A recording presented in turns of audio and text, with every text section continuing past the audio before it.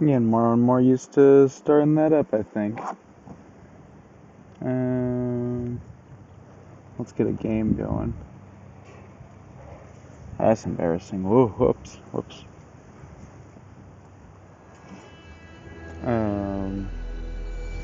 Got the audio going through my headphone now.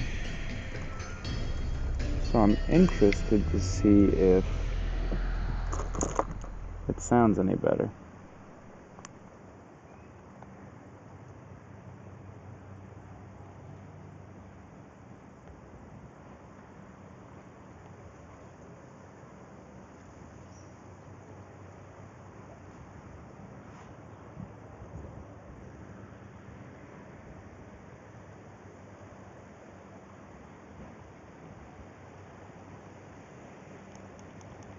Oh, now I'm gonna have to... I'm sitting there in silent when I do tune in. So I gotta talk for a second and figure out how this sounds. Either way, we're just loading right now. Probably gonna jump into some more of the Azorius deck, but I might try looking towards some other brews.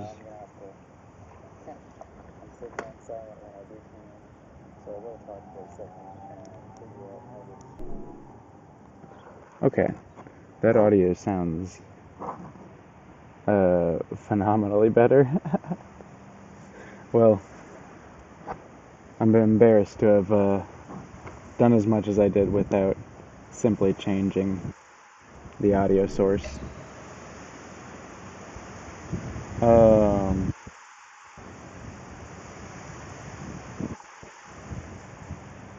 So some other options we could look at.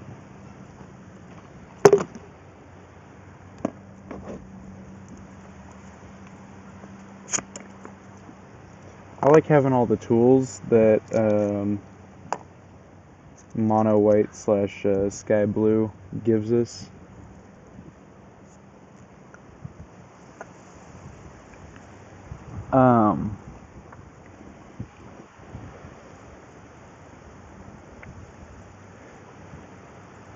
I think Boros might be a lot of fun though, with just very similar to this list, but add bolts. So I'm gonna try and build me a Boros / Jeskai, because we're gonna work Mole Drifter into the top. But I'm tired of not having bolts. Bolts are a lot of fun, very valuable, very useful. And the Cleansing Wildfire package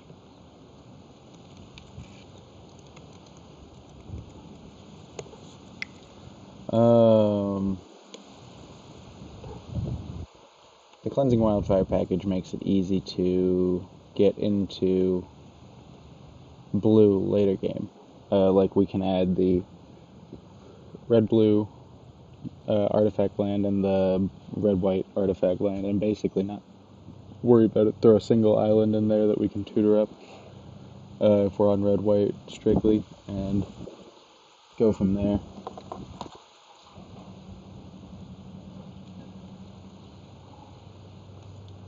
Cleansing Wildfire is a strategy that I see as greedy, so we're going to try and be as giving as possible. We're not trying to be greedy, we're trying to play Cleansing Wildfire in a fair manner. And that won't stay up, will it?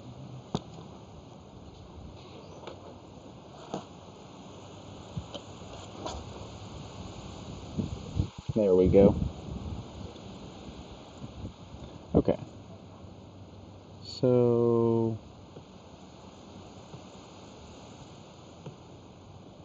we're going to lean towards white creatures because they've proved very effective for me. This guy in a Cleansing Wildfire deck. Let me go grab Cleansing Wildfire before I forget. But this guy's going to do work in a deck that specifically tries to hit more land drops than normal. Let's see.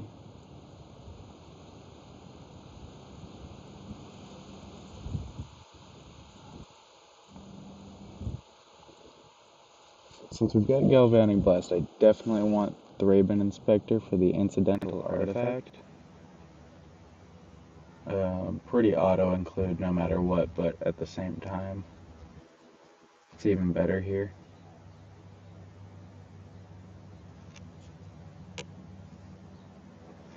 Let's see. Yeah, creature. What else do we want? For sure Goliath Paladin. That's why we're trying to ramp. We're trying to get it on turn 4.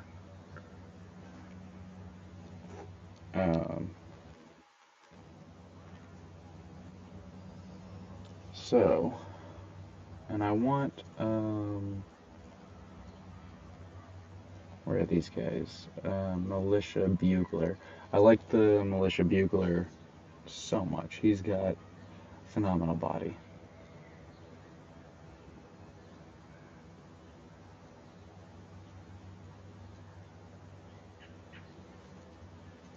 There's M. Militia. Man, I wish I could read.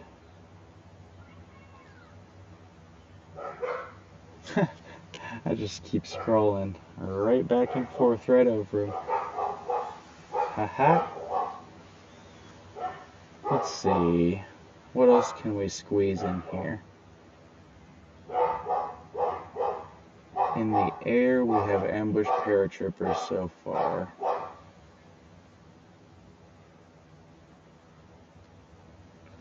We're trying to avoid the ephemerate in this list. I want to be a little bit less vulnerable to removal.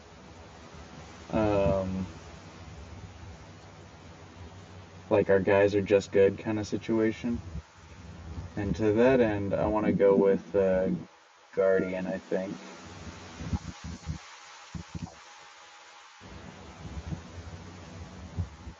Let's see.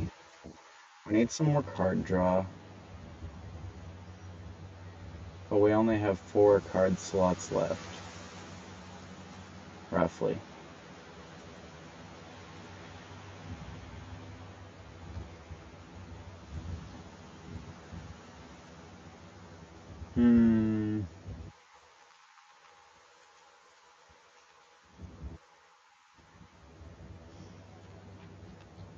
What is this lacking? I want to get rid of that guy.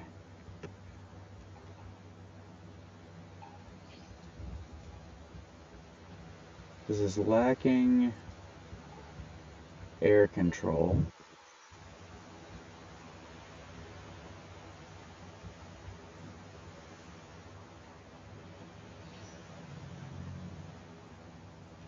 And we can't get all that through lightning bolts.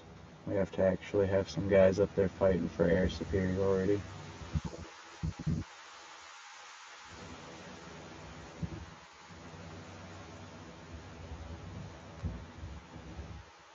Without ephemerate, Squadron Hawk jumps up in value in my mind.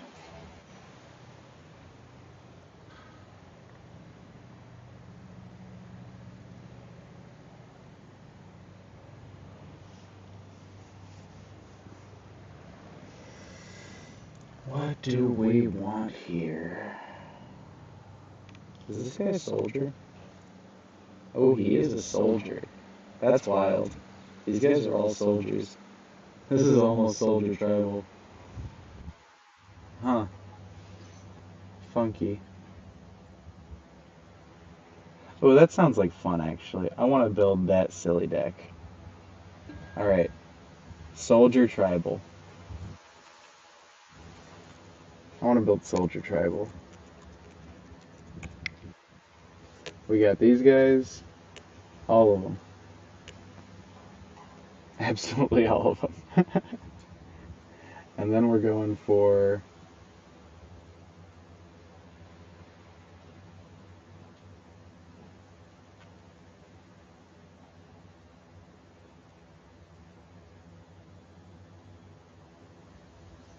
Core Skyfisher, if I can find him. There he is. And Glinthawk.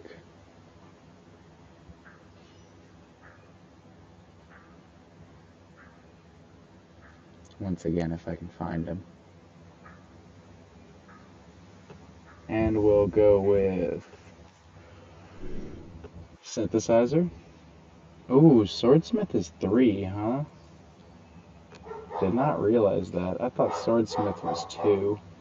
But that's cool. That's cool.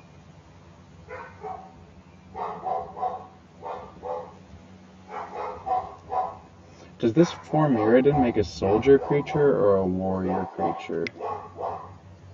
Rebel creature.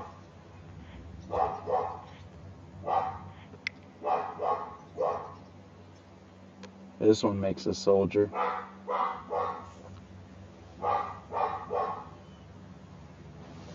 Okay, now let's get bolts and we still need like 6 more eggs.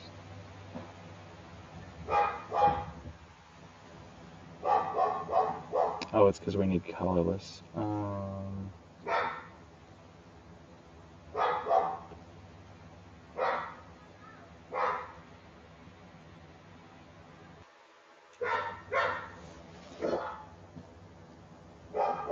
We don't have any life gain. No life gain whatsoever. How do I amend that? Golden egg? That doesn't feel like the right way to amend that.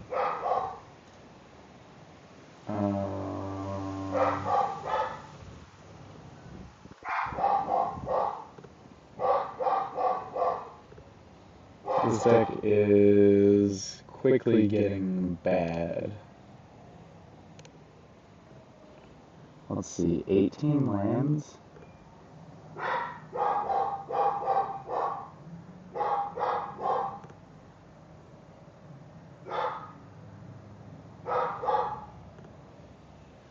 $18 lands? 18 lands? Oh, heck.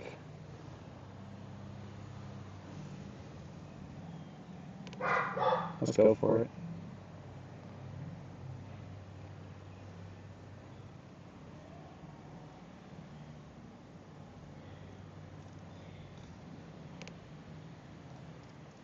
Everybody's a soldier here, right? Except for Glenthawk.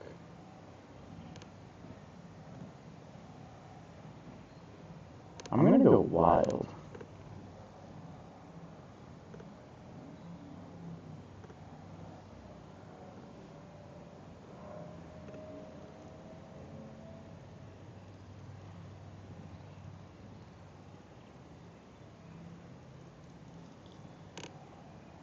Soldier. Soldier. Soldier, soldier, soldier, soldier. Everybody's a soldier.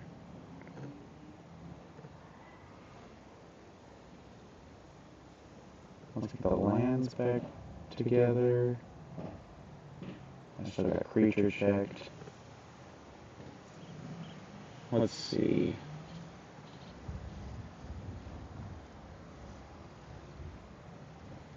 I think I want to do this package and see if it gains me enough life. Where is Kabira Crossroads?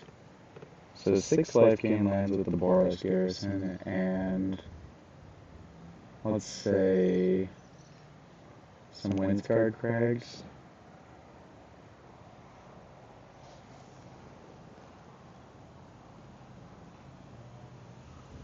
That's so many tapped lands.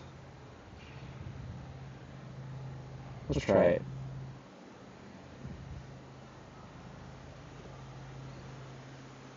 What's the worst that can happen? I'm playing in the tournament practice room.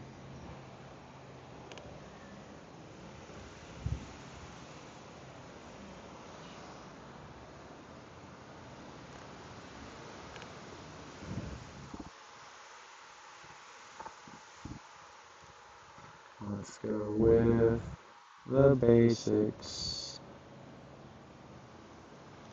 We only need the basics.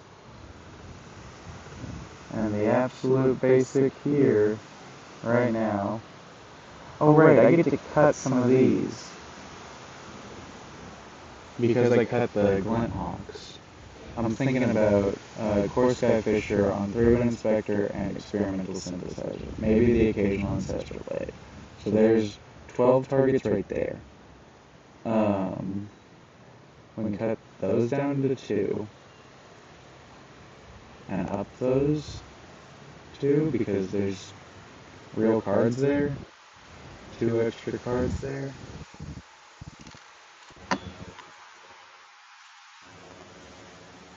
Then I'm still at 18 lands though, so it's not that big a difference.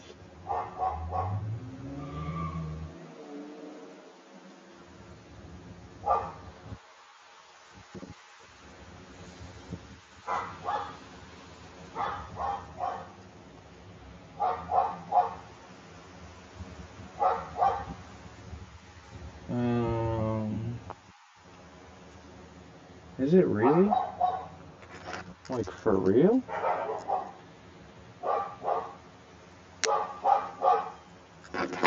I got the warning that my microphone's dying already. Right here. That's... Jeez.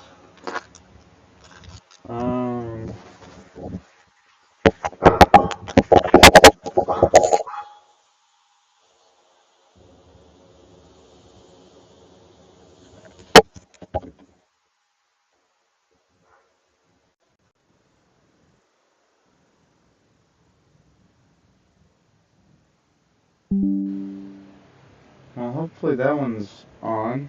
It told me that these were both 100% charged, that the case wasn't, but that the pods were, so that's tragic. I really gotta get a better audio solution. I think I saw some headsets sitting around at the office, but they don't like me too much there anymore.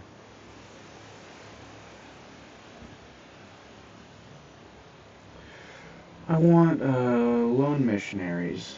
Lone Missionaries is simple, easygoing, good life gain, and that's the last slot in the sideboard. So, we can just get going with that. Try and play a game or two.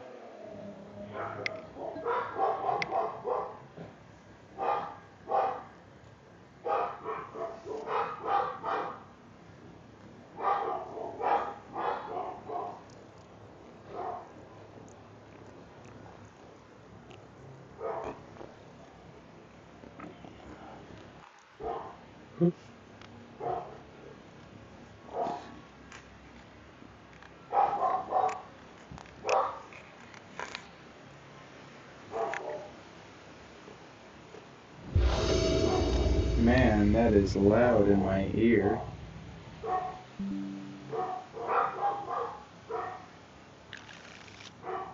Ah, the fabled 4/3 garrison hand. It has arisen. Here we got a soldier hand, though.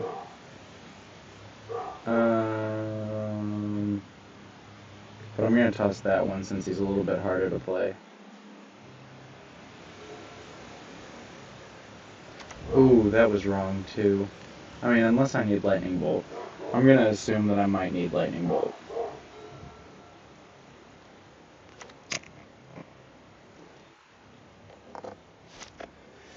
No need for Lightning Bolt.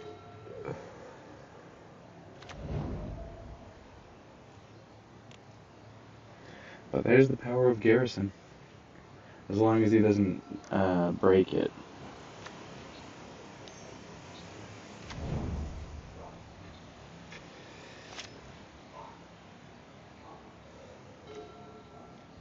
Let's see here.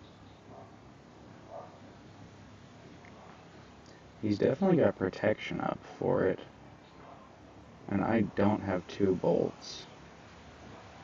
So I'm just going to try and develop a soldier.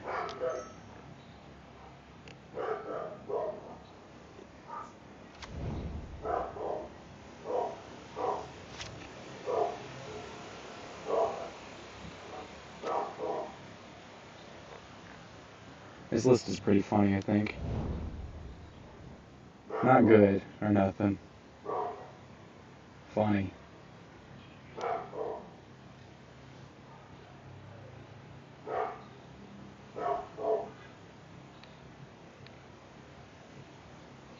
I mean mine. Heroic's a real list. And he's still holding up protection. Oh, 2 pieces of protection.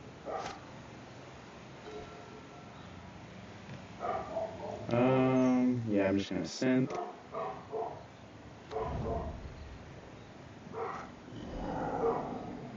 Synth again.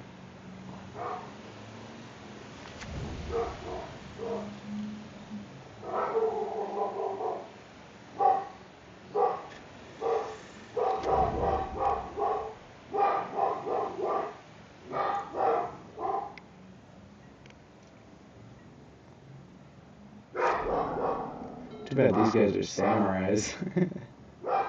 Not soldiers, but samurai egg is pretty cool too.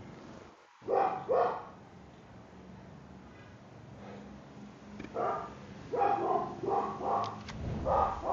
wonder if I like turn the audio off on these, maybe they'll save some battery and just record me.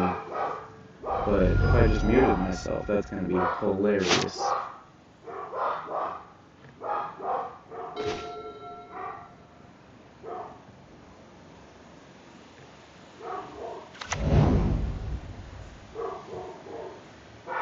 We're still at a perfectly decent health total. We're gonna see how much he wants to save this guy.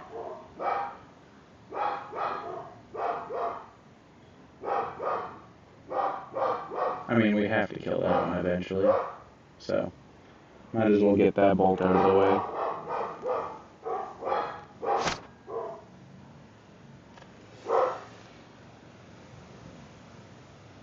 And then I do have 2 here, while he's only got the 1. But he's got Hyena Umbra, so it's just gonna come back. But it's whatever. Still need to try and deal with it.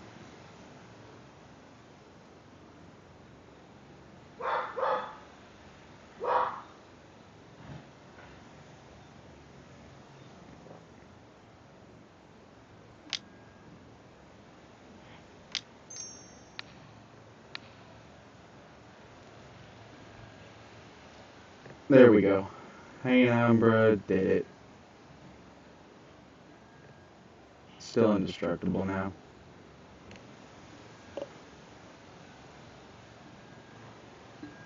But that's whatever. It's a lot smaller. If I can get 2 creatures out on the board, I can threaten to double block him, and that's not what he wants to see.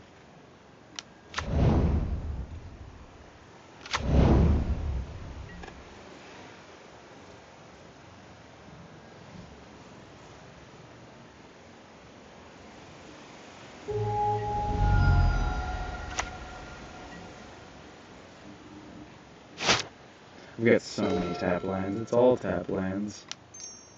Let's see. I can play 2 guys if I crack this, but I think I want to play it safe and just do this for now.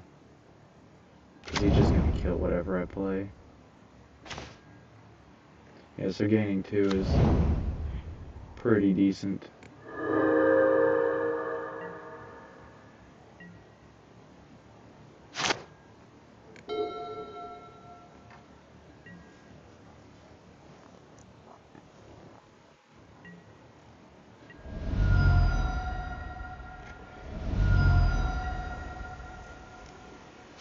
We will crack an egg this turn. Especially with one of our very few untapped lands. Luxury.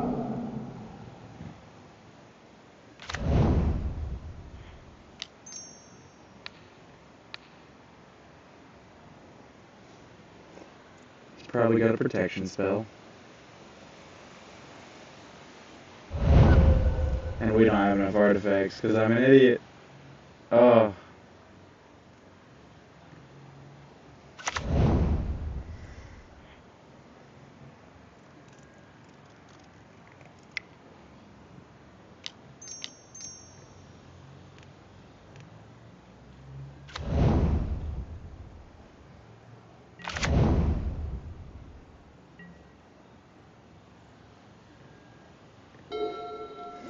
Now he can use his protection spell on both of them.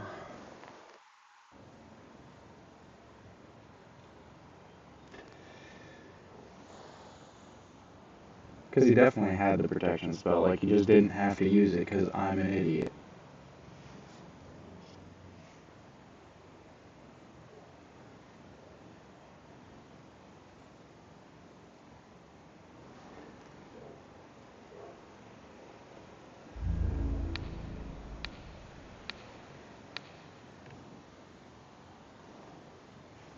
Yeah, that's a bad first game to get to.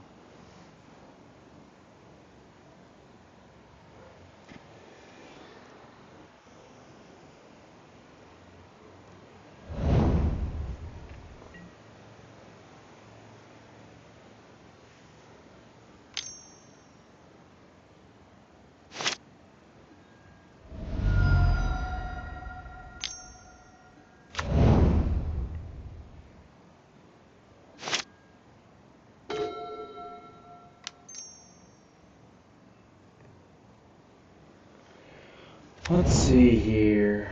We're not dead yet, so it's not that big a deal. That puts us even further from dead.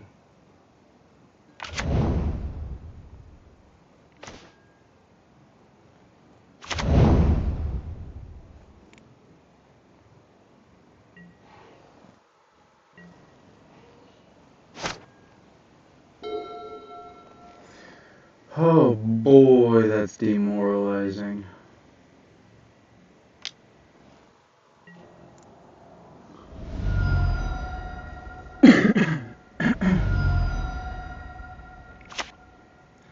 One, two, three, 4, 5, 6. We've gained so much life.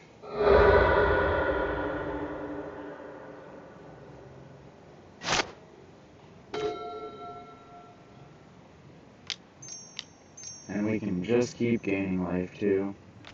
We're trying not to crack that synth so that it's around for a bird. Thurban Inspector's fine because we can play both of these and then buff it up.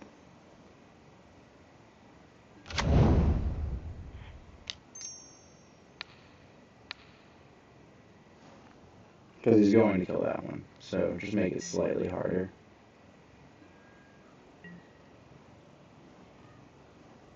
Oh wait, no, he has 2 different guys. I forgot how that works.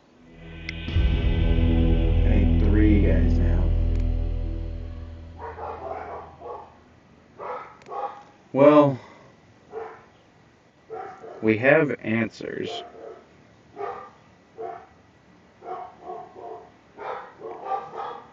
And making my guys bigger isn't exactly the best answer. And we're not hurting for life gain. So I think it's just take away the Hyena Umbra type stuff. Ethereal armor if he gets one.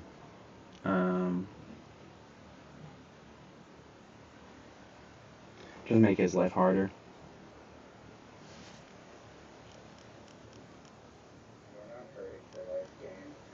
So I think it's just take away the Hyena Umbra type stuff. I don't think this is even on. I think it's just straight up back to the Whatever.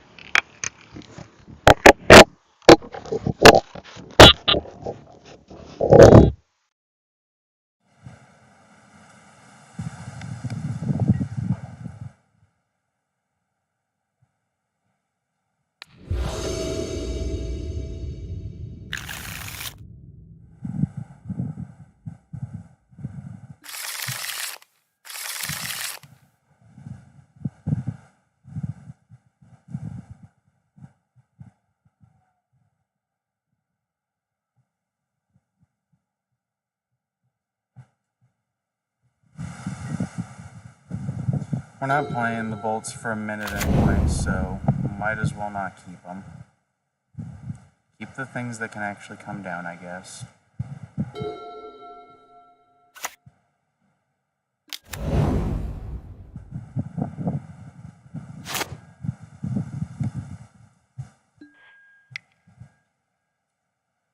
This deck is stupid.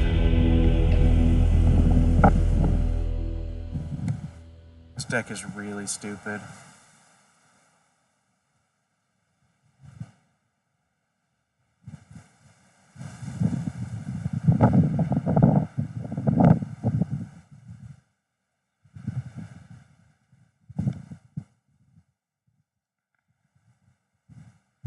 If I do play this one, I want Journeys. Oh man, am I salty.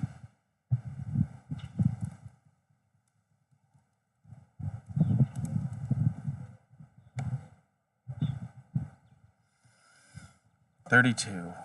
We got 4 more before we can do 24 lands.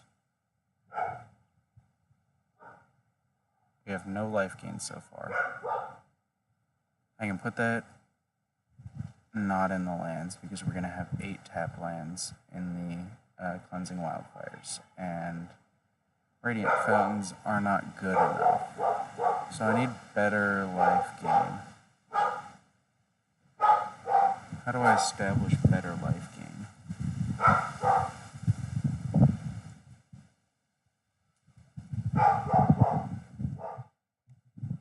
It's not lifelink.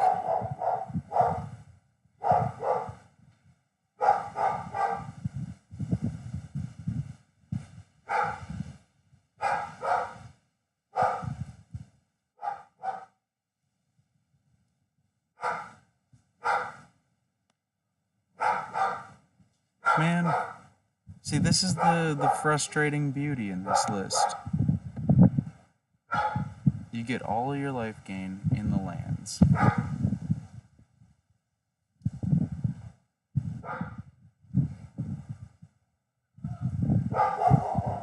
Oh my god, those dogs.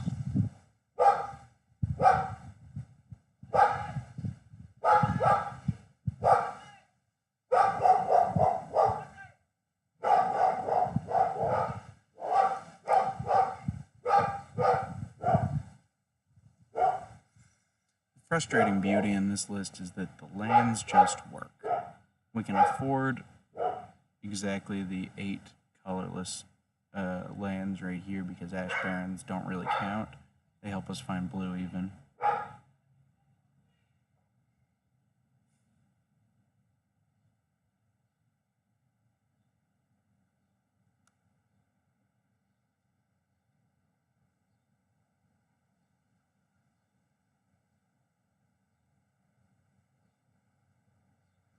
So, if I start talking, will the dogs start barking?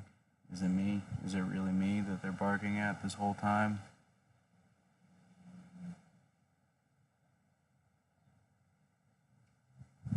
They're walking around the fence looking for something to bark at. And they're in an enclosed area. Like, we're deep in the middle of a neighborhood.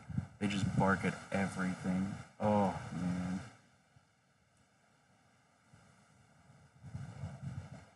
Squirrels don't go near them because they know they're just going to get barked at. Like, it's whatever.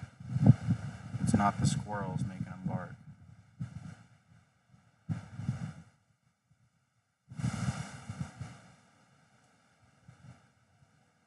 So,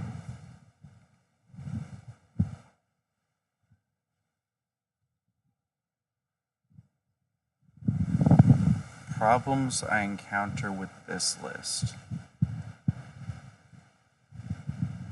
Lack of removal. In the Walls matchup, in the Elves matchup, in the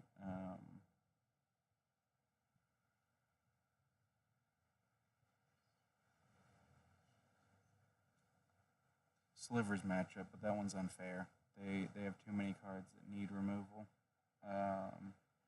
They're basically on the same plan as me, where you play too many cards that need proper counterspell, but they'll settle for removal. Whereas I'm trying to aim for counterspell, so that most decks just can't handle it. Slivers can definitely get big.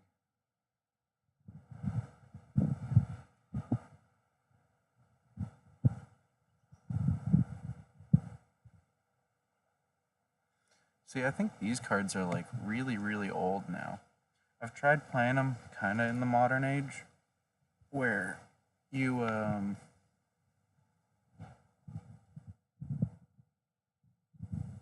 that just smacked my brain. What if I just play the modern age right here instead of Spirited Companion? In the modern age, I've tried playing the,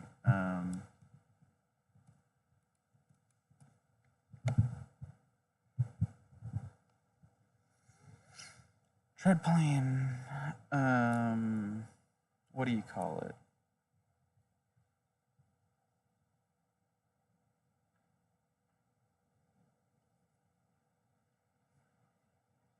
The Circles of Protection.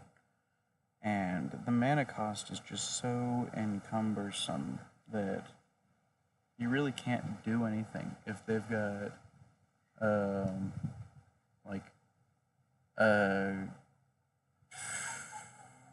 say you play it on 2, right? But Kuldotha Red has, say you play Circle of Protection Red, and then Kuldotha Burn has the turn 1 Monastery Swift Spear. Pretty normal.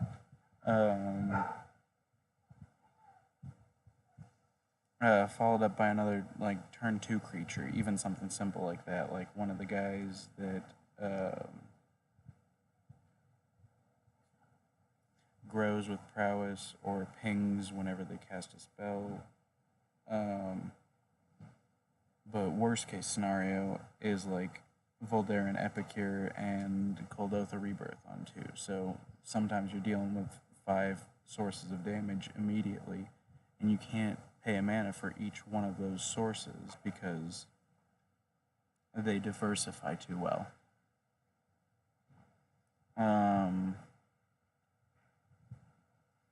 So basically, you want to have something around that'll block profitably. That's why I really like the Ambush Paratrooper. The Ambush block, he's kind of a removal spell. It's a really, really, really bad removal spell, but he deals 1 damage in a surprise situation. I've used it before.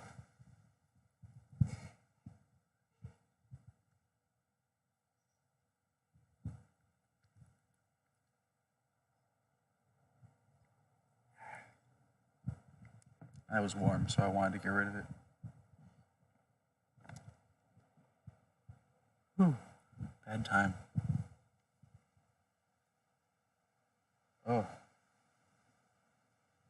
So I'm thinking, modern age,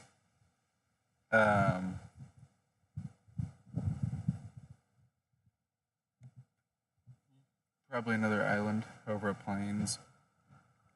Modern age and,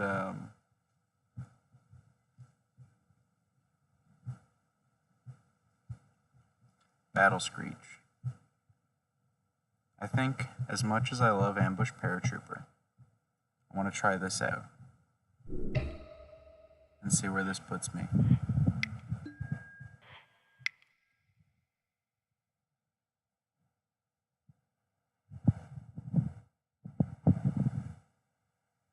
Number 1, I want to have more things for positive discard value with the modern age.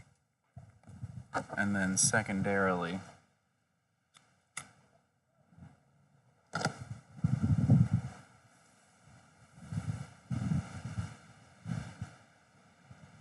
I'm vaguely confident that Battle Screech is enough to control the airs.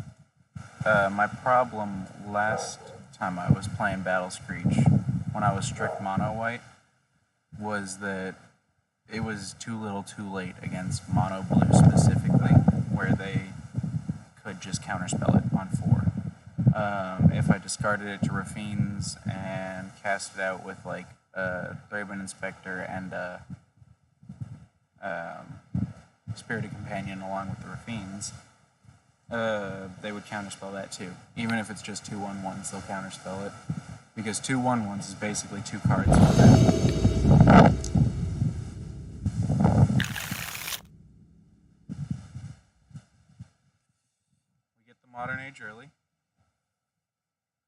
discard a prismatic strands. We can tutor up our blue. I'm really glad I kept the 4 Ash Barons. I was really worried about early blue, but with 7 plus the 4 Chanceries, it's not too hard to achieve, I don't think, with 11 sources. But also, it's not exactly an early card. It's kind of like an all-game card. See here, man, if I get Battle Screech, I'm going to be sad because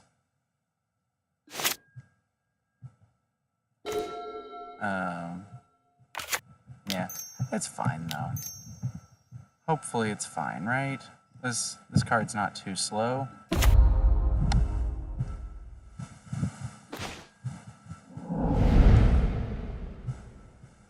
Yeah, it's way not too slow. Oh, and it's not a blue body, so I can't use it to cast Battle Screech or Prismatic Strands. I'm a little bit worried about the Modern Age. Not too hot on the Modern Age.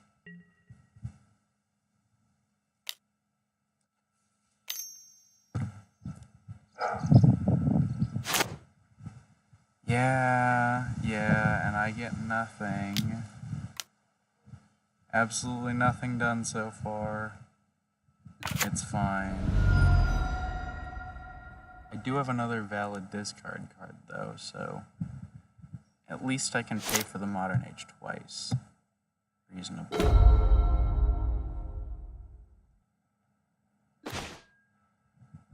I mean, hey, I'm gonna play it again.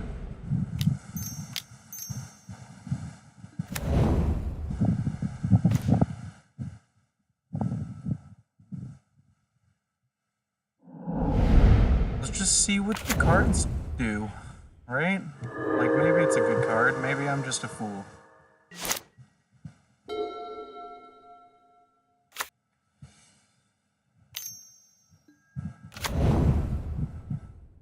Since I got 3 of it, though, I'm gonna play 3 of it.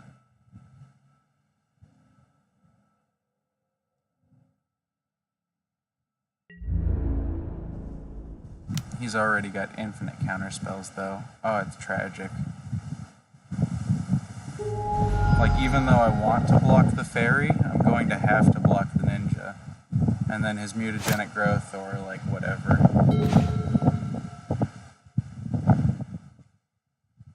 He's gonna take out my Modern Age.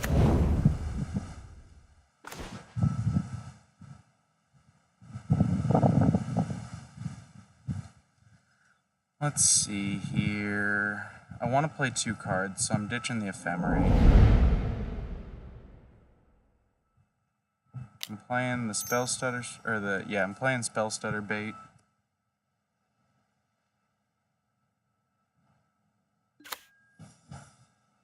No Spell Stutter. Another Modern Age.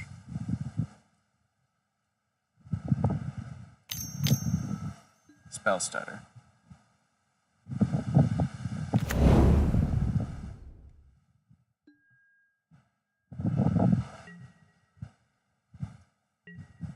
Well, despite the number of cards I've looked through, 3 more than the opponent, I have not seen my 4th land.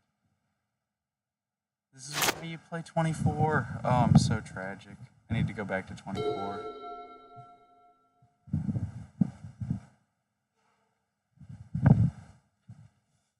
I'm going to block the Spell Stutter Sprite, and if he changes anything, my Prismatic Strands.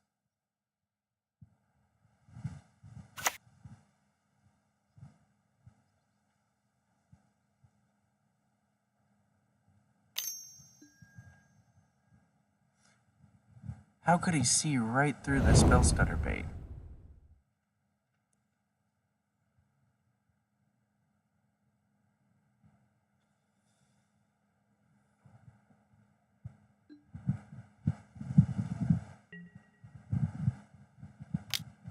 Only him? I mean, Vector Glider. Vector here. Hey Corey, Vector here. And when he changes it, I counter his spell. Unless he plays counter spell.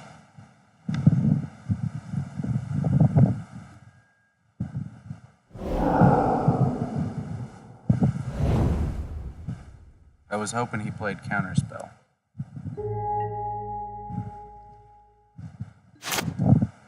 But now I do have two Hey Corey Vector here's.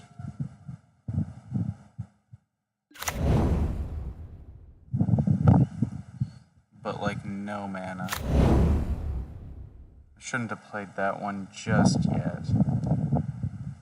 But like what else am I gonna do? Let's pretend this one's spell stutter bait.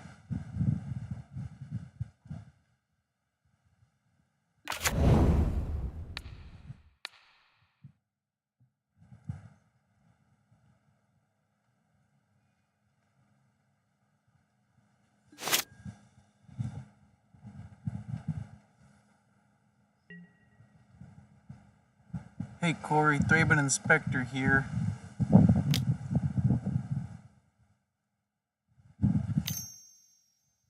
Oh no, he's got the Shinobi Killer. Yeah, you're gonna double block it now. Oh, you're so smart, so clever. I'm sure you come up with that.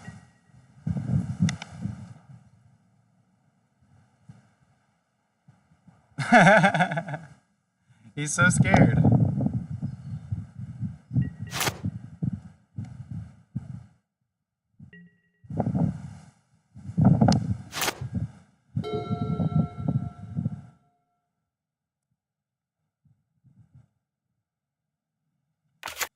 I should be running Mutagenic Growth, though. He's right. It is just a free card that saves cards. Maybe I should try that. Mono white Mutagenic. No attacks. Because he's out of Brine Barrow Intruders. And Mutagenic Growths.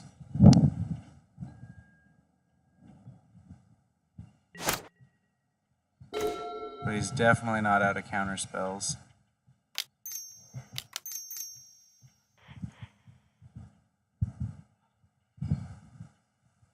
Still, gotta run into him.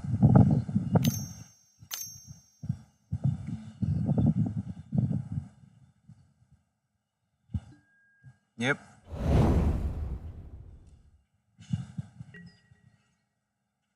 Glad I didn't try and wait to pay full price for that. It's whatever.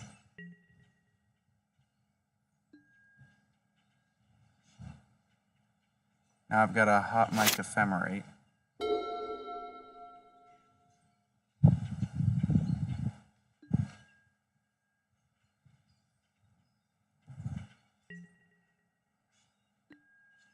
Yes, yes. Uh-huh.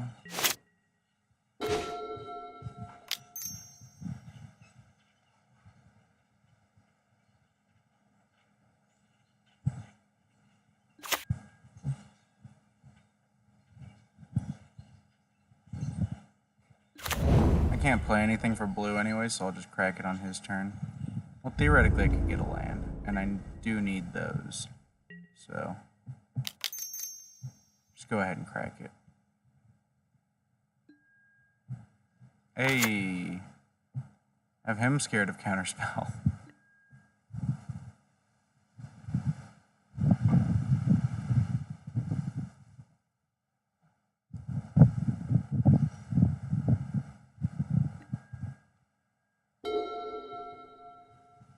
Yeah, projections work.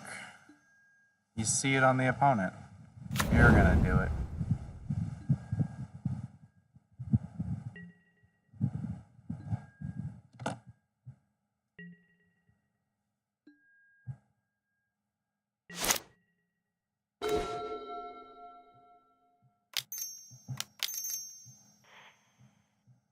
Go for this again. See if he's got another counter spell because he 1, 2, 3, 4. Is that enough fairies? 1, 2, 3, 4, 5, yeah. Yeah. Let's concede at that. You're gonna pick up 1 now, and it's gonna be infinite.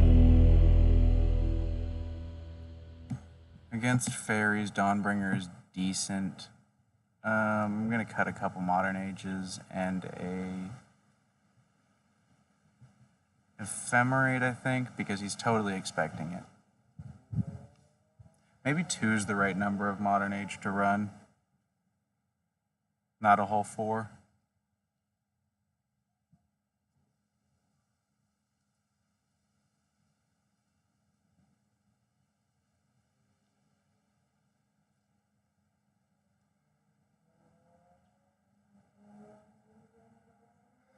I saw someone say on the Reddit, like, you run Holy Light because it's the best we get, but, like, Holy Light is not a good card versus fairies. You try and kill 2 and they spell stutter the 3rd, countering your spell. And it's like, it's sorcery speed. You never have the right time. Like, it's so bad versus fairies. I think Guardian's Pledge is probably better. We'll keep this one. There's enough going on. Plenty of life gain in that I have to do this in order to get Thraben Inspector down.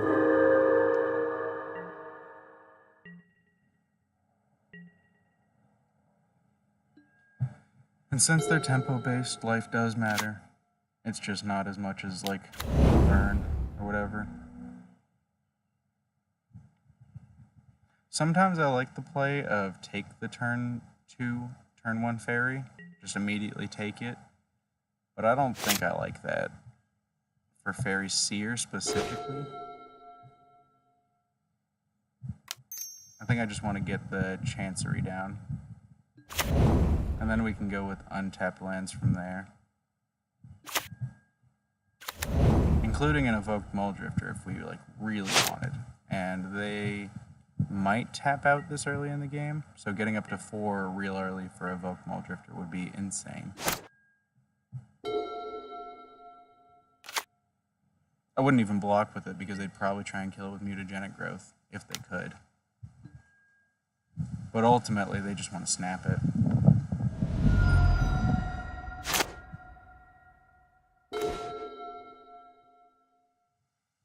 So this turn I'm going to Radiant Fountain. Gaining the 2 every turn is very nice. And the Thraben Inspector. Crack the clue. Can't block anyway, so might as well attack. If he drops 2 Brine Barrows to kill this guy, that's on him. He can do that.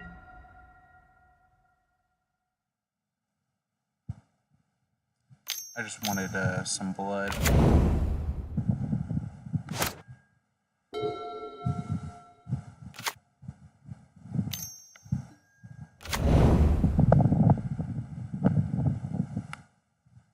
Oh, I see. So he was scared of the Modern Age. You pick your fairy up at this point. Nope.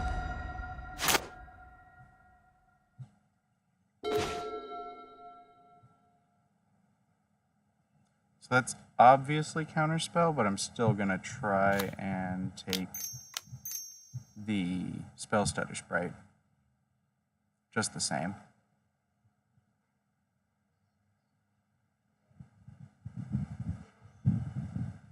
It's his most valuable creature currently, and it's the one that he wants to pick up for Ninja.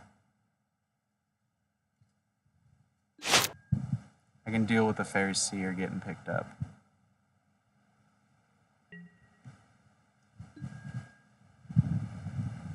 Now if he plays a Brine Barrow, I would lose a guy, so I don't want to. Just don't want to lose a guy.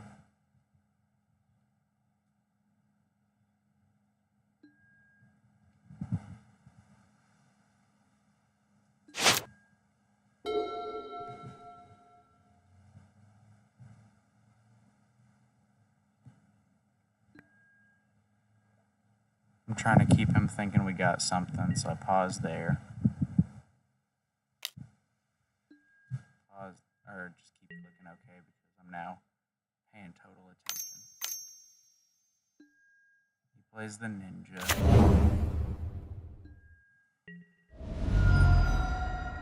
What I don't want to see is the next land. If he plays out the Fairy Seer because he didn't get the land, I'm A+. Yeah, I think I'm still good for Mole Drifter. No land means it's go time.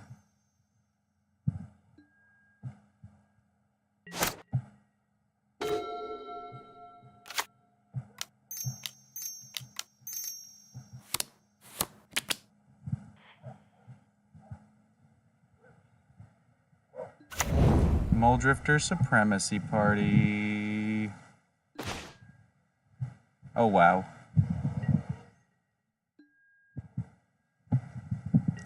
See, he's gonna have to work kind of hard next turn to get any advantage out of combat, and if he just passes the turn back over to me, Militia Bugler is pretty decent.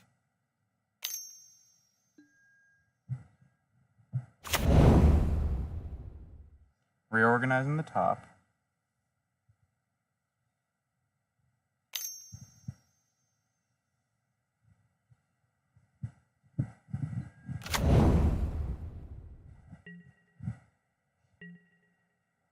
He's got a lot of fairies going now. He's got 4 with the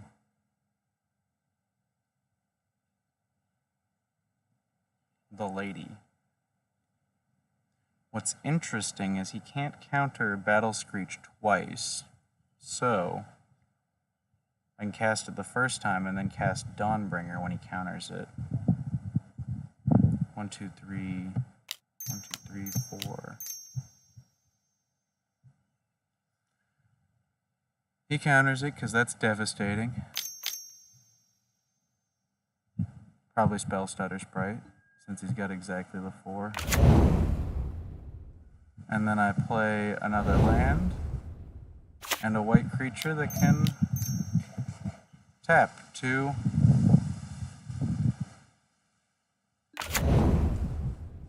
cast it.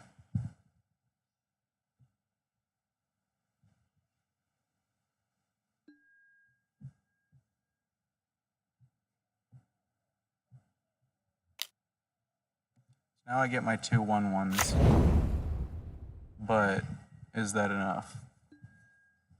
He probably gets through with Ninja of the Deep Hours unless he's just like totally scared of combat. But I'm also not worried about Ninja getting in one time right now. Right now I'm trying to block all the flyers. Like Miscreant and Spell Stutter. I want to get those off of the board. But I'll trade a bird token for a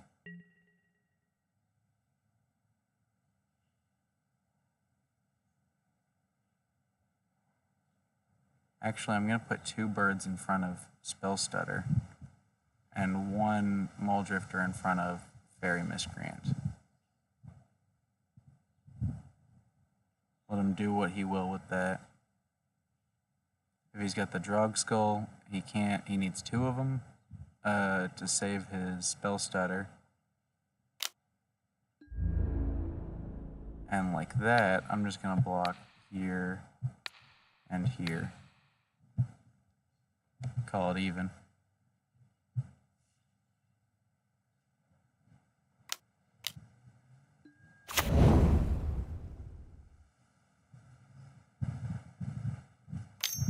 So he's pretty desperate for cards, which is a good sign for us. I'm glad I blocked the 1 so that he didn't get 3 cards because, you know.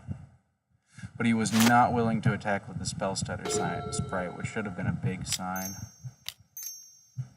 Too bad I'm a fool.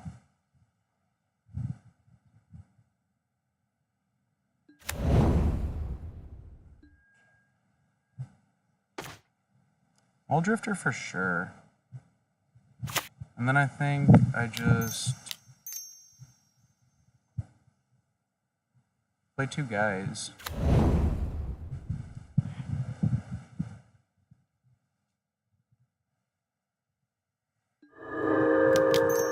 At this point, he's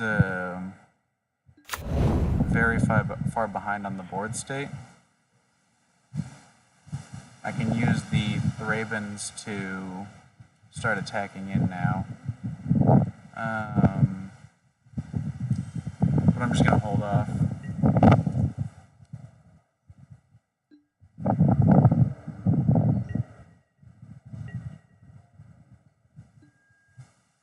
Maybe I should have cycled the Mole Drifter, just traded it for 2 cards, because after revealing it, I know he's going to counterspell it. He's going to hold counterspell it for the rest of the game, even. He's got 5 cards in hand. Seer. Another Seer. But I got the Miscreant off the board, which is nice. And I've got easy blockers for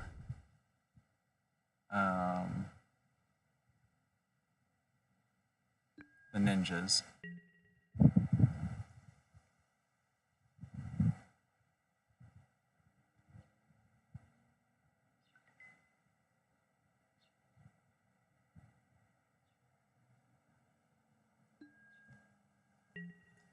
No attacks.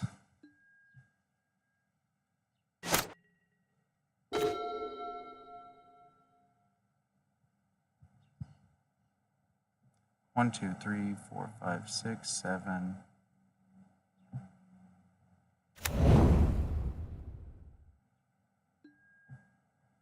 I think I like trying to get him to counter the evoked Mole Drifter next turn, and then getting the Goliath Paladin into play.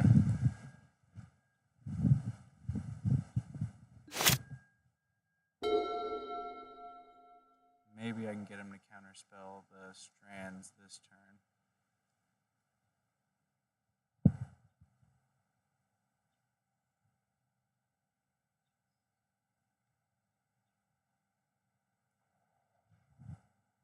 Bird tokens go into the Spell Stutter Sprite, and the Mole Drifter will block a Seer. We'll have a Bugler block a Ninja.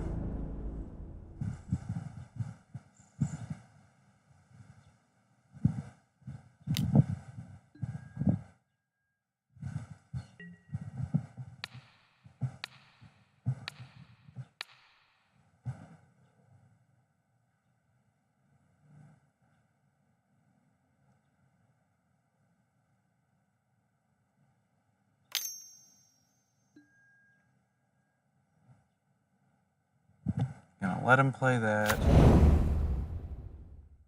Nerf my birdie, sure. Oh no, not the bird. Trying to save that Seer. Oh, because you trade with the bird, right? And you ninjutsu there. So, we now cast Prismatic Strands.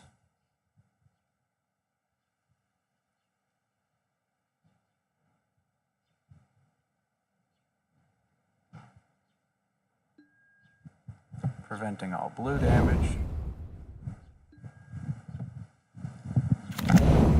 And I was hoping he'd try and counter that.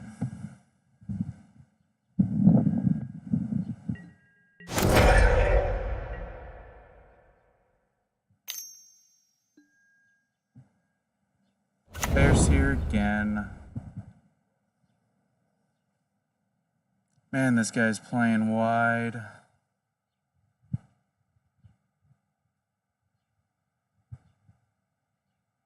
Still, the plan's still evoke Mole Drifter, play Goliath.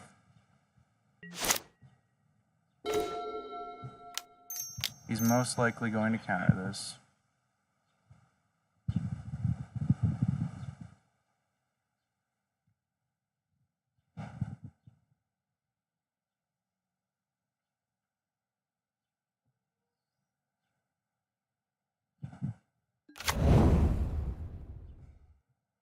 No counter. Interesting.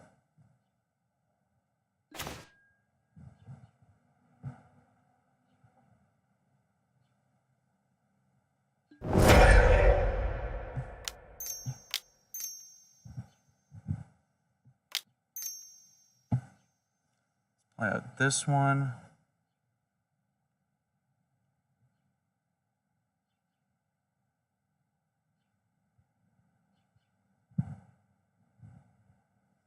Yeah, this one stays on the battlefield, huh?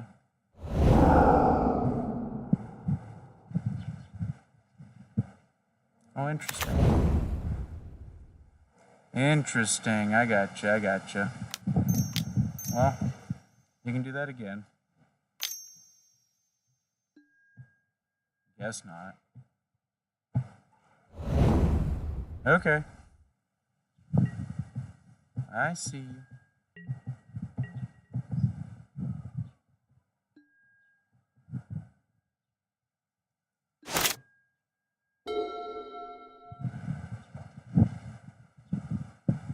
I think he'll expect I use the prismatic strands this round, but I'm definitely saving it for the Goliath Paladin. But at this rate, I think I want to play Mole Drifter more.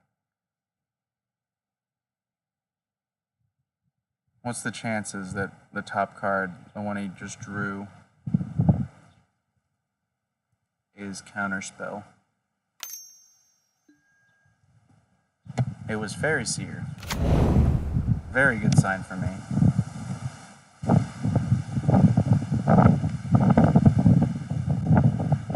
And so I can go into the dungeon, or I can just resolve a Mole Drifter. And I think once you're resolving Mole Drifters, you're winning the game.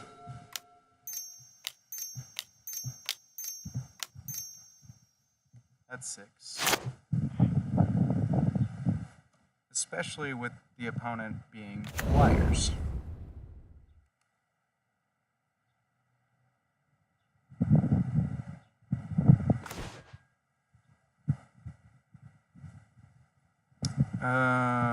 We're going to go ahead and ephemerate it as well.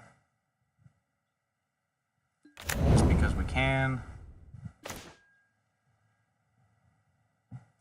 Drop this down. And I think hold on to the rest.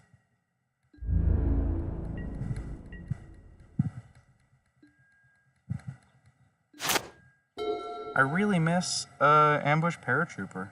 Ambush Paratrooper really turned these situations into, like, well, here's how you win. You push for damage. As is, I'm going to try and cast, well, this. See if he wants to counter that.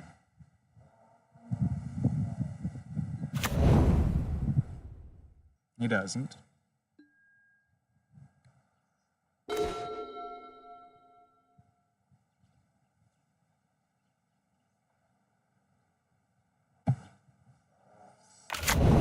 Now I'm going to see if he wants to counter Goliath Paladin. Because I've got 2 prismatic strands.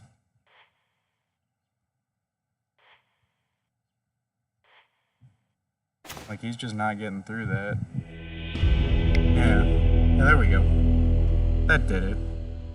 Okay, so I don't think the Modern Age is where this deck wants to be. I think the Modern Age clean swap for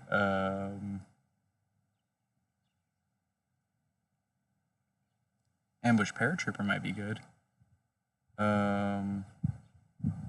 Battle Screech doesn't seem bad. It's not tutorable by Militia Bugler, so that's one thing.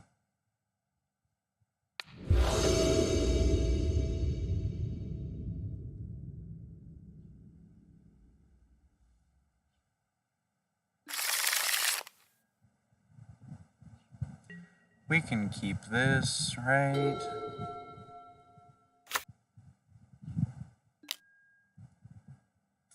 Always with the fairy start. Oof, oof. Give me an untapped land. Hey, that's what we're talking about. Now we can go straight to 3. Not straight there, but Raven Crack Clue there. Oh, I hate when that happens. And he's gonna pick this up with that ninja. Oh, I hate when that happens. This green too good.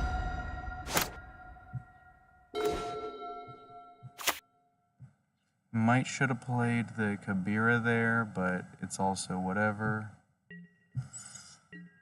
Not going to attack into Drug Skull Man.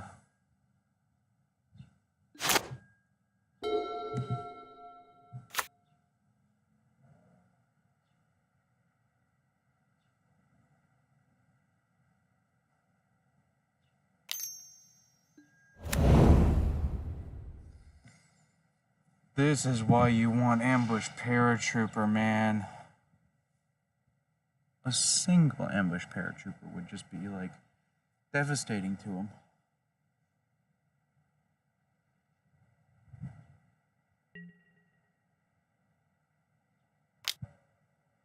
As is, I just have to take this.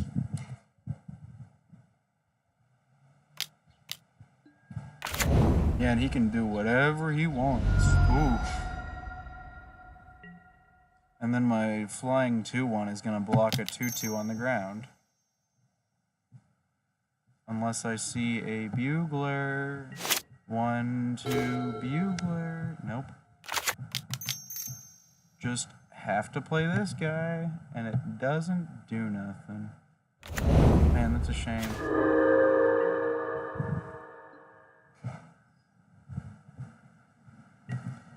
We keep Thraben back to deny him the card if he has a source of interaction with the Inspiring Overseer. He really doesn't want to block it because a whole card in a life is nice, but... Or he really doesn't want to balance it.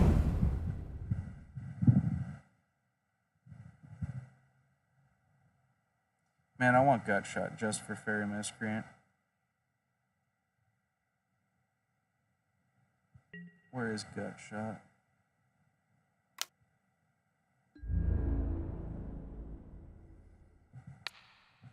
We're just gonna chump block that. I'm too worried about Drug Skull.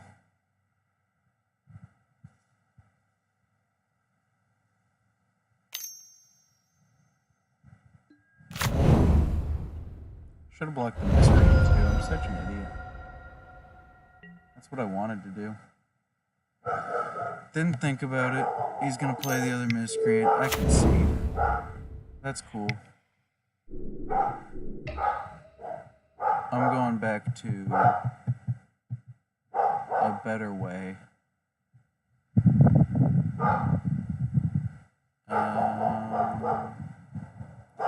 Ambush Paratrooper.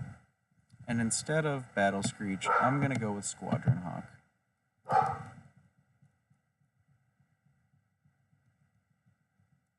I want something to do early with white mana. And don't care if it's a non-bow with Bugler or with Throne of the Dead 3, I'll get it out of the way first. But let's do this. Actually, I'll be right back.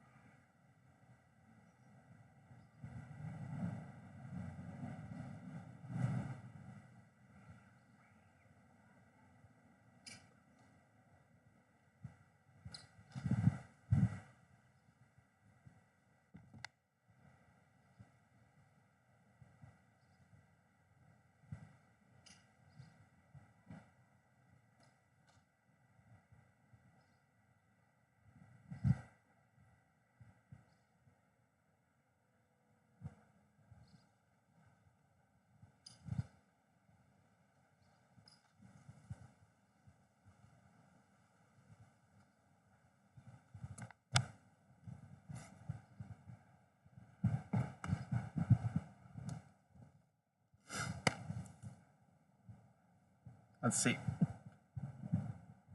We have air superiority. The 2 inspiring overseers feels weird to me. I'm gonna ditch those for 2 lands. 1, 2, 3. We're gonna go with that. And we're gonna fight Mars on Fire.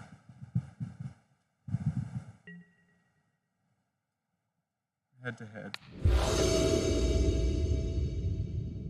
He's gonna coat me in fire.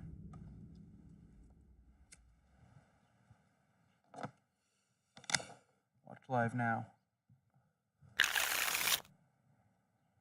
Can't keep that. Can keep that. Ditch the Mole Drifter.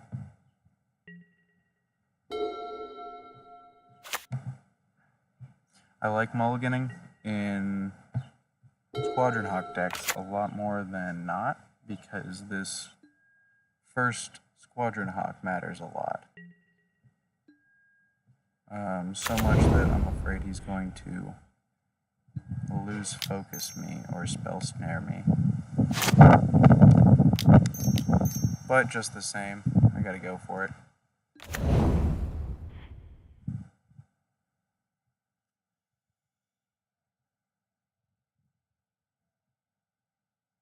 Squadron Hawk has added utility in this list now, I realize, by shuffling, where this guy, you want to shuffle sometimes. So he's getting the end of turn Brine Barrow, set up for a ninja this turn.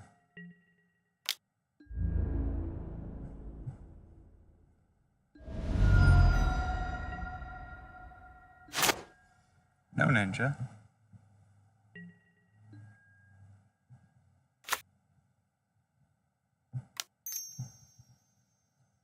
I'm gonna try and play around both Counterspell and Spell Stutter Sprite.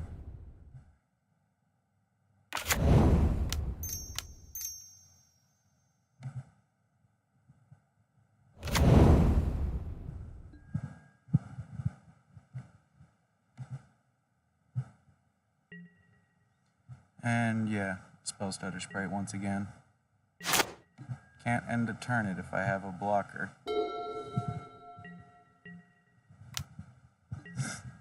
I'm not gonna worry about the 1 damage. Yeah, if you want to put Drog Skull in your hand for that, you can.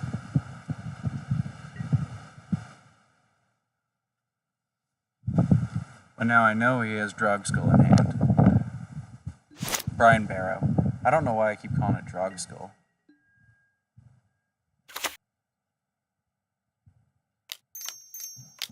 I'm gonna go ahead and do this.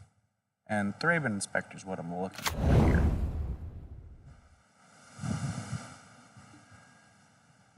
But that's fine too.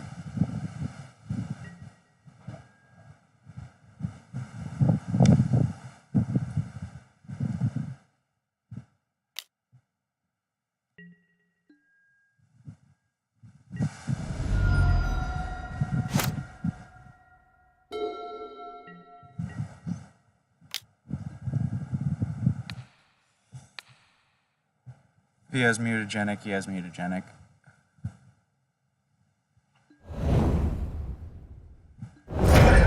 He doesn't get a card out of it.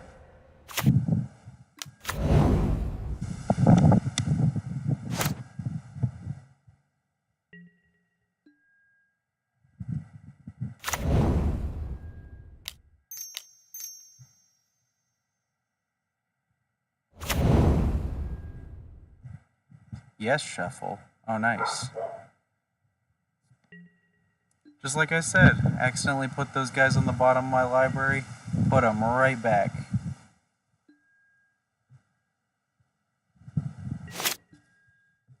That is pretty good. I'm not even lying.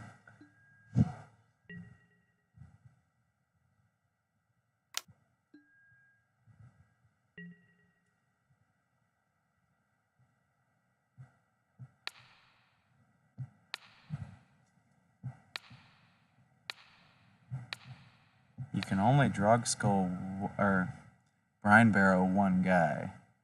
So you need mutagenic again. Or 2 Brine Barrows.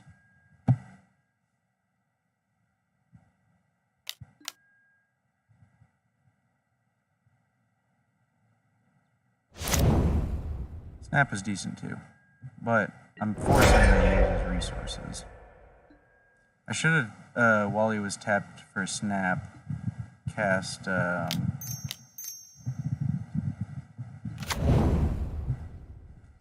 Ambush Paratrooper.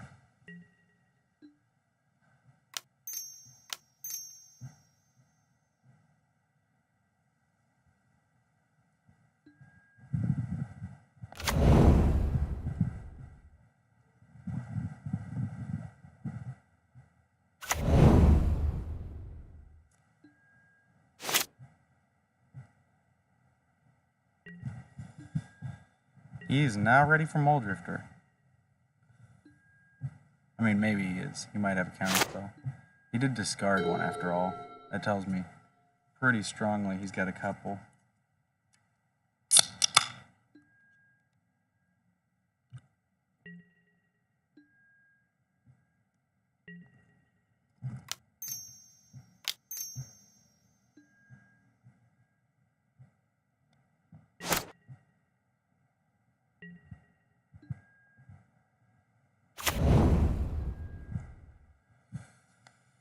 This is pretty interesting. I could just keep holding up. Like right now, I've got really good blockers for his guys because I can just pay the 5. So like why cast anything into counterspell? Waste his mana.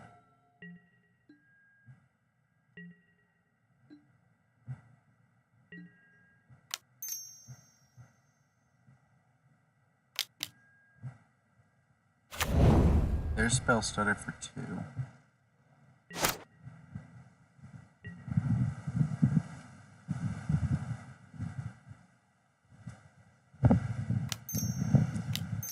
So let's evoke this guy.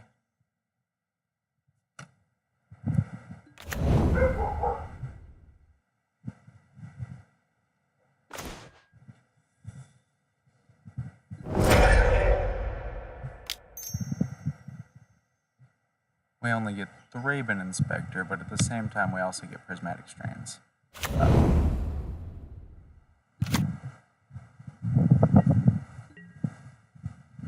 And once we've got Prismatic Strands up, we can safely cast a Goliath.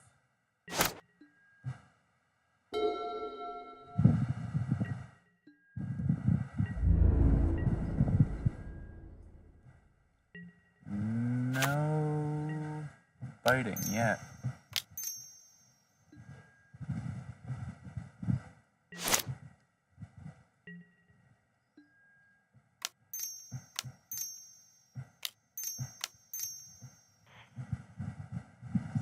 Just cast the Mole Drifter.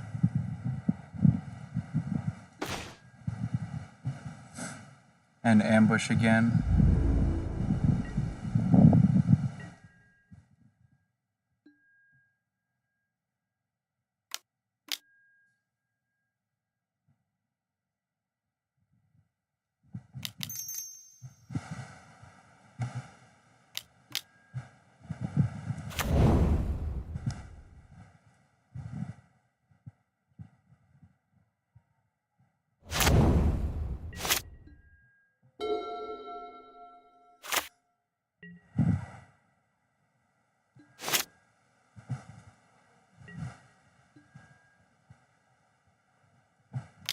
We're going to try and take a Sprite.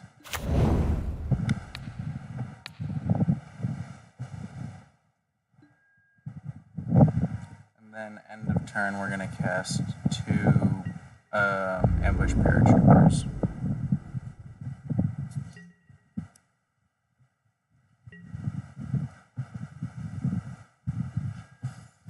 We got to get pretty wide around him to get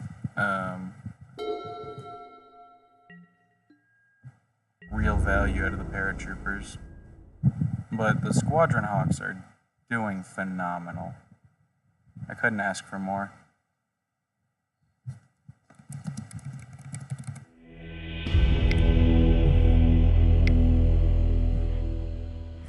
Well, that game's over. That's a shame. I was winning it.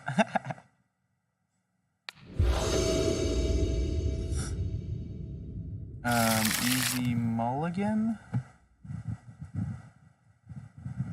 Much better hand. I'm gonna toss back the Squadron Hawk, I think. Or, yeah, just one ambush paratrooper.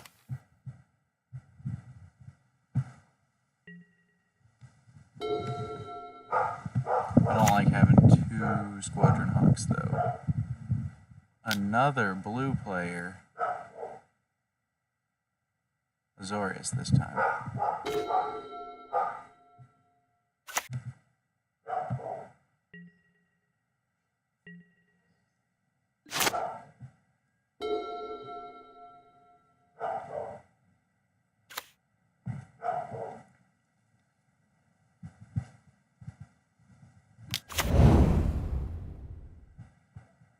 That card's rough.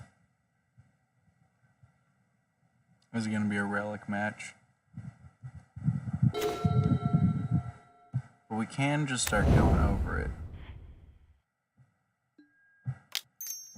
So I'm going to. Let's grab two. Always yield. Yep. And hope and pray that we don't draw one next turn.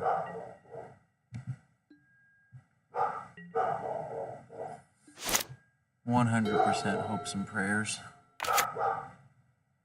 I would love to draw planes, but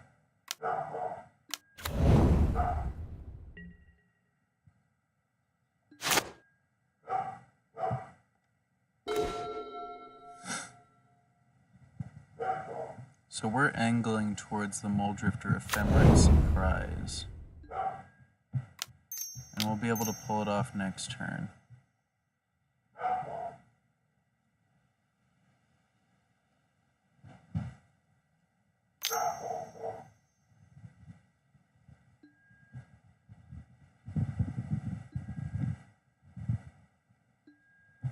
That's alright.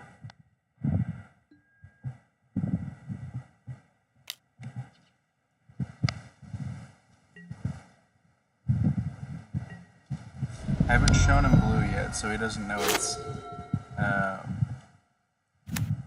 gonna be Mulldrifter.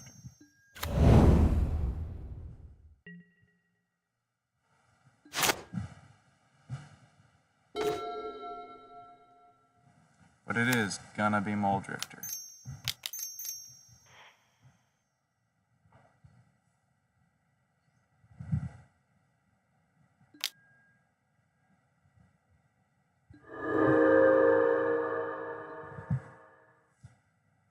Well, he's out of cards now.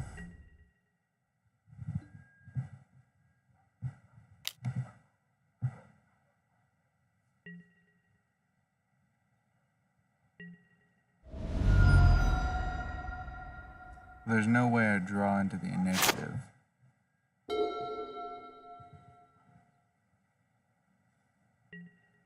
If this was a doggy instead, I could try my luck, but it's probably best that it's not.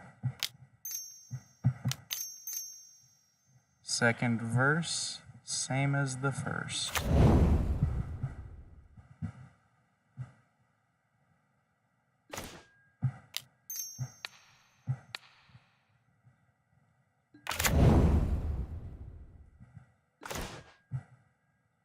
There we go, we got a land.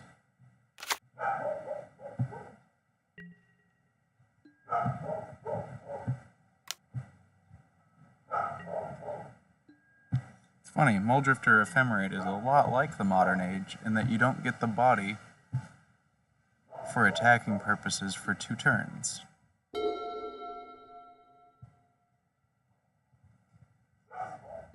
For defending purposes, it's a little bit different, but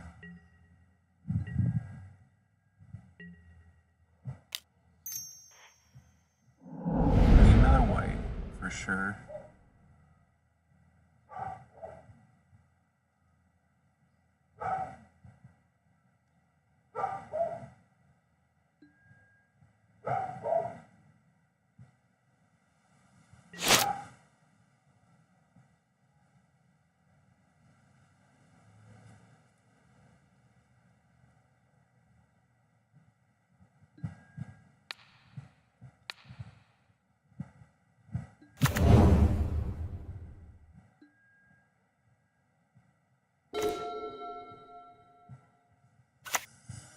Alright, so he's got 2 cards in hand, and I want to play Squadron Hawk out to get the other couple out of my deck, even if I'm discarding them.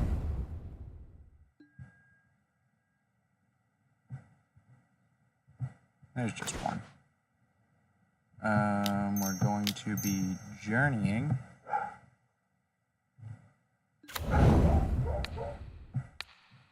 The wall.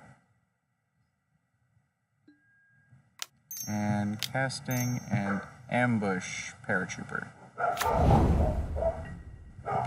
before my end step so that I don't have to discard. Because I don't need to discard strands in this matchup, I don't think.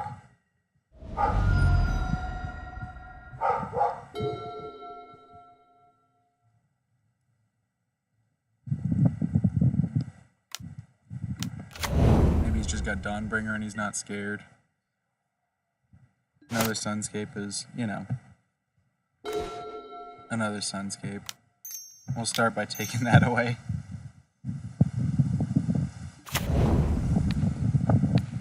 And now we get relics instead of strands, for sure. And besides that, nothing really matters. We just gotta get bigger than 4 and 3. They have decent walls. But Squadron Hawk's really doing the trick there.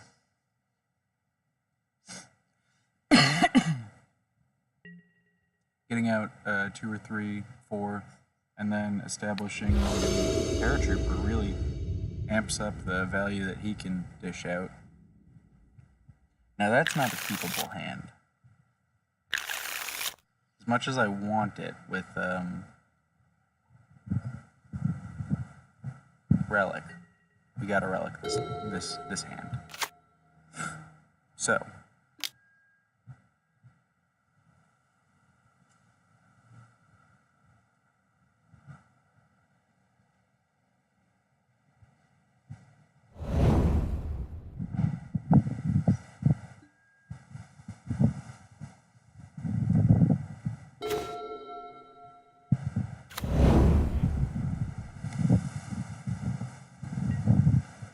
we're going to go fetch an island and then play a relic out.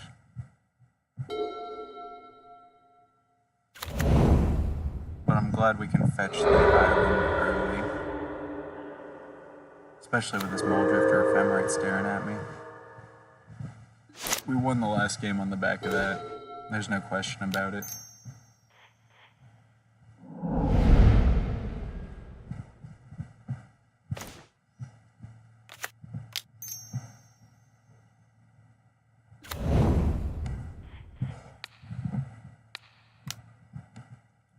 Next turn, we really want to see an untapped land so that we can play the other relic and then also play out the paratrooper. And then the turn after that, if we don't see another land, it really is Evoke Moldrifter territory. It's just necessary to keep moving forward.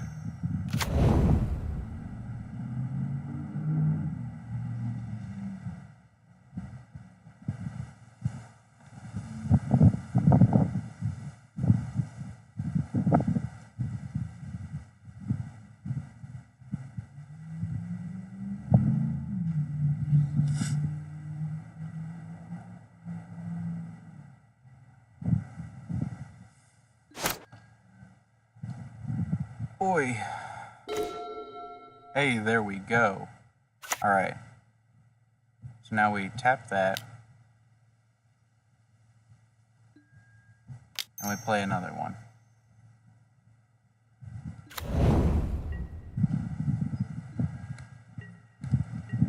And now we play the paratrooper. This is pretty dope. Actually, well, yeah, and then next turn, untap the blue. Desperation Mole Drifter, I'm thinking. It's gotta be Desperation Mole Drifter.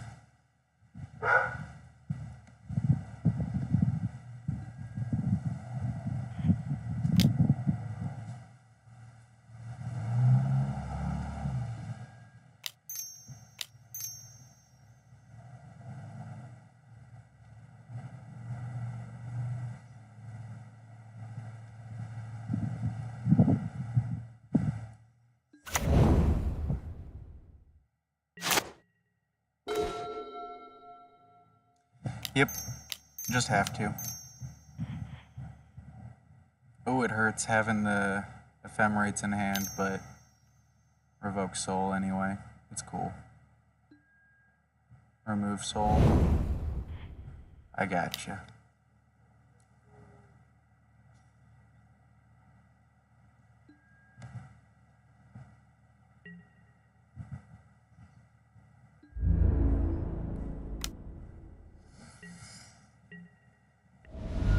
I'm playing 24 lands again. Can you believe that? Can you believe that?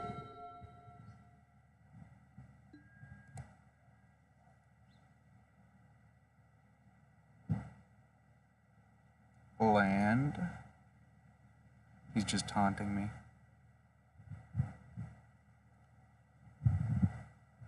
Or maybe he's just got lands.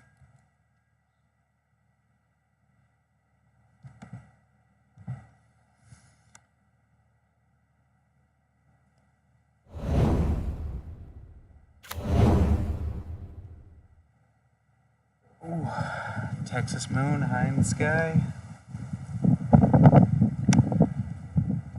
5 p.m. moon.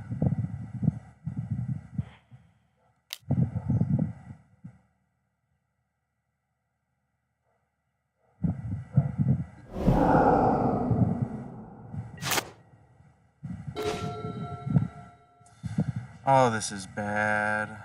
I'm not gonna succumb to desperation and crack the relics, though. They will win the game.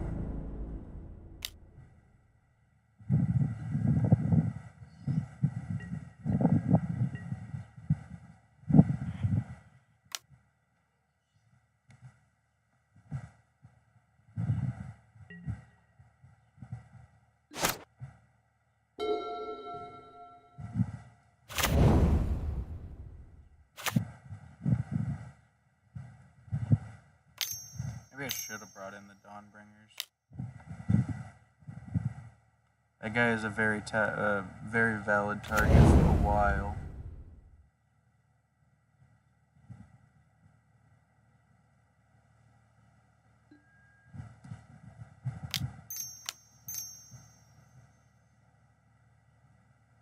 There's not even a way that I draw good here. Yeah. I mean, I just do it, because what else do I do?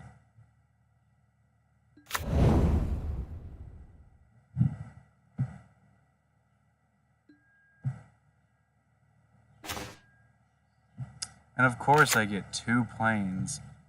Holy jeez. Alright, well, whatever. Maybe faith is on my side.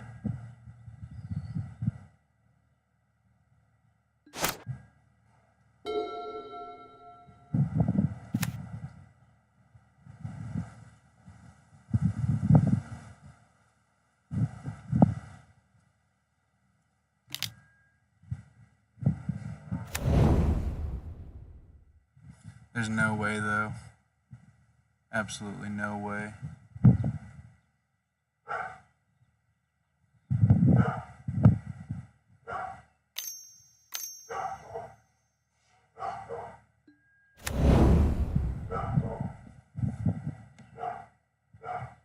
Yeah, I'm gonna concede there.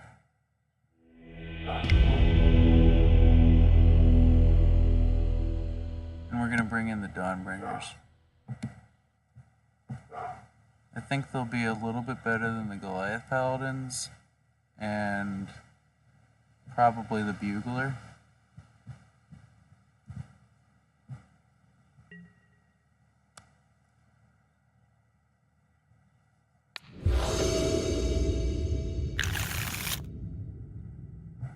We'll keep that.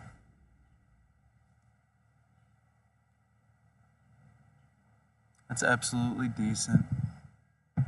For a while, what I was doing was I would, when I play the first Squadron Hawk, I'd draw out all of them and then discard whatever in my hand, because I absolutely don't want to draw Squadron Hawk later.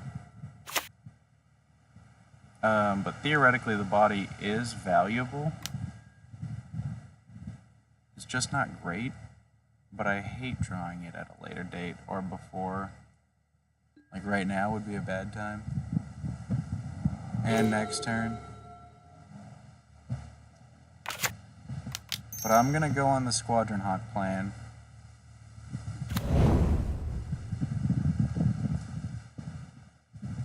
And I'm gonna do it the careful way. Especially with the Chancery that I have to juggle too. Although next turn I might just play the Bugler.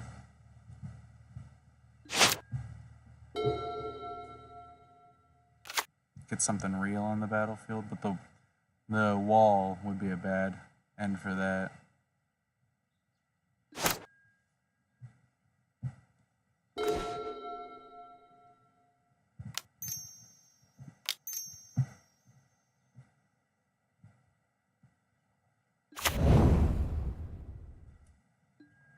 No, we're not searching, we're just picking up planes and attacking.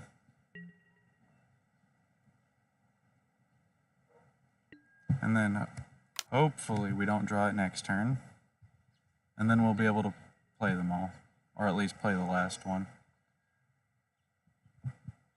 We can hold one in hand because, you know.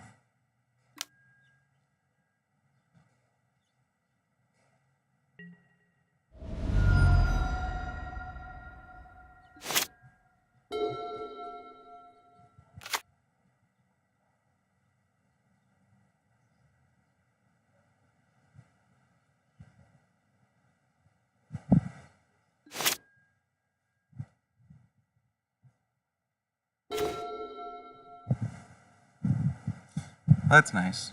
I was gonna say I only want to play one of them, but to use my mana efficiently, I really need to play two. But the Paratrooper is a good solution to that. And it'll let me get some good early damage in.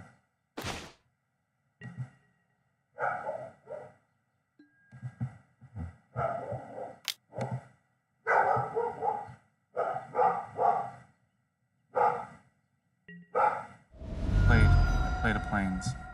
I played a planes. I played a planes. Yes.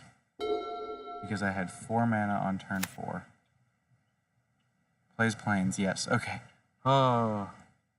I freak out so hard about that.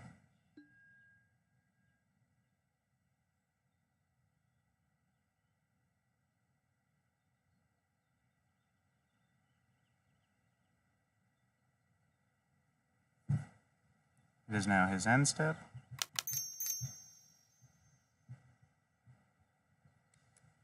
Surprisingly quickly.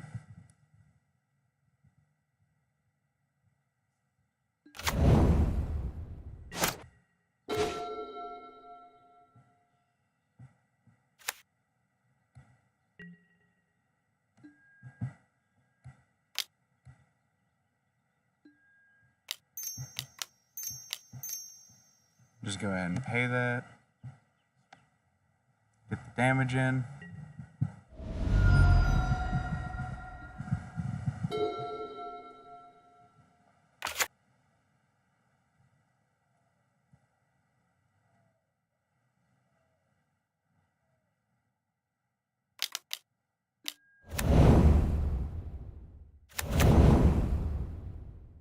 treasure tokens.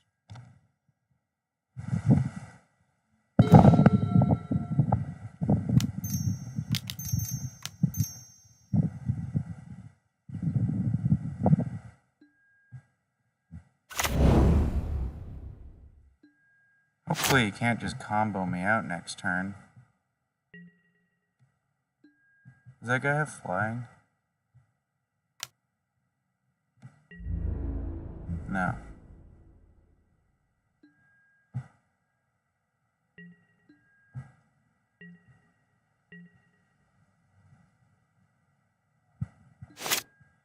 Maybe I started going too soon.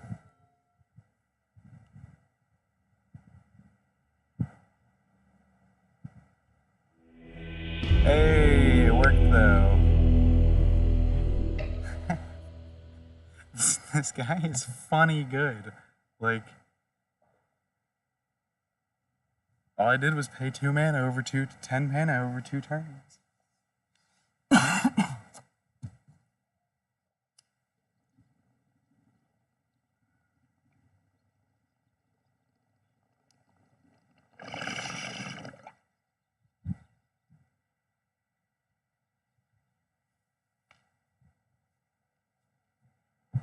Let's go for another game. I don't think I played Replicant a minute ago, did I?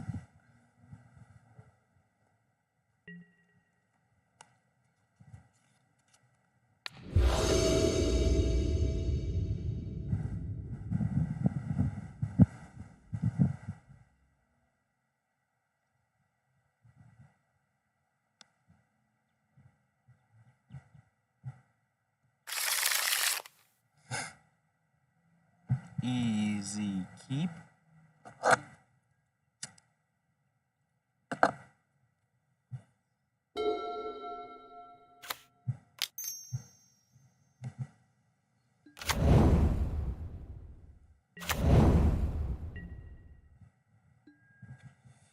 could get the unlucky Squadron Hawk draw here.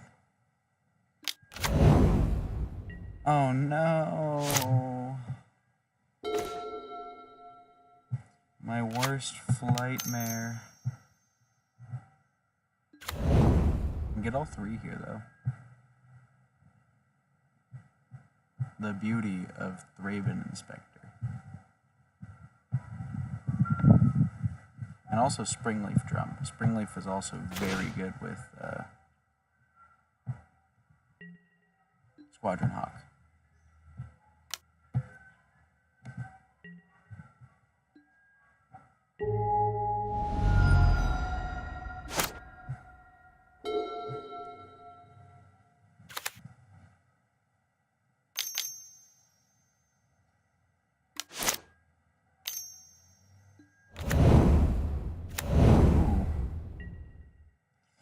It's not reach though.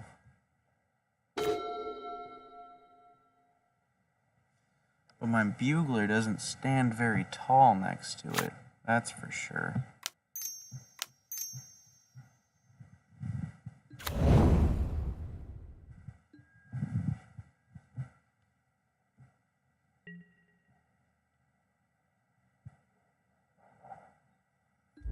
Turn 3 is always rough with Squadron Hawk, but Ash Barrens feels nice to round it out a bit.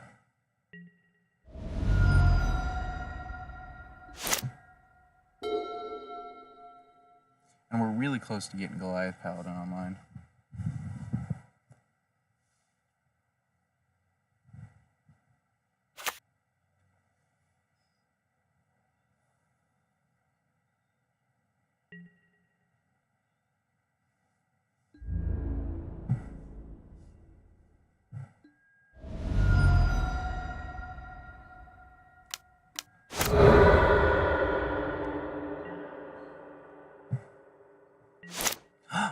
Why did I do that? Alright, whatever. I'll roll with it.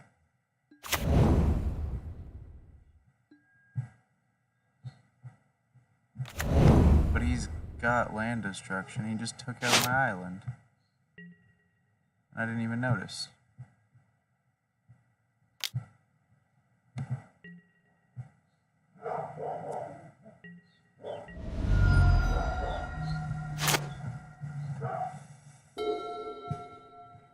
paying attention for a second. Oh yeah, there's somebody here? I can't believe it, honestly.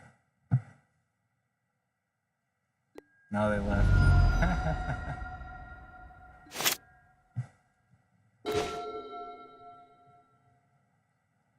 Well, we're on track for a bugling. But we're also pretty close to just Squadron Hawk beats is a win.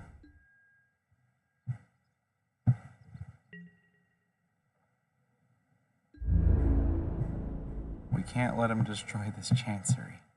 I know we don't really have an option, but if he goes for it, I have to remember to play the ambush paratrooper. It's rough because I'm not a smart man.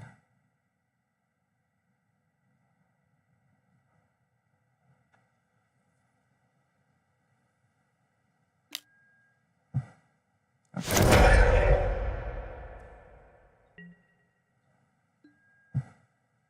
Scred is something.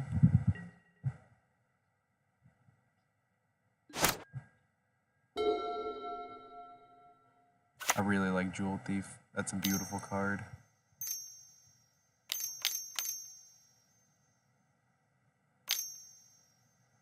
Altasaur. Altasaur, right? Yeah, Altasaur.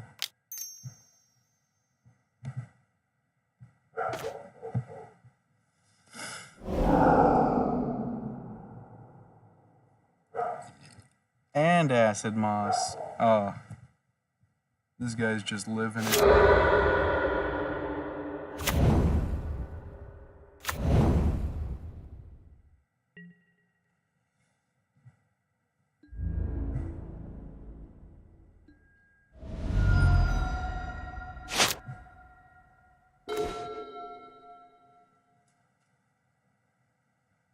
That's not Journey.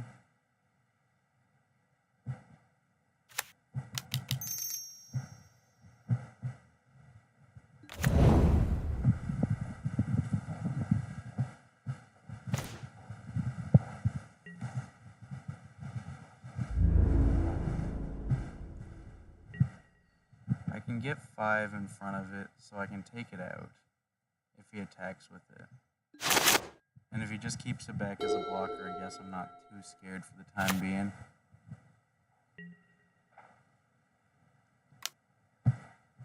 But gotta always try. I'm gonna put everything in front of it because if he's got a bolt, I don't want that to be the difference.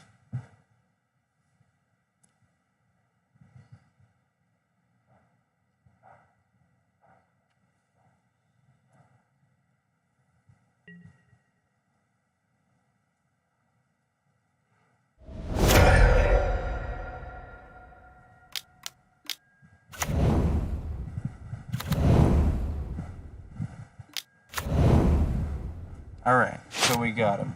We got him empty-handed. Here, I want to keep up the Ephemerate, so I'm going to play this out, use that Chancery on that next turn. But I need to double block Thief. And if he doesn't allow that trade, then I need to Ephemerate one of them out.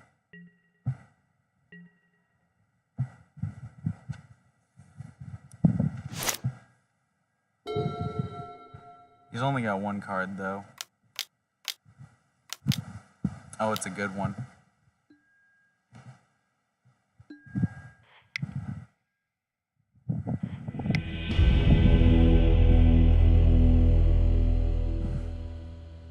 I got basically nothing for him. I can't really afford to swap out real cards for cards that get rid of his enchantments on his lands.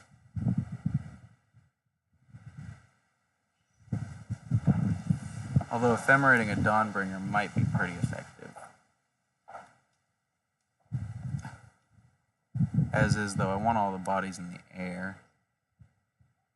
And Thraben Inspector in hand versus Dawnbringer and Cleric in hand. I'd prefer Thraben Inspector. Same with Bugler, I think. Bugler might be the difference maker. Probably go down on Bugler.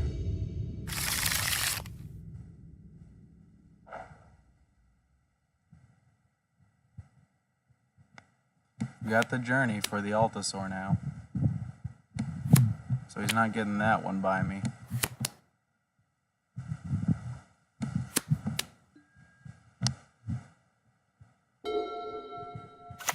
And we got the turn 2 Thraben's. We can finish the investigation.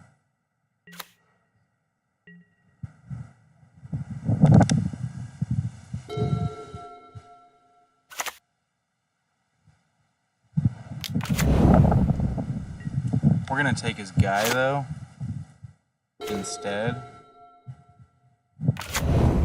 Because we can draw next turn. We might not be able to take his... No, we can draw this turn.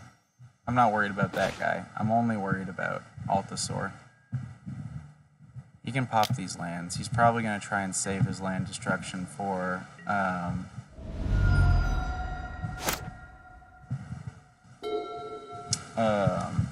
Azuria's Chancery as is.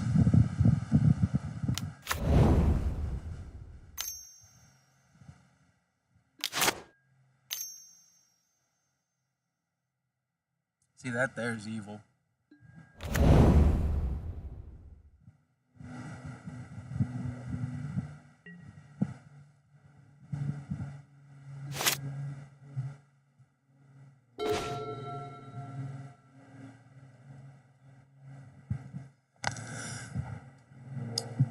The second I play the Chancery, it gets smashed. So I avoid playing it, right? I just have to. Now I can take his Wild Growth's second tap from him with the Journey.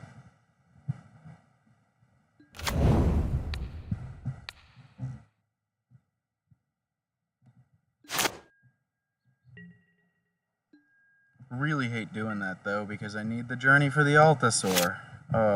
If only I could fit Core Skyfisher in the list somehow. If he attacks, I'm double blocking. He doesn't have red.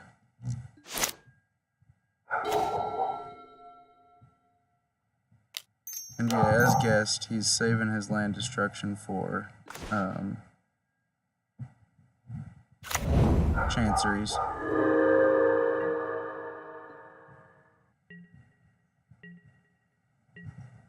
And islands. He's definitely also looking out for islands. He doesn't want me to Mole Drifter. But if he lets me have one more turn, which I doubt he'll do. 1, 2, 3, 4. Hey, we got one more turn though. We can now go for the Goliath, grab an island.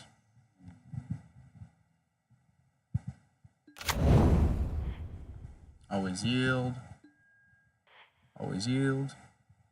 Always feels like doing your taxes. Signing up for this. Grab island.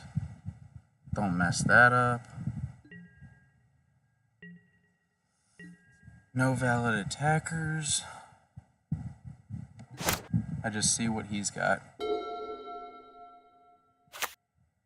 Red. Spread is at 1, 2, 3, 4.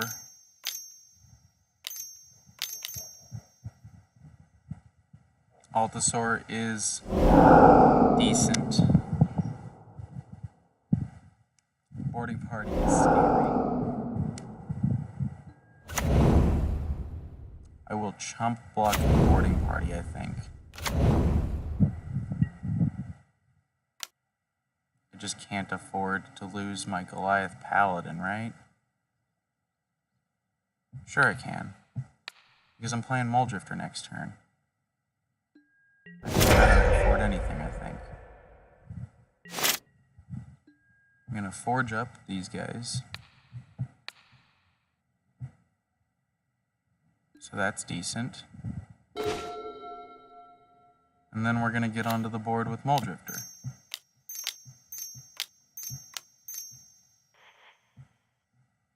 There's absolutely nothing wrong with Mole Drifter. Mole Drifter's like perfect.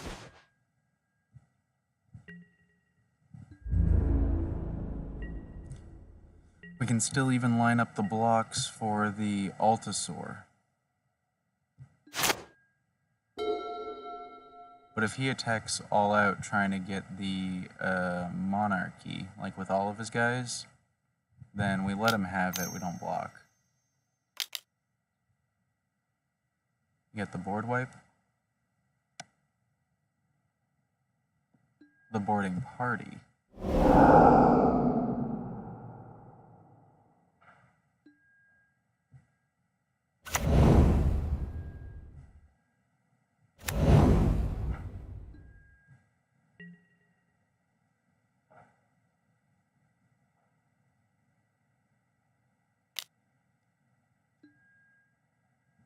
We trade with the boarding party, but we let him take the Monarchy, because we really can't do much about it.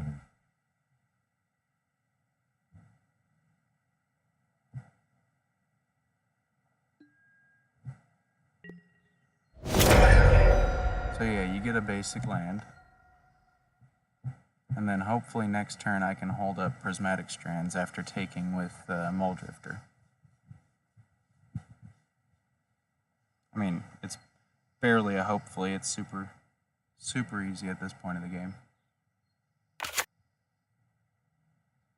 That could be a problem though. If he's got the ability to stop it. I don't foresee it in the cards, so I'm just going to go for it.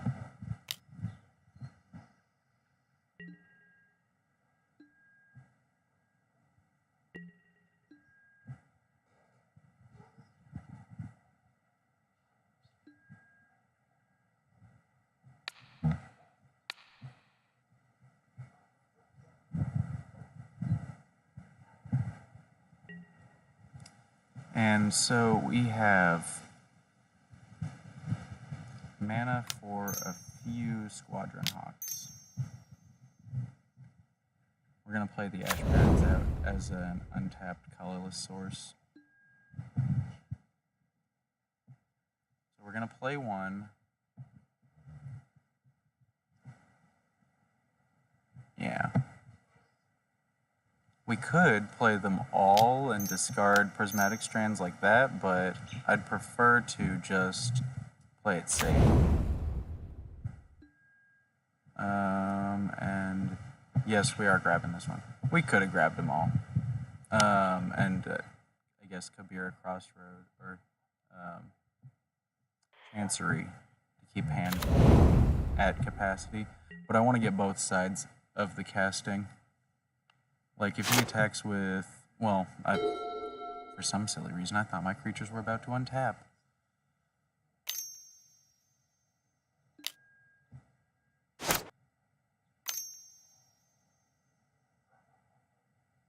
But yeah, we've got chump blockers, so if he plays another boarding party, but it's Altasaur, which might still be boarding party because it's a pretty decent card. Cannonade though. He cast it. I'm gonna prevent all red damage.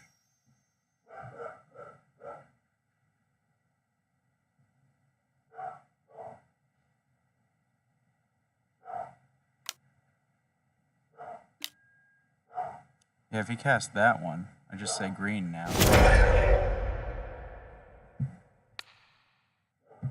Prevent all green damage. And there's no way he can play a boarding party after that, right? Yeah, he just cleaned up the board for me.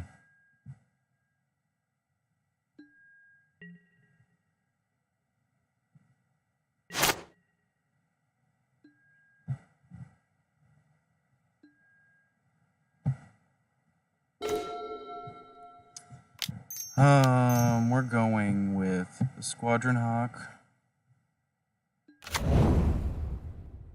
Okay.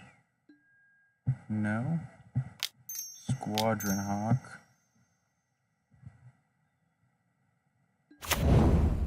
Okay. No. And the Raven Inspector. And I think the Ash Barons can stay where it is. I think I want the health from the Radiant Fountain, because I don't think this fight is close to over, honestly. And I want to develop the Chancery. He's probably going to land destruction it, but that's kind of whatever. It's late enough in the game that barely matters. Prevent all green damage.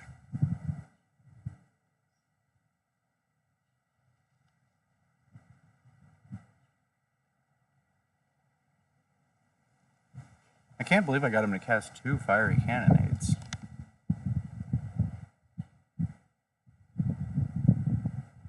I mean, he is a replicant. Green damage. Healed until next end step.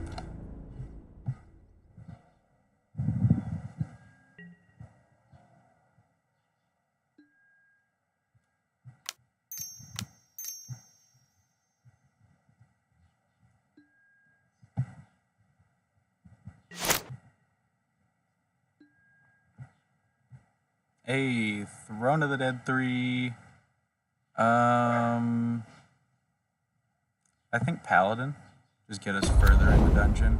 And he can block the Altasaur. Crazy. Grab another Plains. Really didn't need to. Play a Mole Drifter.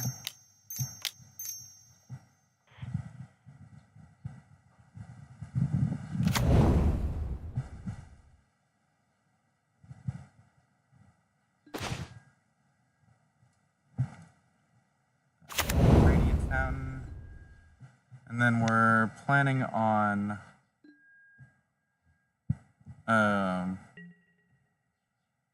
double blocking both if he attacks in. If he has the courage.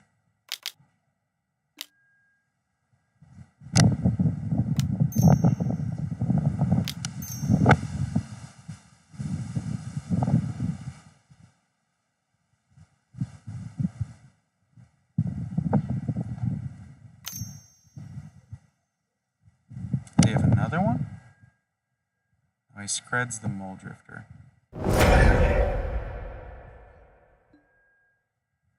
Prevent all red, keep my guys around. I was really just protecting the Mole Drifter, though. So it's funny he could see right through that.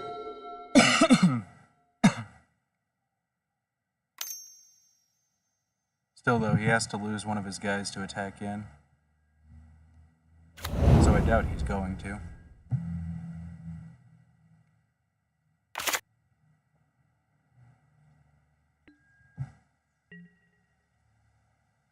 Oh.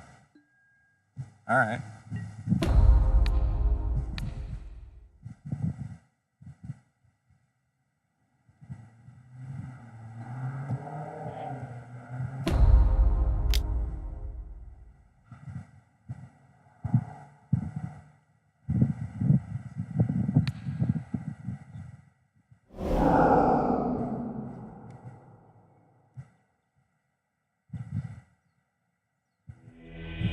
Well, I don't know why he attacked in then.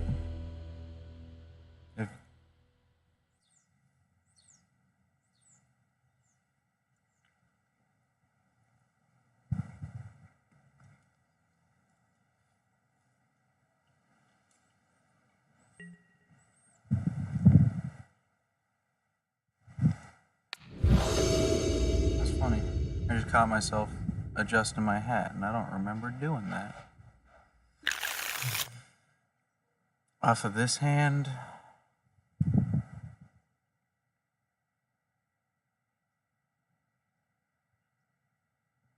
No, he's land destruction. Can't keep that. Toss an ambush back.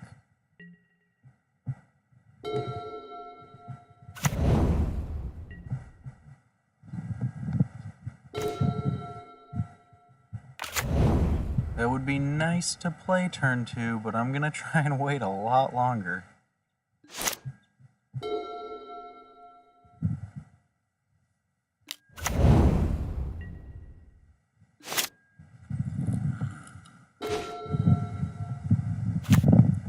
As is, I'm just going to play Squadron Hawk. Do I put the first strands in the yard? I think yes. I put the first strands in the yard. When the option is available off of Squadron Hawk, it's usually pretty decent, because you immediately have Squadron Hawk there to tap it.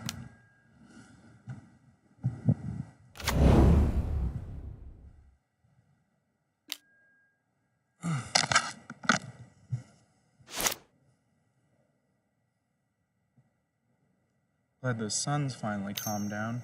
I've moved the table around to a different area. I got an extension cord. Ooh.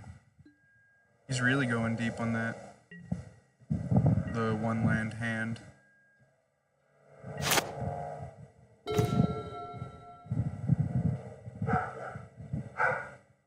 Makes me really, really wish I had a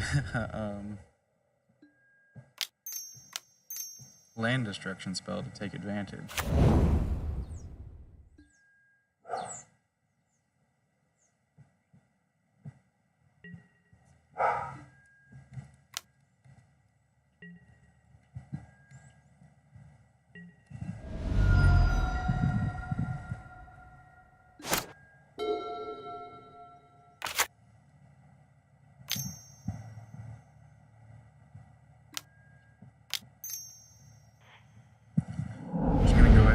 Get this island here.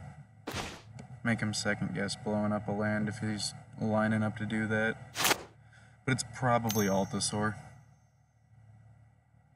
Or, yeah, Altasaur.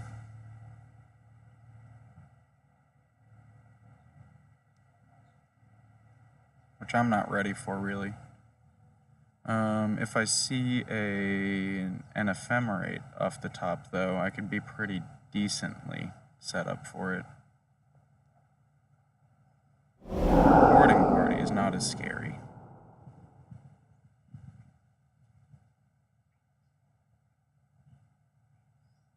I can put a few dudes in front of that and not worry about it.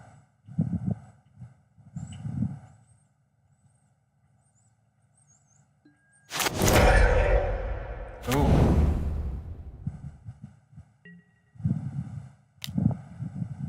That was a lot of mana you just got rid of.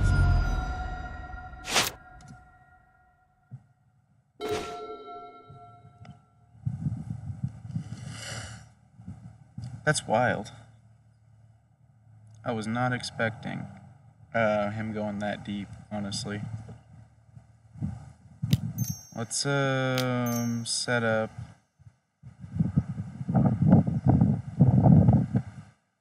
a Squadron Hawk. Oh man, I could have Prismatic Strands that. Maybe he was expecting me to, honestly. Maybe he didn't want to lose that mana.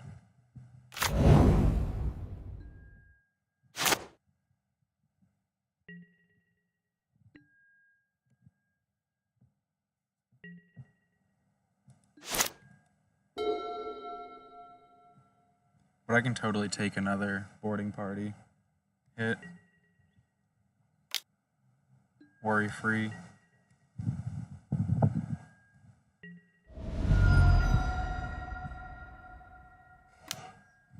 I was gonna say, I'm more worried about what he's got hiding in his hand there. Because if he pops my Chancery, I'm in a very bad position. Yep. Very, very bad position. Oh my god. Alright.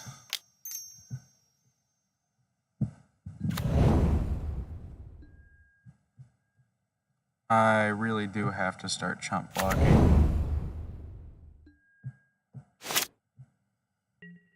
If he's got another one, I'm just out of the game.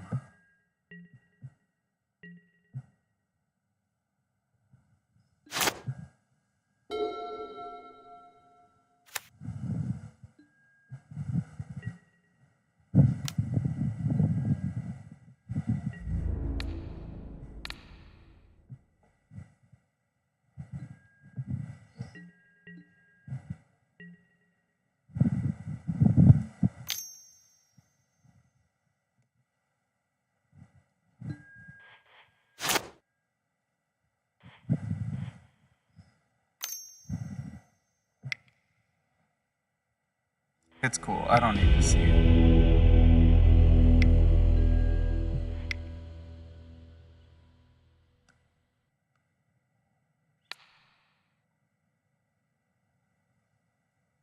Mars on fire again.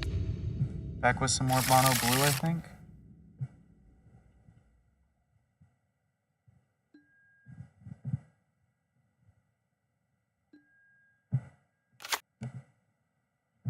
And this is a beautiful hand. Especially if I'm right on the mono blue suspicion. Because I can immediately put a Squadron Hawk in the air. It's lovely. It's lovely. And then, turn 2, I can play another one. Go ahead and drop that Chancery.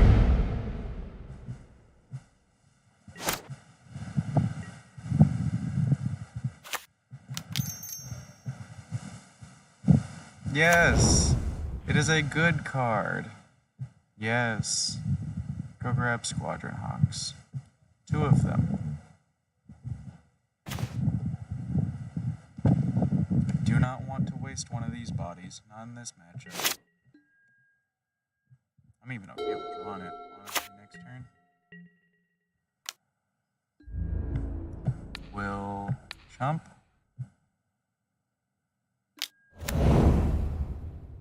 That's fine.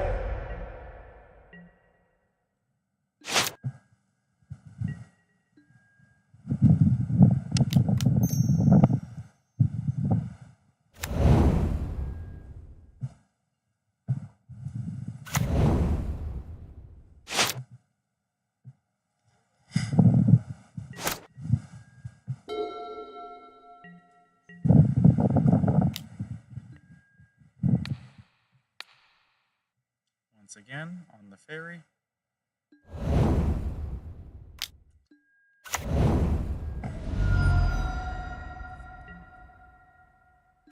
And he very greedily used the mutagenic growth.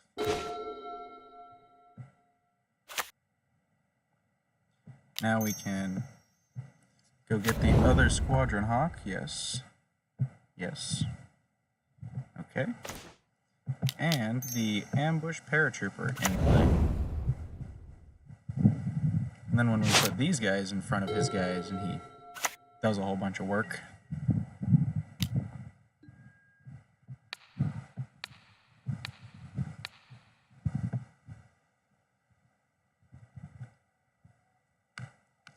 We play Muldrifter next turn. Maybe not after snap.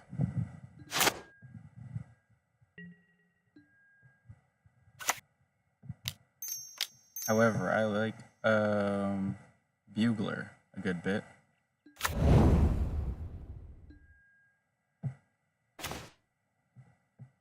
And then drop the Hawk.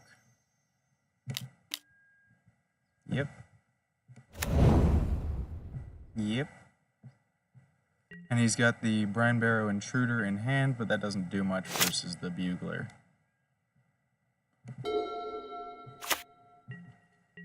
Militia Bueller.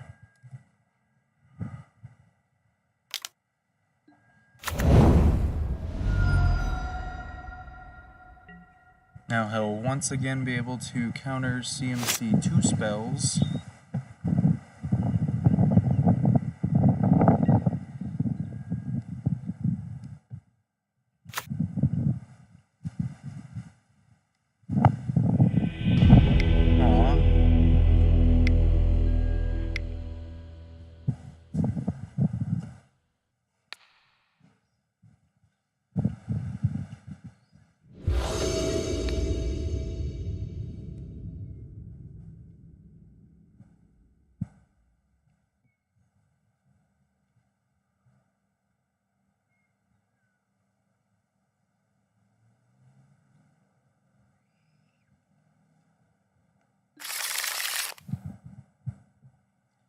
Very decent hand.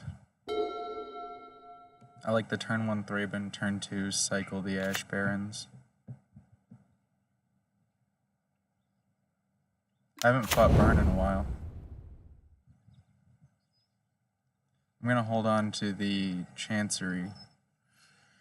Try and get 2 lands out of it, or 2 life out of it. There's 6 cards I need to find for that to happen.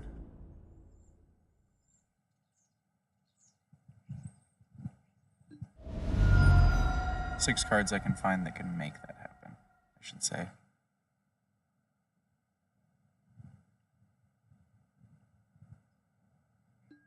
Can also pray that he's on 1 land. Although I really doubt it.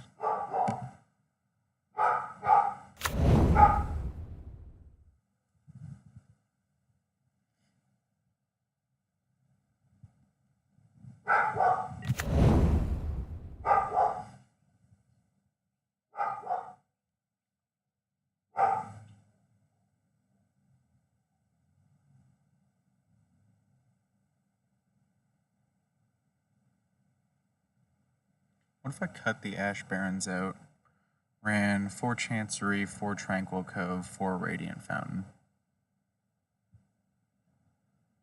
It'd be 8 tap lands. Then I'd still want Ash Barons to tutor for specific basics. Maybe the basics could all be plains after that.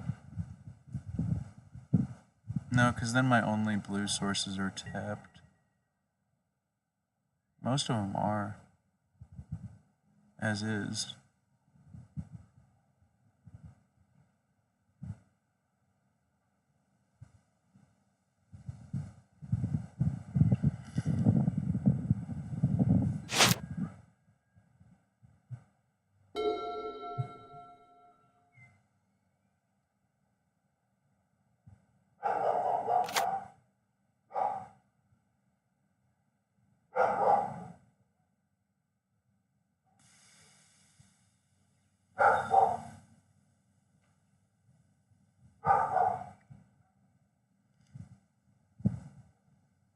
This is horrible.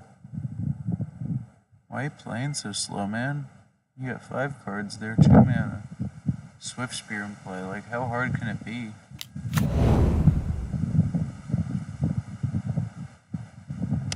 This is exactly what I was talking about earlier with the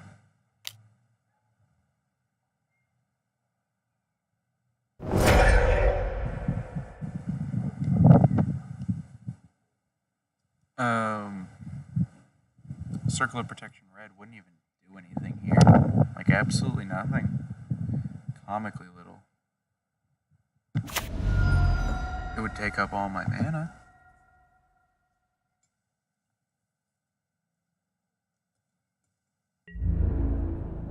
You can do that. Alright, man, I'm leaving. If you can't click the buttons, I'm just gonna find somebody who can click buttons a little bit faster.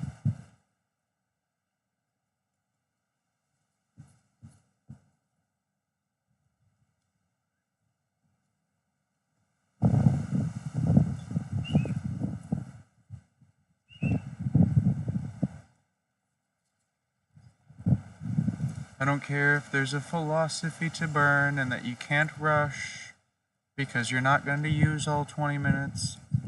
I really don't care.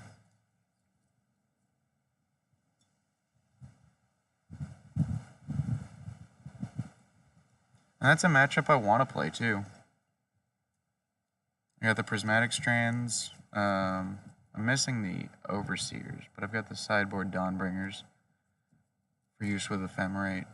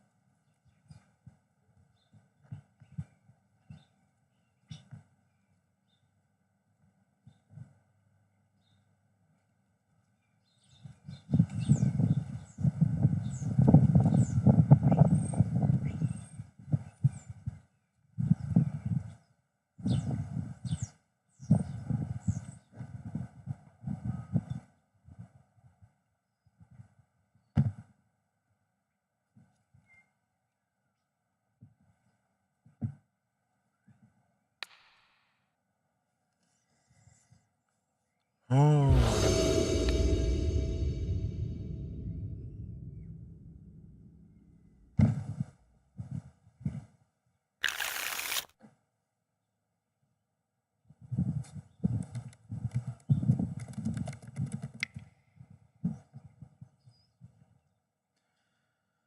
is decent.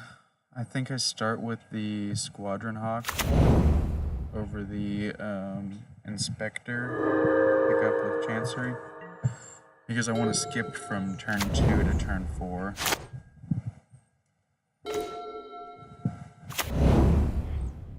And I want to start picking up Radiant Fountain with the Chancery anyway.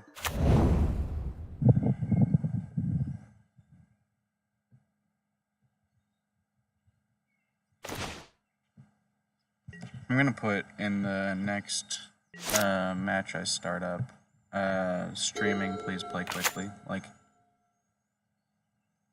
I know no one's watching, but I don't want to just be sitting here doing nothing.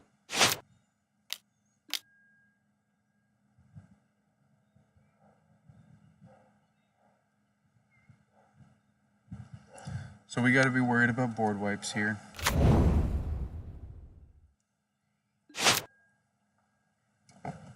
As in, don't lean too hard into getting a massively wide field. We'll drop the Thraben Inspector here, though. If he wants to go in for that trade, the... Oof. Jeez. If he wants to trade half of Squadron Hawk and half of Thraben Inspector for... Okay.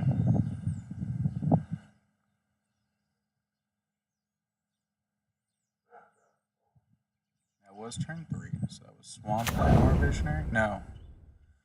Cleansing Wildfire is where the swamp came from. So now he's at 5 mana next turn, 6 mana with the land drop.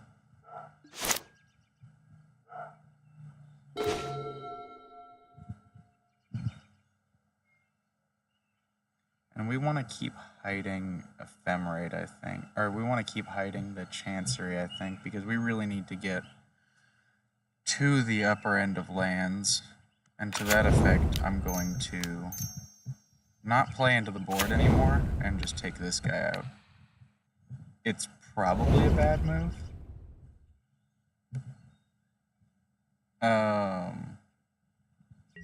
But I want to draw a card, and I want to keep holding these Squadron Hawks until after he wipes the board as well. Black, red, and green is ramp wipe the board colors.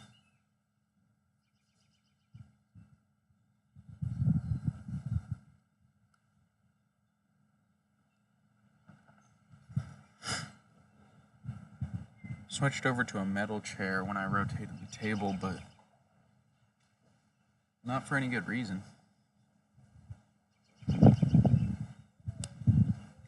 Let's see that 5 mana now.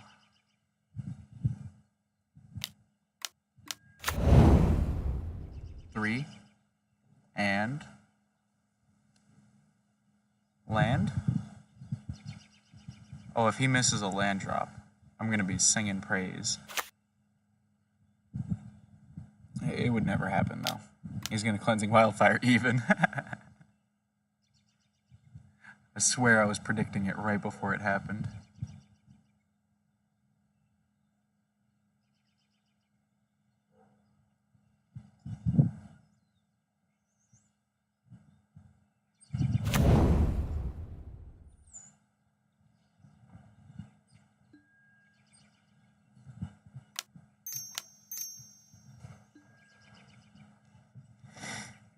That's decent.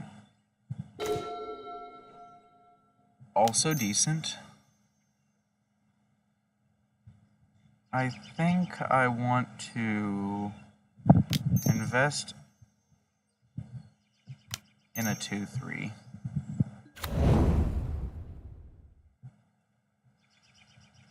Grab me a Mole Drifter and do like this.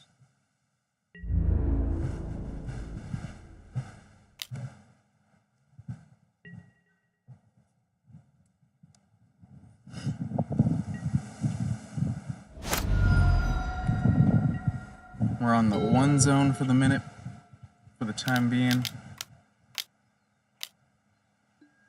Altasaur is plenty scary and all.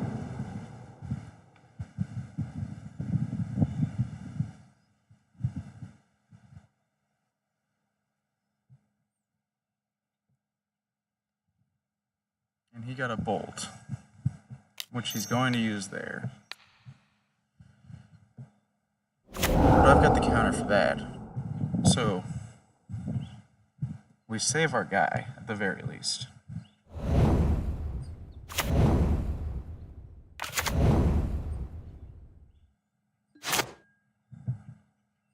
And he's playing more than the just slag woods.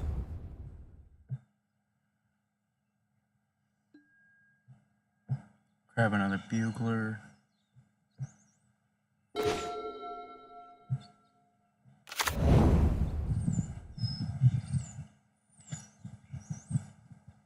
I think we just play 2 buglers.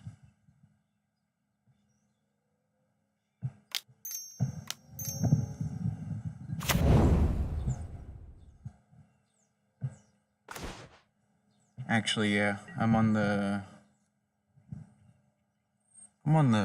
paratrooper train.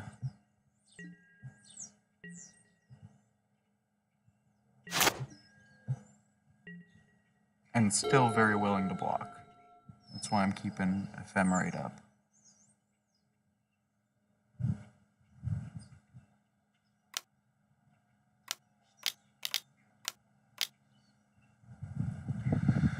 Another Altasaur. They really are such a heavy burden.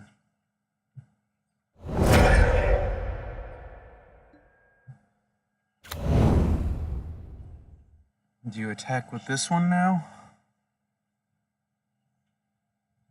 It might be your doom.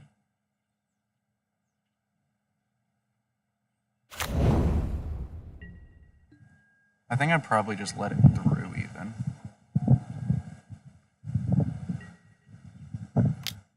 Maybe that's why he didn't want to attack.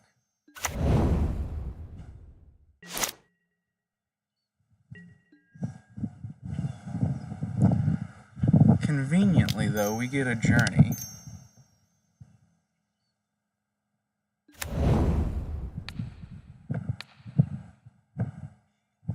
And we can Muldrifter Ephemerate while he's tapped out.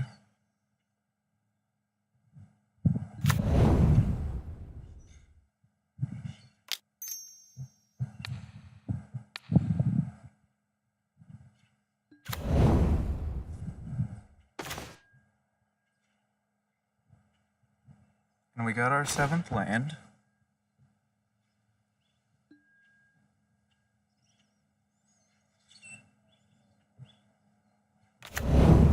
Playing the Chancery for sure. And we'll discard the Ash Barrens.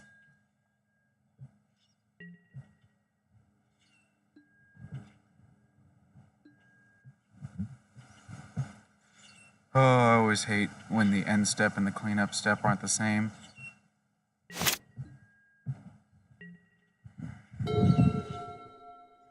That's trackpad gaming. I need this hoodie.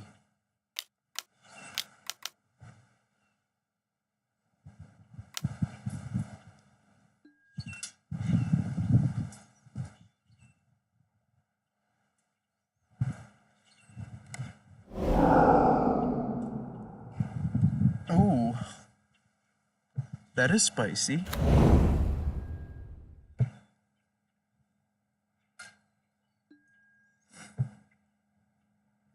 I'm sure scared of that, honestly, since I don't have my own.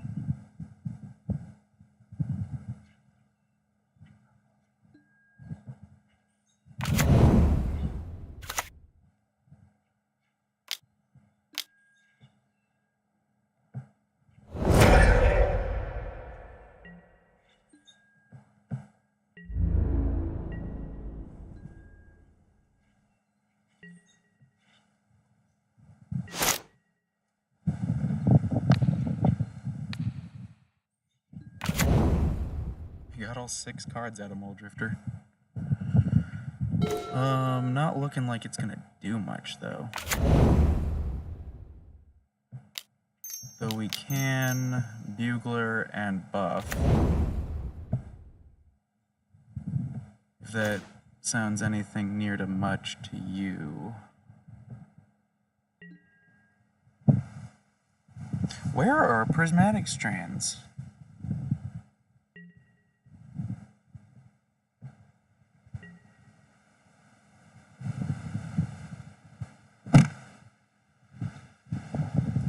I could play Thraben, not discard.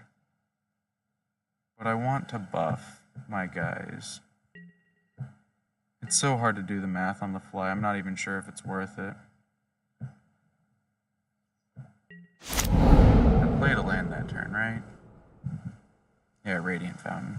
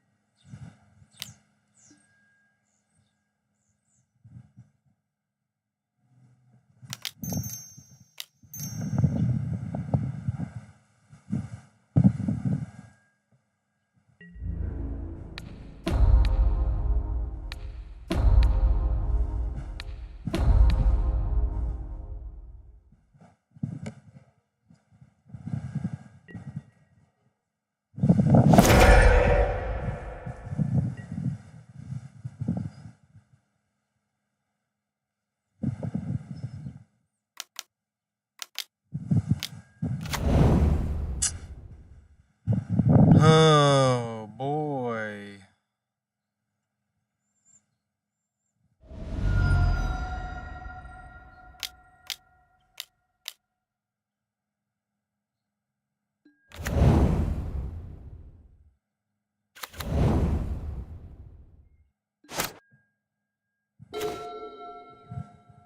For real, where is Prismatic Strands? Did I side it out? There's no side. We didn't go to sideboard.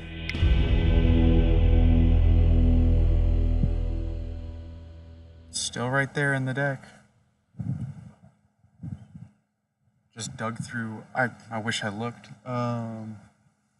Straight half the deck. It wouldn't have even done anything on that last turn. I could prevent green, chump the angler, but I gotta get in the initiative before him.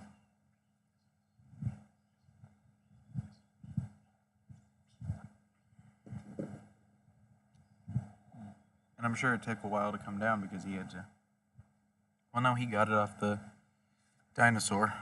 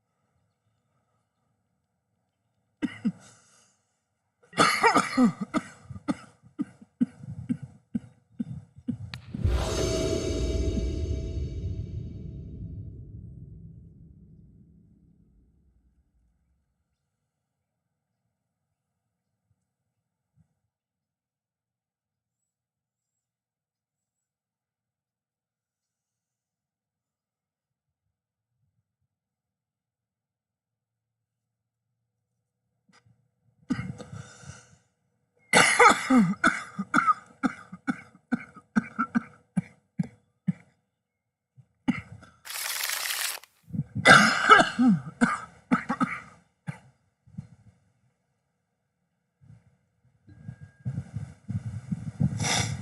not gonna play in fear of land destruction this time.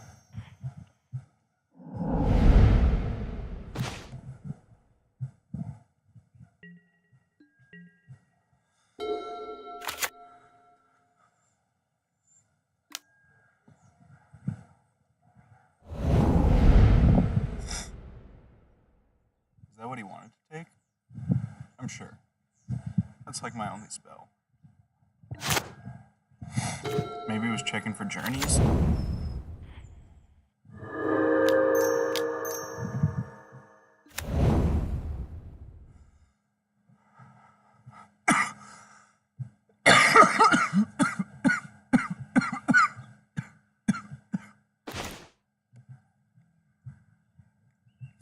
Sorry about that.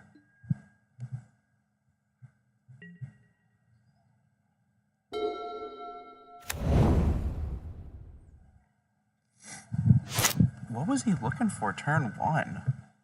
I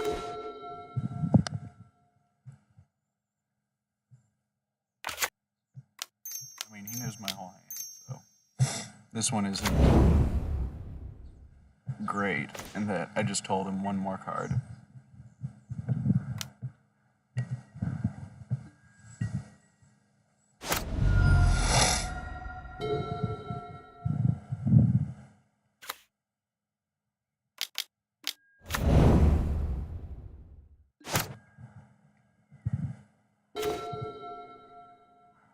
Oh, that's spicy.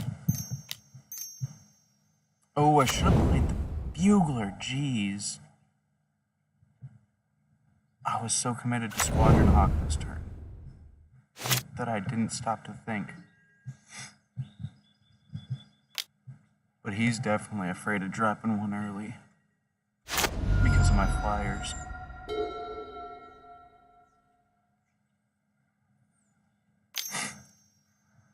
I'm waiting for divest. Nope. Total miss.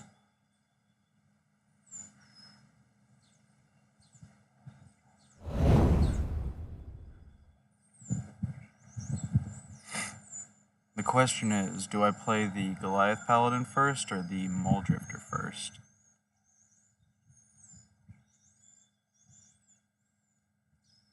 Next turn I'm going up to 8. I play a land, go down to 7. Yeah, I'm playing Paladin next turn so that when I draw the land, I still have 7. I don't need to discard. And currently, I can reclaim the initiative if he manages to take it back.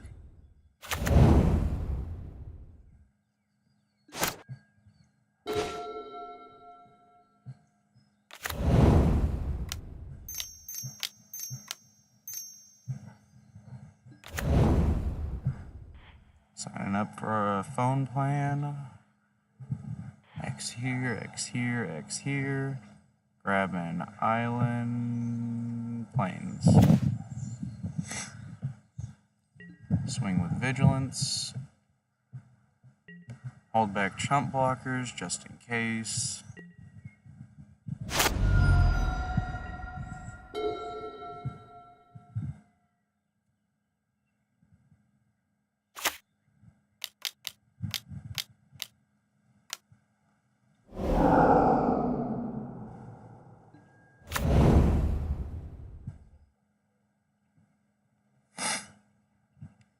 Hey, Altasaur and Elementalist. That's pretty good. Nice work there. Ooh. It's back looting. You must have a lot of lands.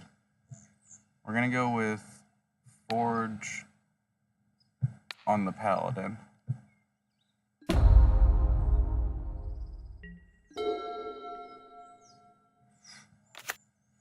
going to play a Mole Drifter.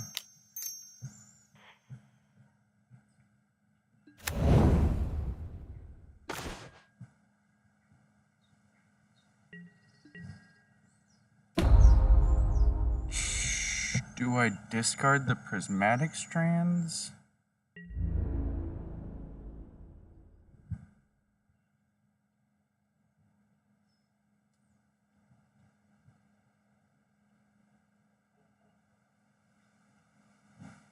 He's definitely got Pulsa Marasa if he's doing this.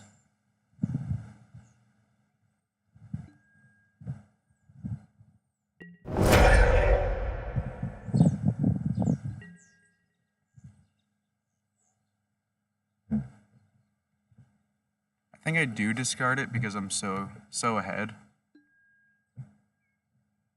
It's just easy to prevent something important.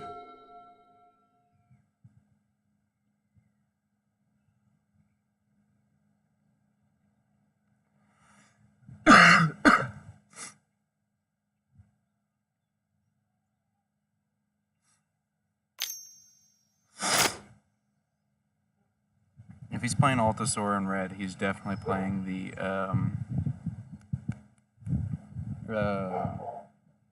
boarding party as well. That's like the best card in the format as well.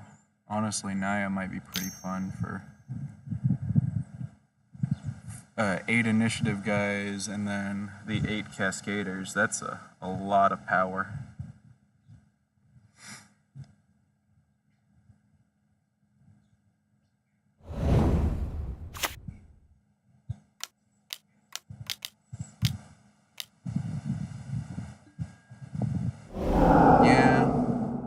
I like your cards, I really do. They're pretty cool, but I'm trying really hard not to worry about them.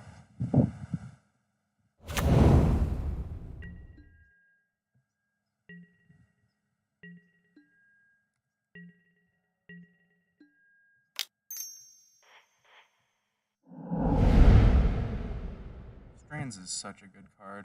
I maybe should have kept it in hand. We're going through the trap, though.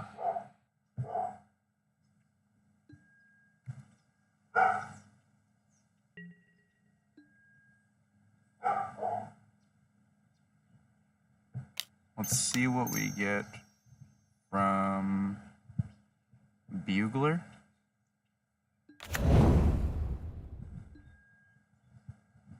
Paratrooper.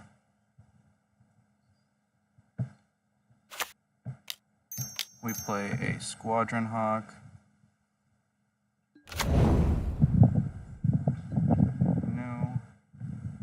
And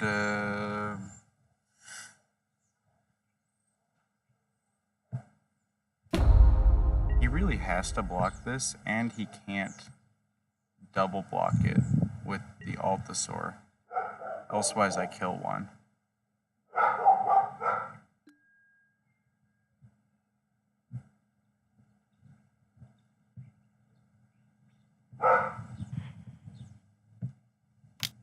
And then he can't swing with one because I still have my blocker.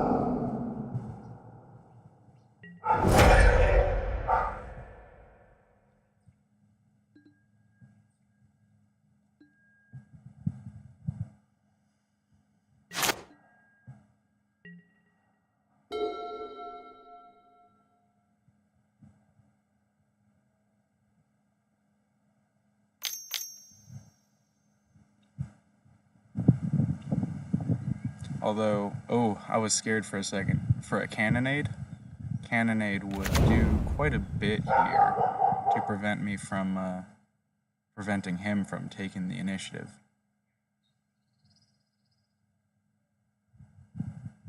But if he taps the Altasaur and doesn't play another one, I can easily swing a bird over.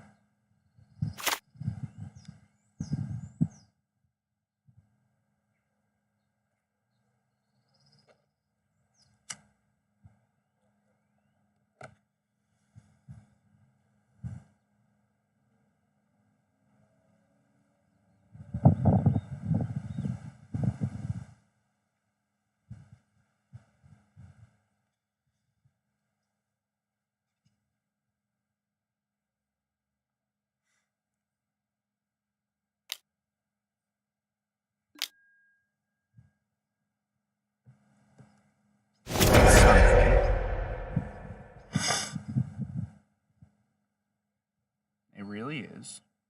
I did just spend 2 mana to put in a third one.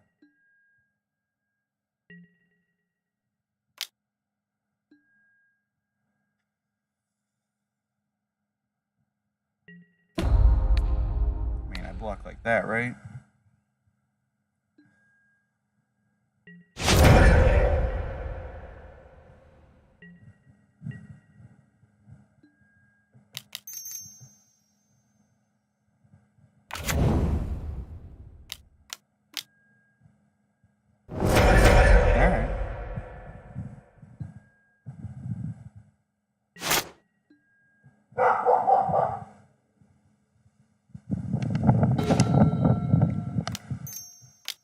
Start with a Mole Drifter.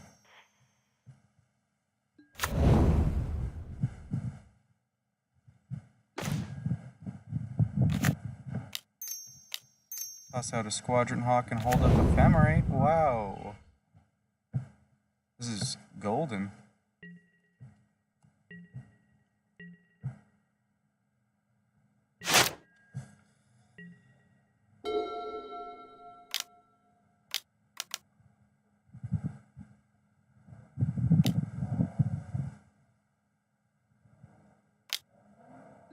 Altasaur.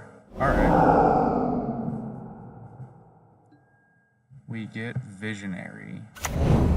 We get Insightful.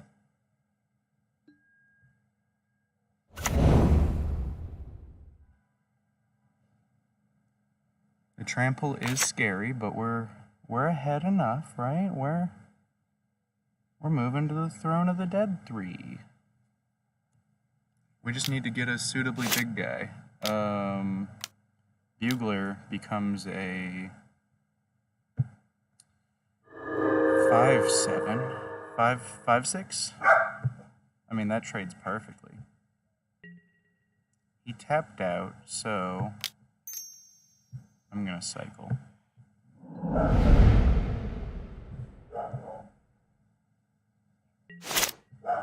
I'm not gonna go out on the that's what we're looking for.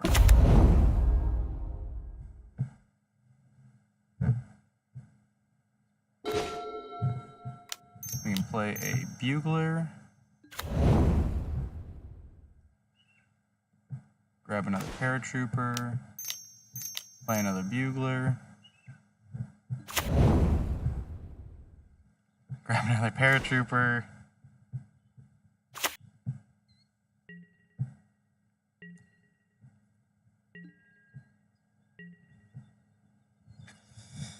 I don't think I've missed a land drop yet so far, so I can safely try and double pump for the win. I mean, if he's got life gain, that's not worth it. Oh, I kind of like fighting through these big guys because it really makes moving through the dungeon worth it. Oh, what do you got? Ah, dang.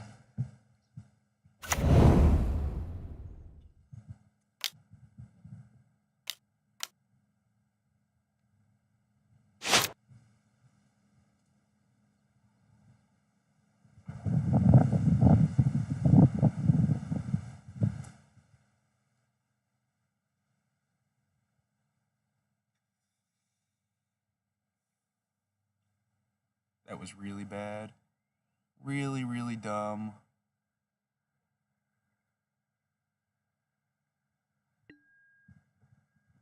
Entirely dumb. I should have 4 more cards in hand come next turn.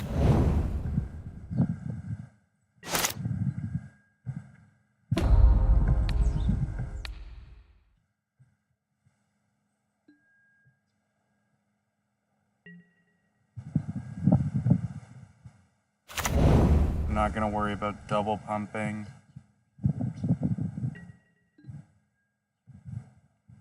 I'll try and hold off and block pump, but maybe double pumping would have been really good there. Because then I could have kept my Militia Bugler when it blocks the Altasaur.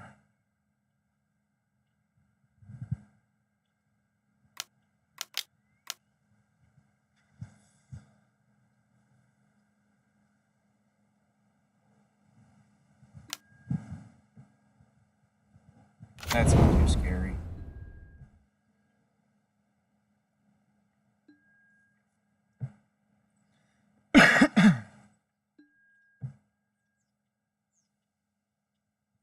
If he's got two of them, that's pretty scary. You can probably do a lot if you can just play two of them. But he doesn't have the kind of card draw I do. How many more Mole Drifters? Oh my god.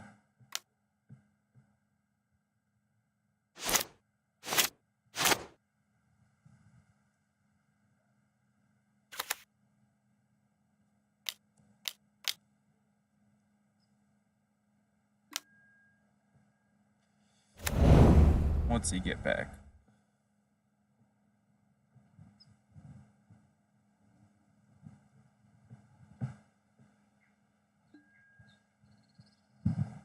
Urborg Repossession.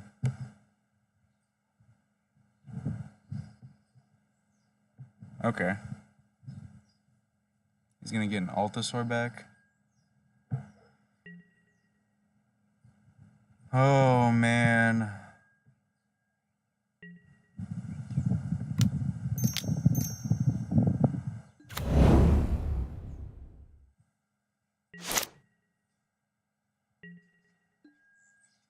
I wish I could do the math on the double pump on the fly. Find out where that puts me, but I'm just gonna go for it.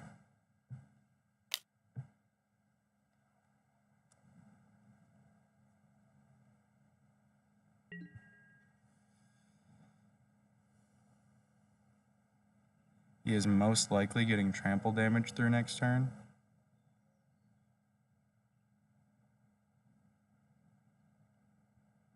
But I can pump that guy up to 4, so that one's dead. And this one's definitely dead.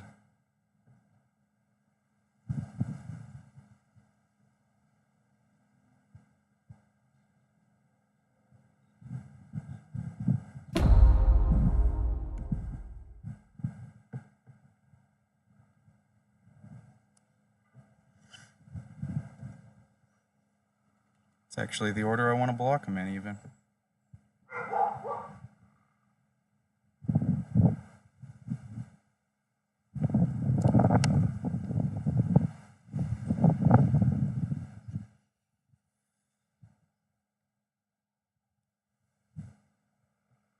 So that guy's dead, that guy's dead, that guy's dead. That guy survives to get forged up, but I've got good blockers for a 4/4. And he's going to Urborg Repossession an Annoyed Altasaur and play that, for sure. I'm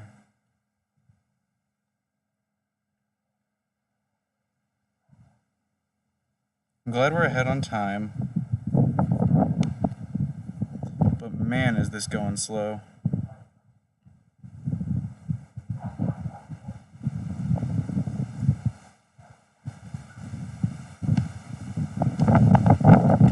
Oh. He's changing blocks because he can see the double pump.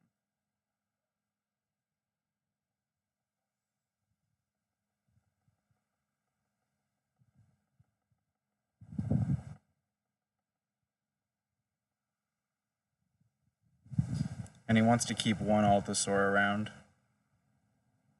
So he'll take the initiative next turn.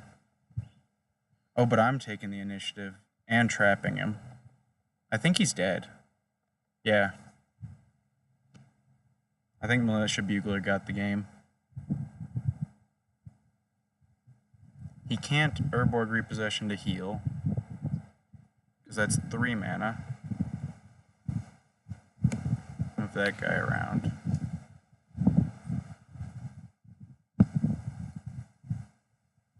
I mean, they both die.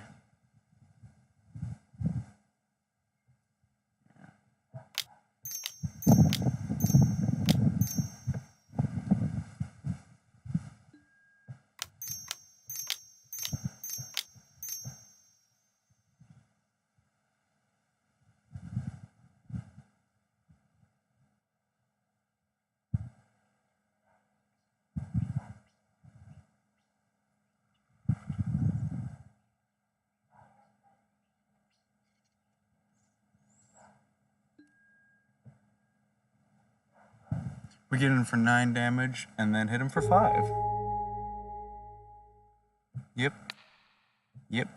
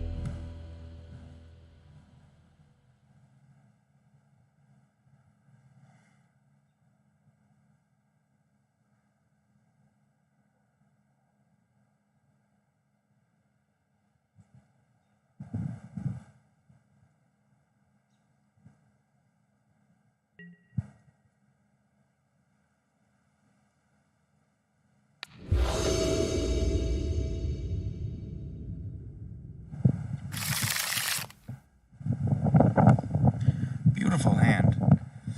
And that was a nice ending to the game.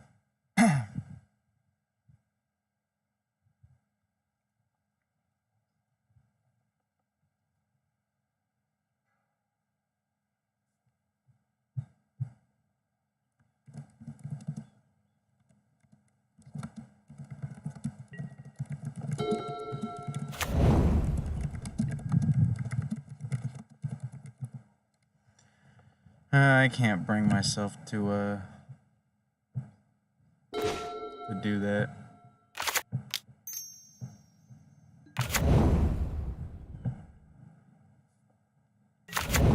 Another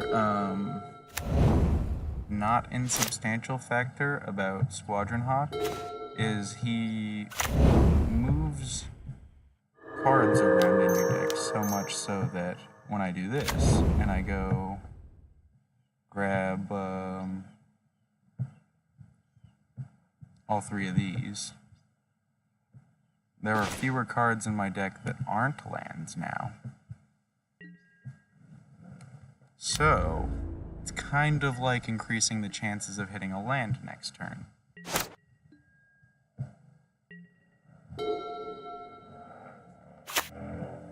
And that's there for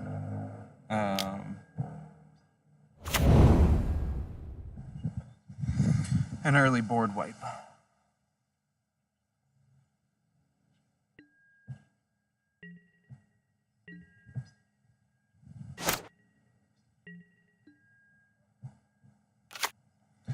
Pray for a land and you get one.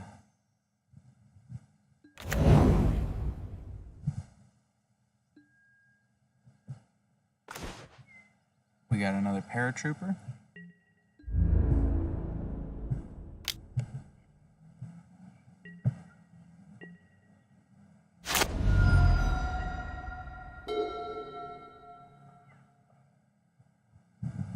So next turn I'm thinking I'd really like to see a land, but if not,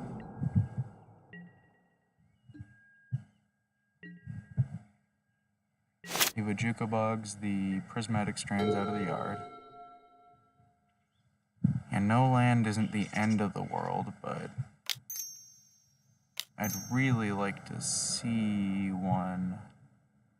I'm just gonna play a Squadron Hawk. And a land. And just really, really pray for next turn.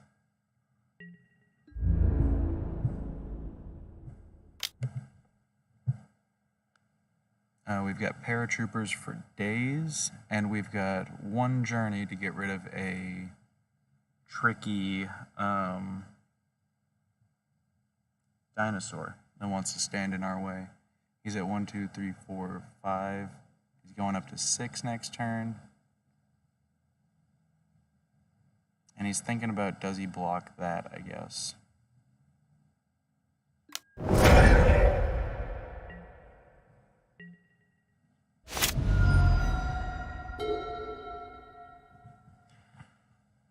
I really want to see a land, tapped or not, next turn.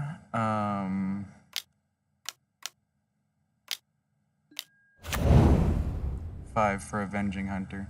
So I'm gonna just take the initiative and journey his guy. I'll get a land from that.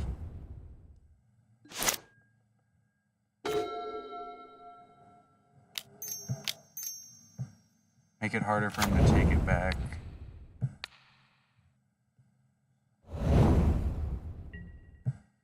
And we just send over that.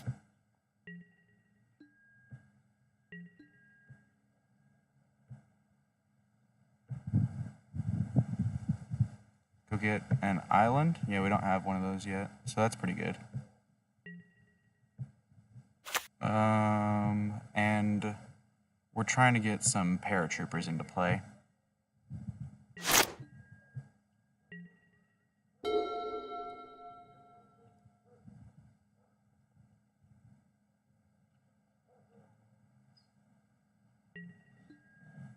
I'm not even in the frame anymore.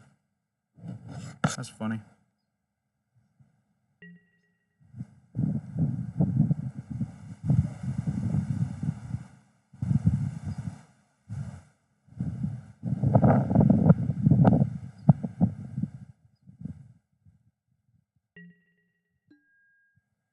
No attacks is real good for us. We get to establish another body.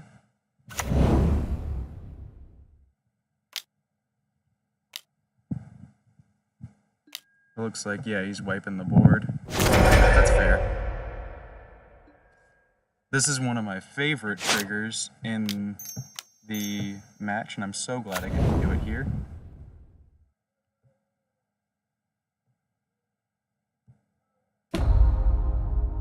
Forge my boy up. Play a Squadron Hawk.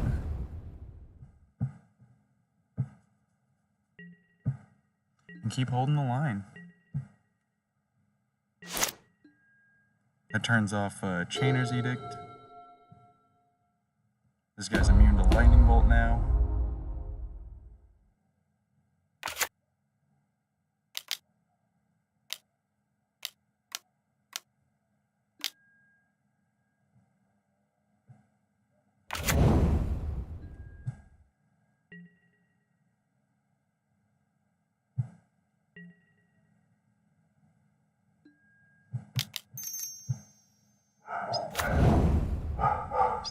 One, two, three, four.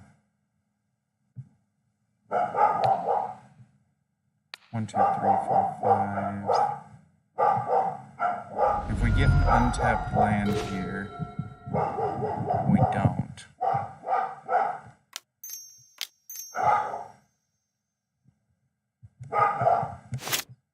This is 4, 5, 6, 7, 8 damage.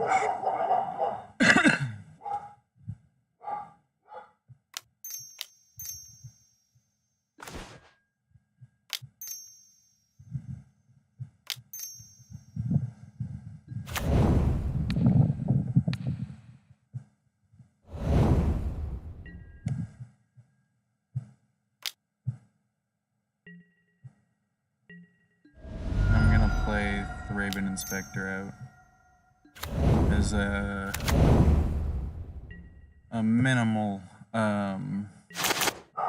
ephemerate target, but like I don't think I'm gonna need to ephemerate here.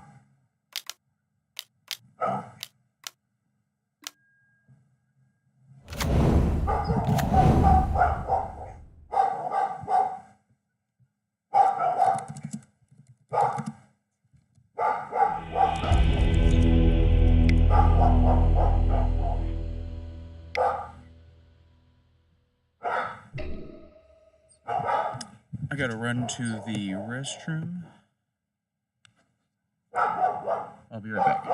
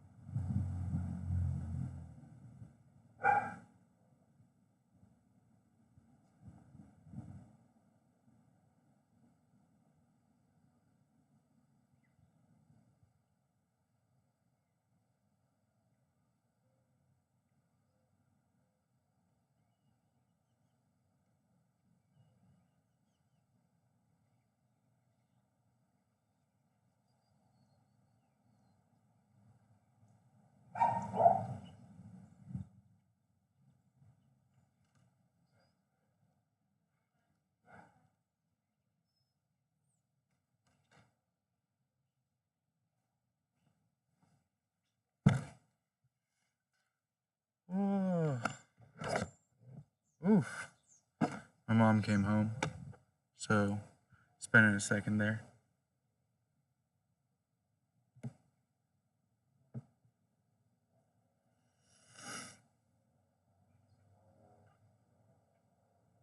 I swear, Ambush Paratrooper is card advantage in that he just gives you that spell. At all times you can cast that spell.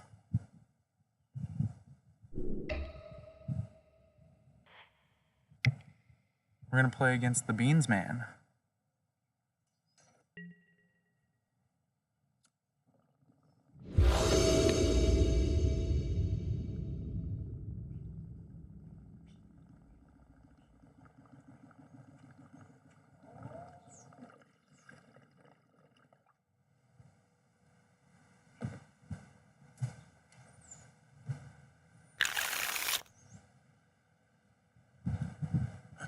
Ooh, that's a scary, risky hand. Especially since the Bugler has so few targets now. And that the best target for the Bugler is definitely Moldrifter. But he's a long way off seeing play.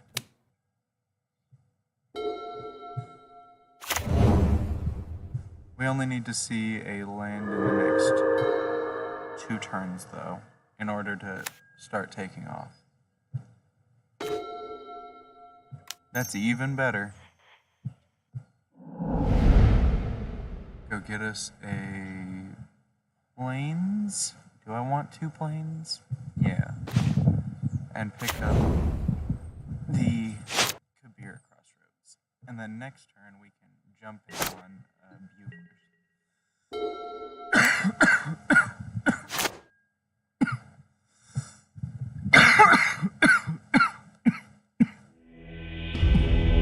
Bugler just comes down so early.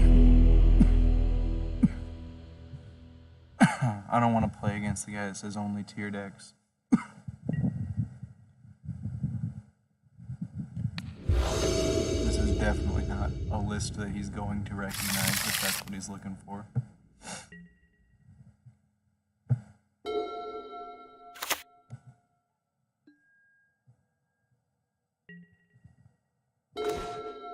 Ooh, that hurts. It happens, though.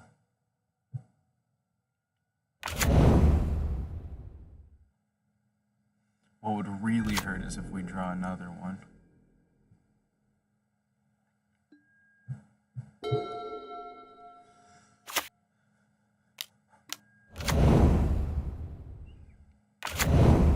We're not worried about Batter Fist. We've got plenty of trade companions for that. Oh, thank you. I was so scared there. Straight jinxed myself into getting it.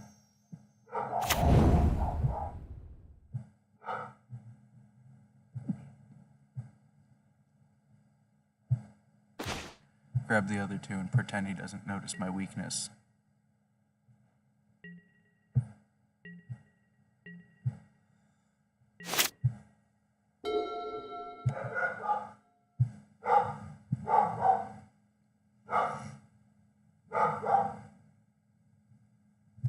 Probably gonna play a Skyfisher here, picking up the Batter Fist. That'd be decent. Another Batter Fist would be decent.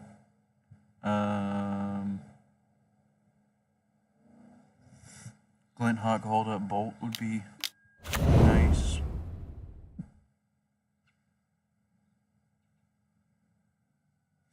Man, I kind of want to play some Boros.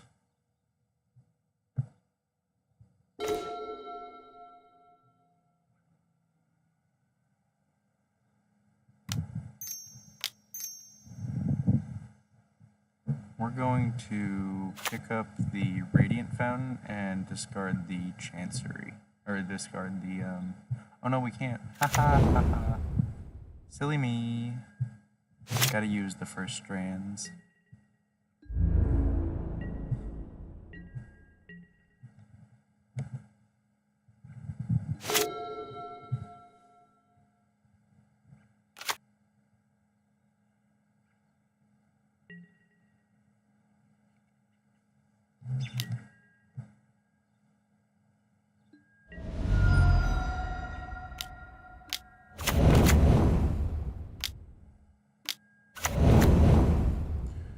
Pretty bad. But all being said, it's not the worst. We play out a Radiant Fountain and a Raven Inspector and try and strands to clean up all those guys. If he allows for it.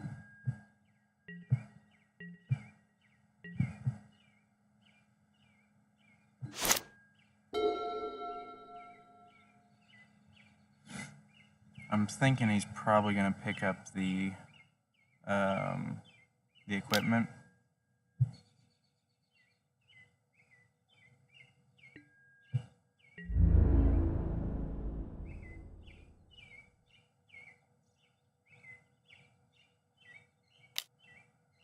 That's interesting. Well, let's prevent all damage from red.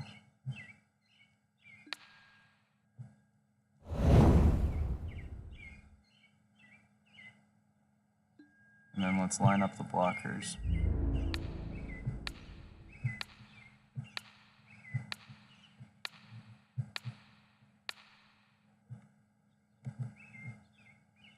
And red is already prevented, so we can yield through the turn.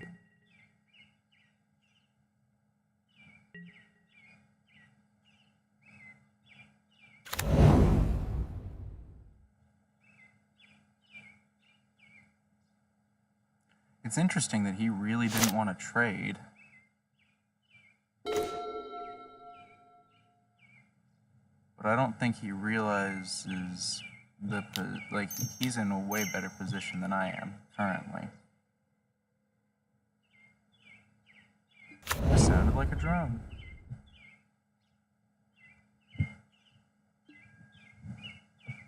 Another bugler is nice.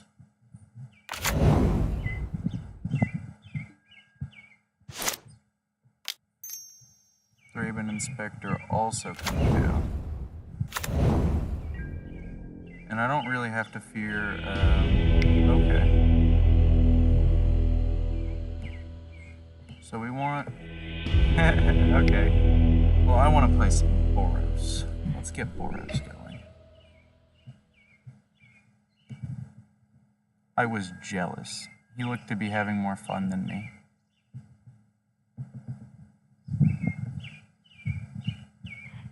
What are we at? 1, 2, let's make 3.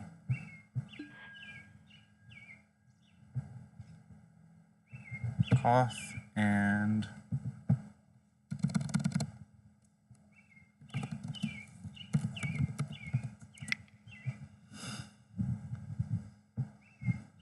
alright, so white creatures in Boros. We want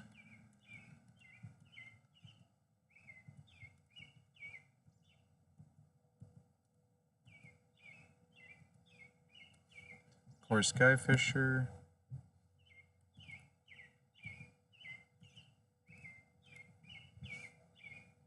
The Lintalk.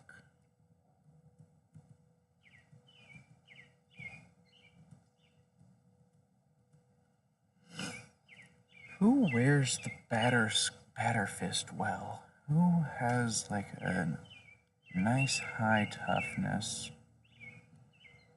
while continuing to have a decent attack? I mean, honestly, Militia Bugler, right? What about Militia Bugler Boros? Yeah, because this guy, like, he tutors up the 2 best cards in the list.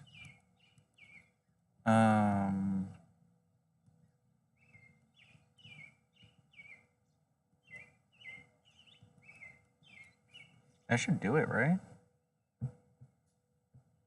We get the batter fist, obviously. Or, of course. Not obvious. I don't think it's obvious, at least. I don't know if this card is as great as it seems, or if people are just playing it, you know? It is decent. It is good. Playing multiples are good. A card that is good in multiples is usually pretty good. We need a few more baubles.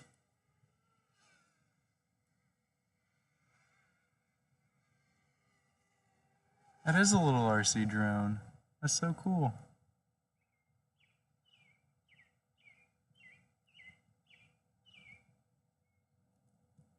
We're gonna go with Ichor Wellspring and a shoot 'em up finisher.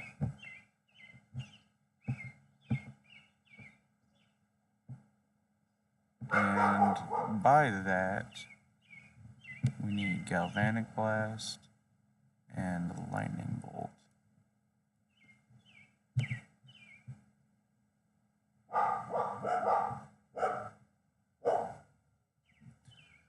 We're at 34, huh?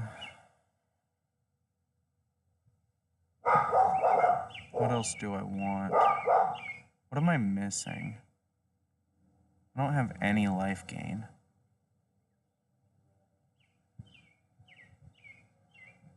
Do I need Arcum's Astrolabe? Or not? No, Navigator's Compass.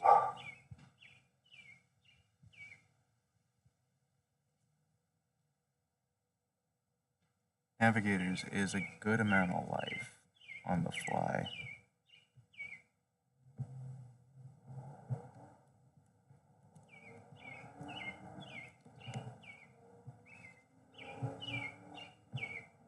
I think that's everything you need. 12 creatures is so slim, though. Oh, I'm missing,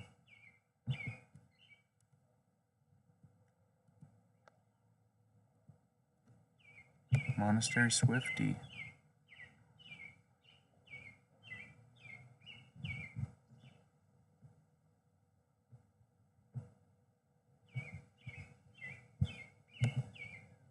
Let's go with Boros Garrison.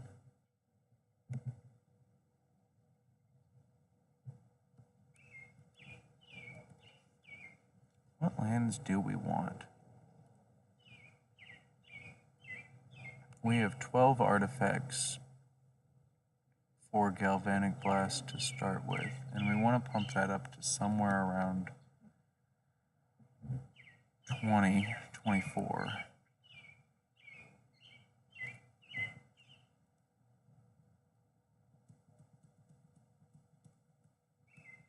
I think in the interest of playing untapped, I want to try and do Great Furnaces. We have Navigator's Compass for life.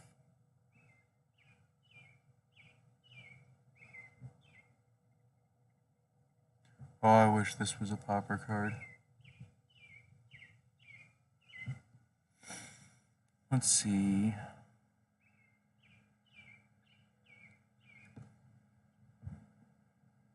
One, two. 1, 2.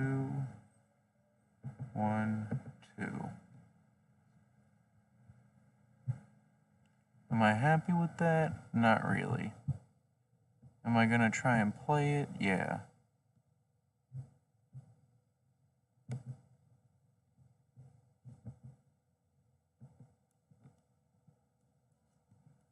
What do I have for air? Yeah, I have the birds. Board a sideboard.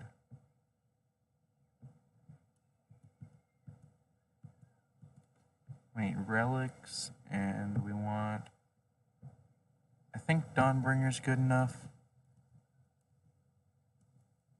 I want to bring in Dawnbringer against opponent munitions, because I don't want to be using Glinthawk and Core Skyfisher for life gain in that matchup. Relic of Progenitus should be right here. And Dawnbringer. This is like the sideboard.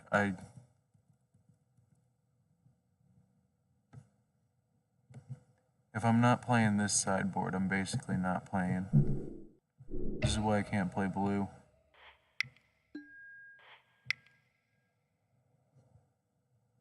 Let's have a funny game.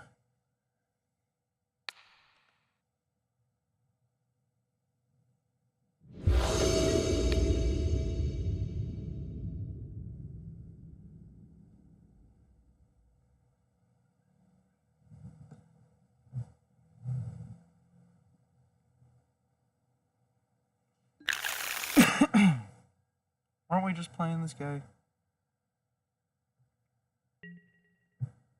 Either way, this is a decent hand, I think.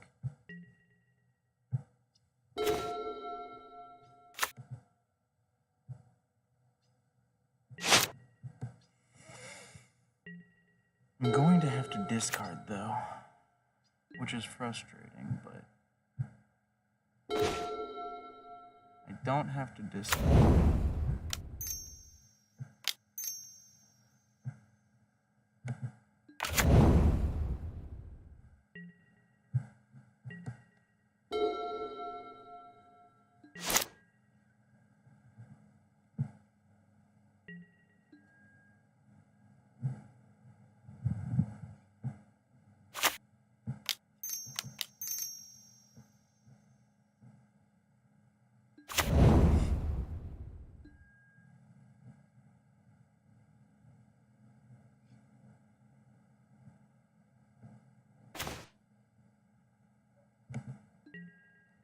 The plan's already working. Best friends, Militia Bugler and Core Skyfisher. They got the same workout plan and everything.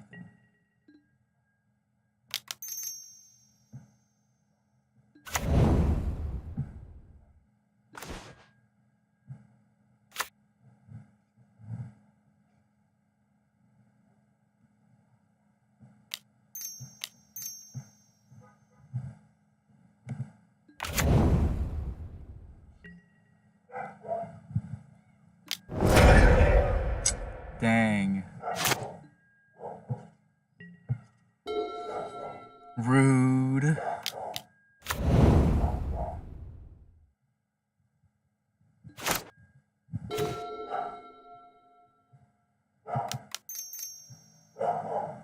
Oh, why'd I use... Why'd I use both like that? Jeez.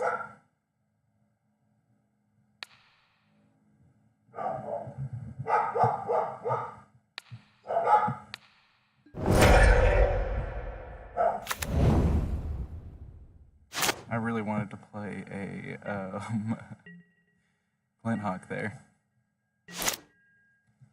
Really silly.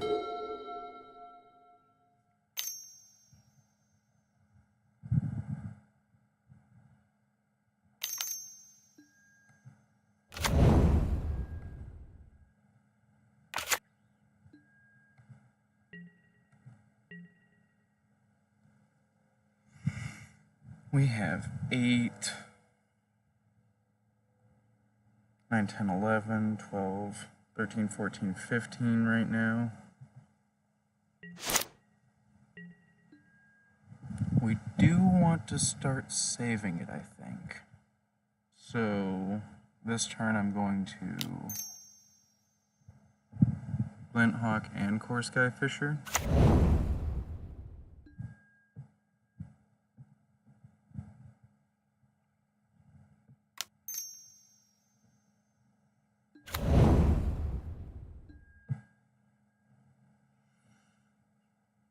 And now we have 2 mana open when he tries to kill both of those for the munitions. But I can keep bolting 1, 2, 3, 4, 5, 6, 7. I can bolt this guy here.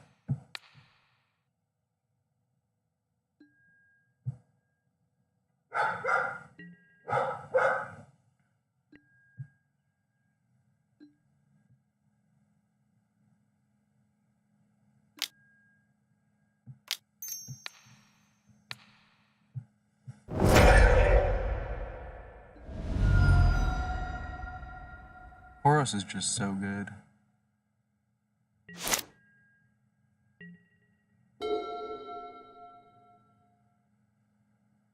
Like, it does exactly what the game is. It plays creatures, and it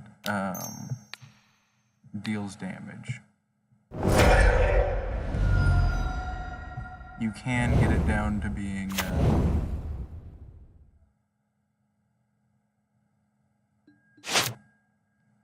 like, he's at 10 life.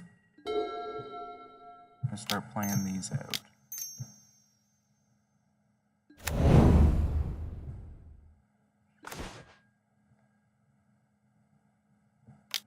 I can throw that out.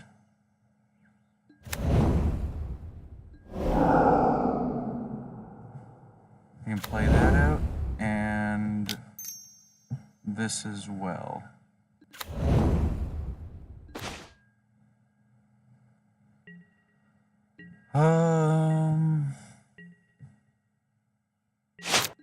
Probably could have tapped the other way to have Galvanic Blast plus Ichor Wellspring shot.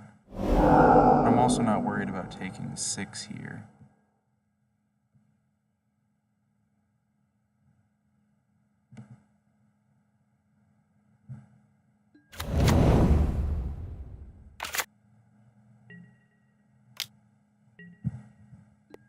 I can just take 6 and then start shooting these at him, because that's going to take a minute.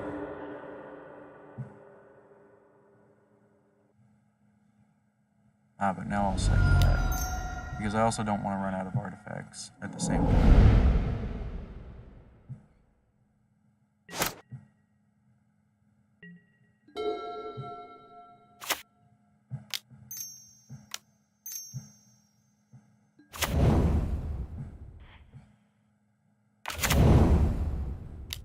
Oh, this is just such a nice instant board.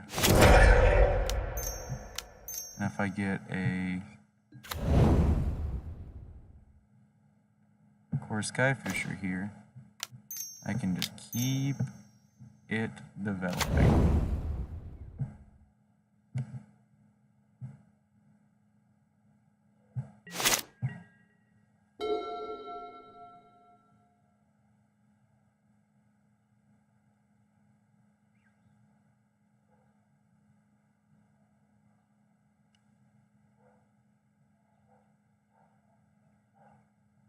I could have held open the mana and not killed the board party instantly.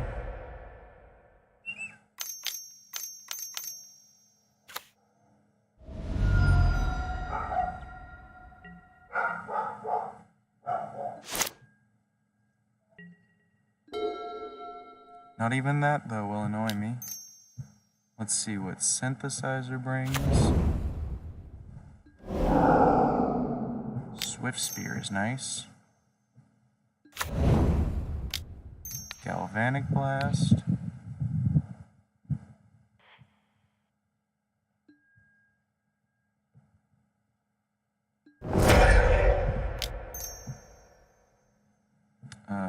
Metal Fist.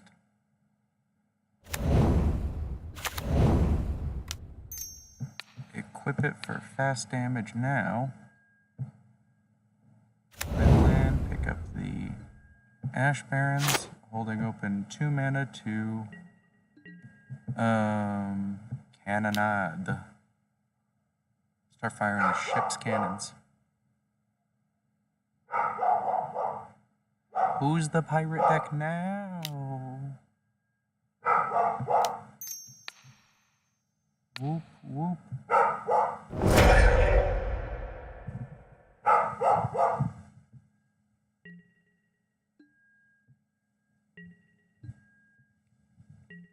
Okay. And we have 1, 2, 3, 4, 5, 6, 7 mana. 1, 2, 3, 4, 5 artifacts. Plus 8 creatures. Or 8 unit. 8 cannonballs.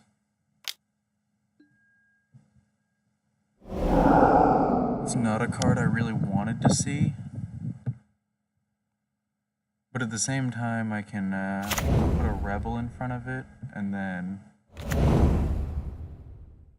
shoot it with munitions.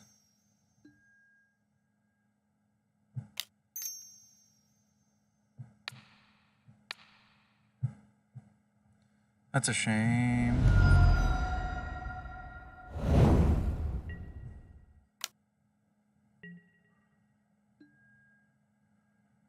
Gets in for number 6.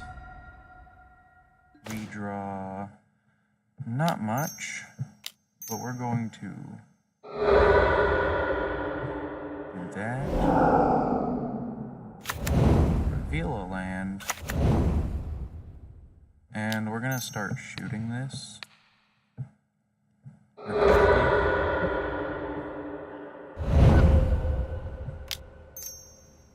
Not our other white.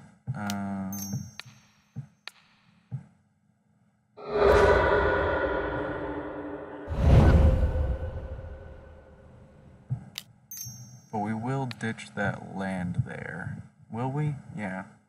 Because I want to play the or I want to play what I get off of the Glint Hawk from the synthesizer.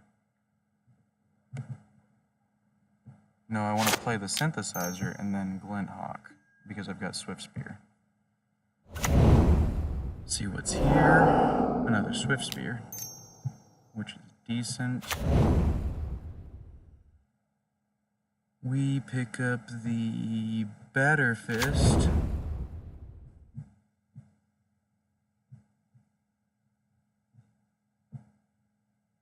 And swing in for 5.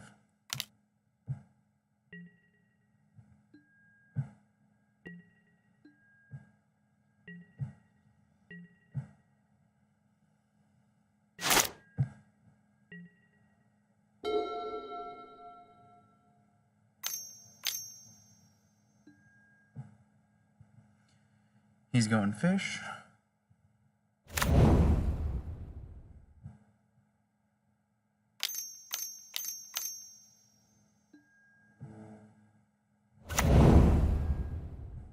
Another go fish.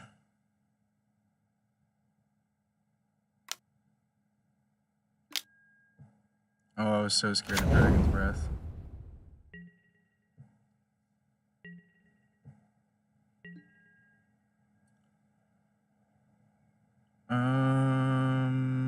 Let's see here.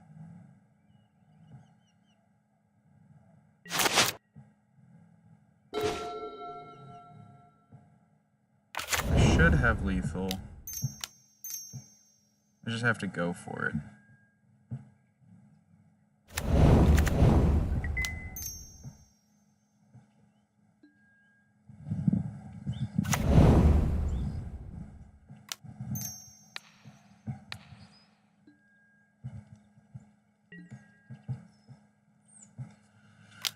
Shoot whatever he blocks at his face. Yeah.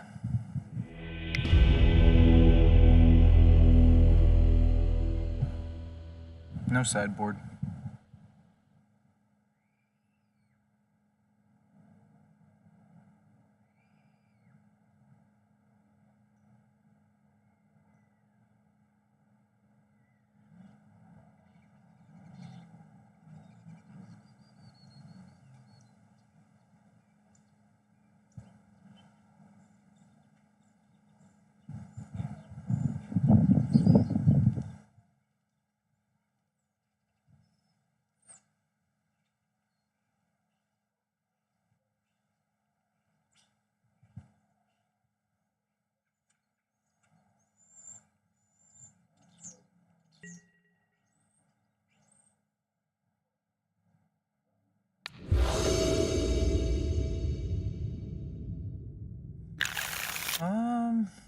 That's not a good hand.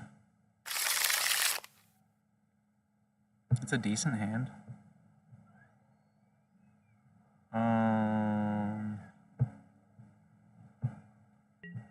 Let's toss back the artifact land, assuming he brought in artifact hate.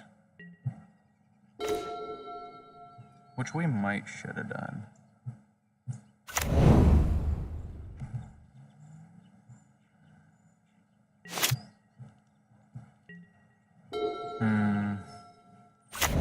Maybe we should have kept the red source and tutored for a basic plains, because as is, I need 2 mountains, but... Oh! Damn! That was not on purpose. I need to grab a mountain. Like I was just saying, I need 2 mountains for the eventual,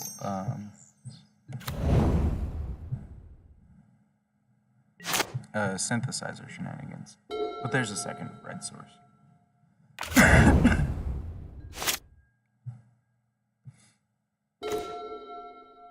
As is, we have no competition. I think I want to send the bugler. Expecting removal. No hits. Tragic.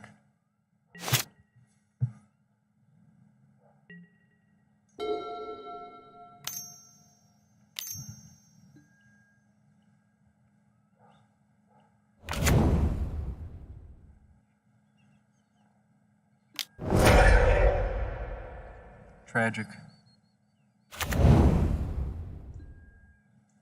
No one weeps for the dead.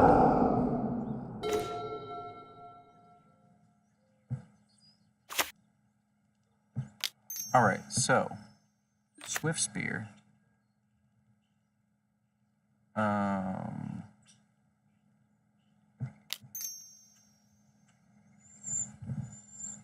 Glinthawk.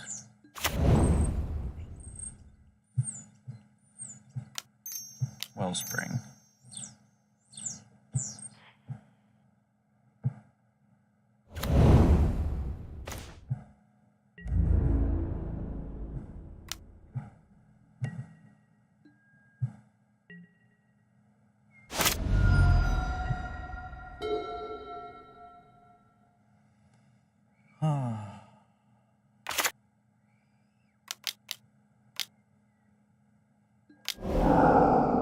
I gotta remember to be a little bit preoccupied with my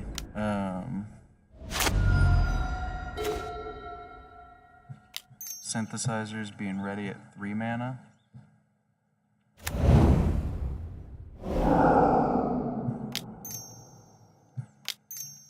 Because currently this is not the best.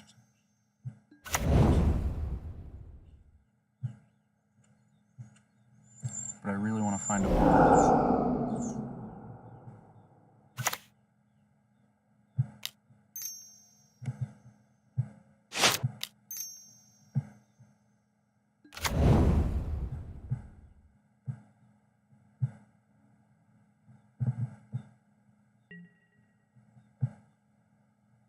Go ahead and attack in... No, that's going to be a 1-2. I think I need to, like, hold back. You can't take another 6.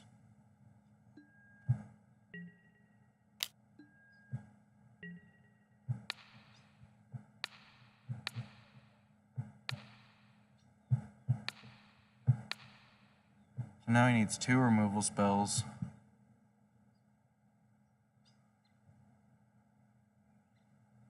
Which I don't doubt he has, but I don't have the removal for his guy either, so...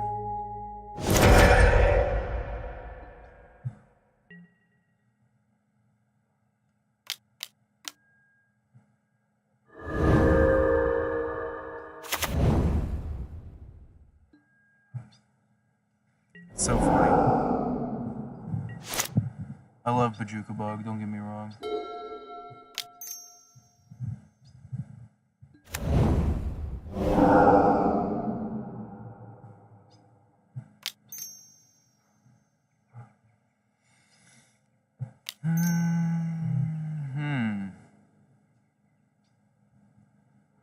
He's got another one coming next turn.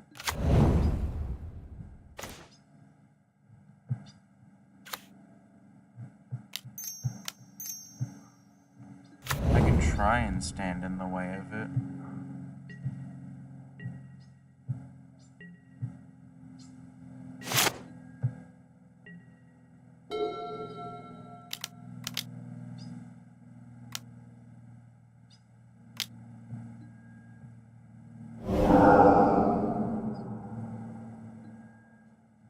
Yeah, he always gets removal right off of that, huh? Wait, no, that's not how I want to do that.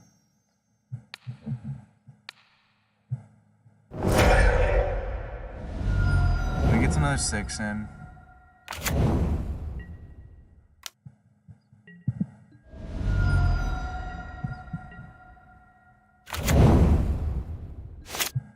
And then we just spend the mana to shoot this guy down. I want to check under here first.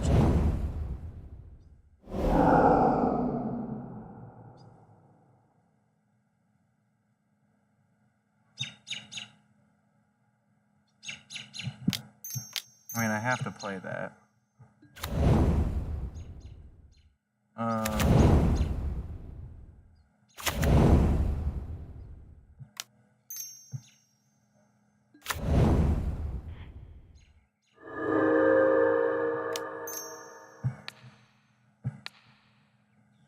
Just gonna shoot it 3 times.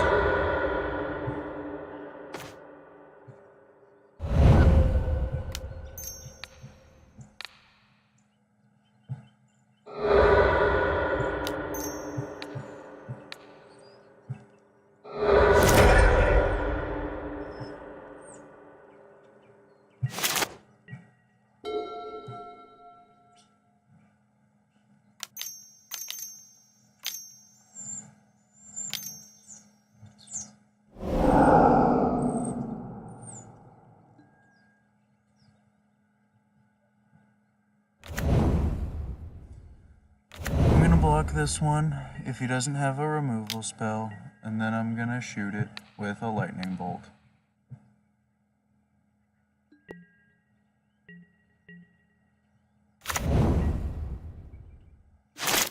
I need to preserve my health to some extent.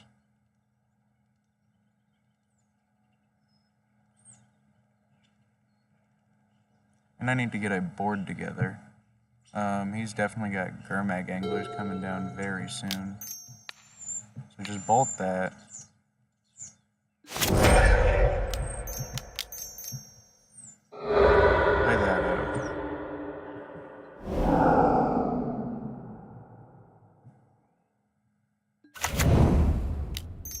Pick up the other synth and fear that it's going to be Militia Bugler. Not Militia Bugler. Or set.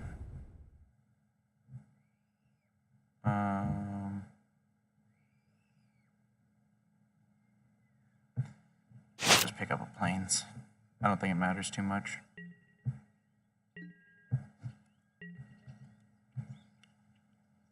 But I do have to win this game because I am so far behind on time.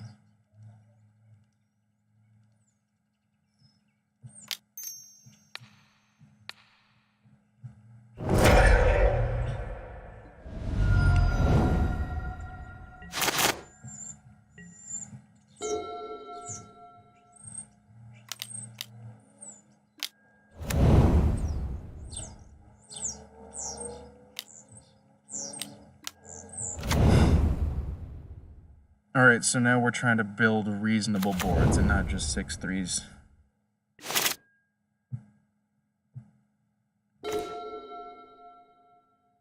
It's a good thing I got the antidote to a 3-3. That's getting in my way.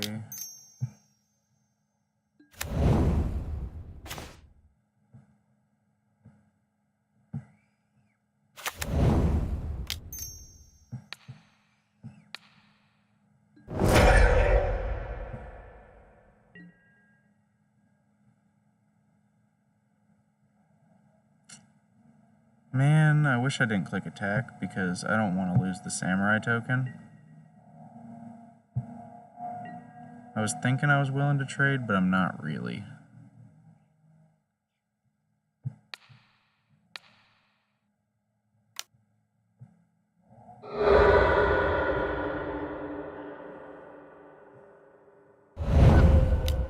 Yeah, this is looking a little bit better.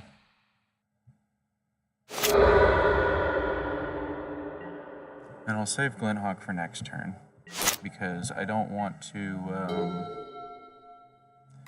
miss out on the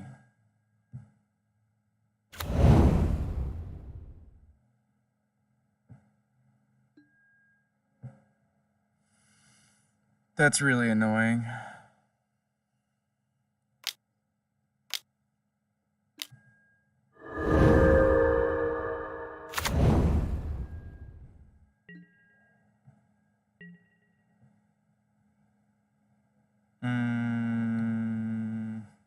Yeah, that's just annoying. I'm not sure if it's a big deal.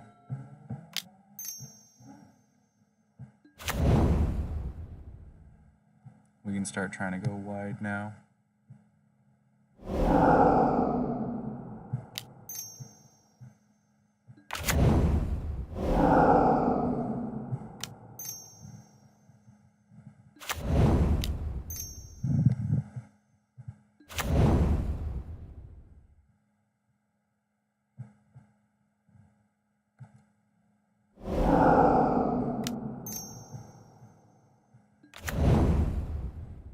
This is turning pretty decent.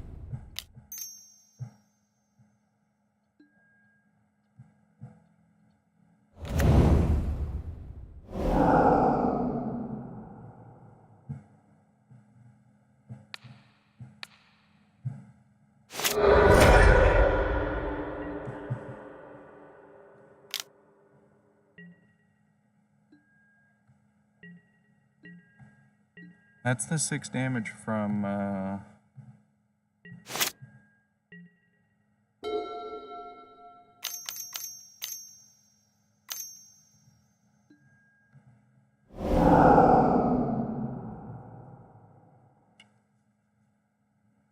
cast down, eh?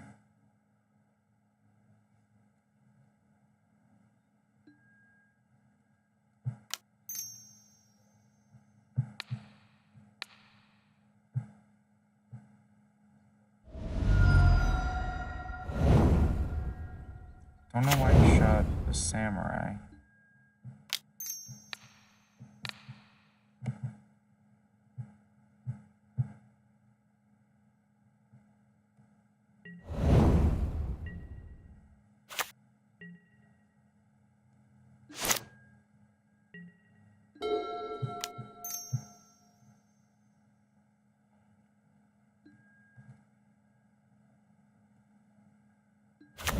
Play synthesizer, reveal a bugler, which we're gonna go for this time. We're gonna get another bugler, and then we're gonna go for another synthesizer.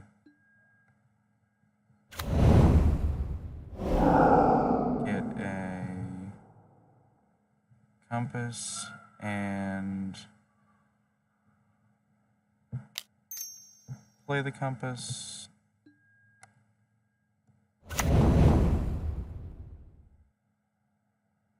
And then hold up 3 mana, because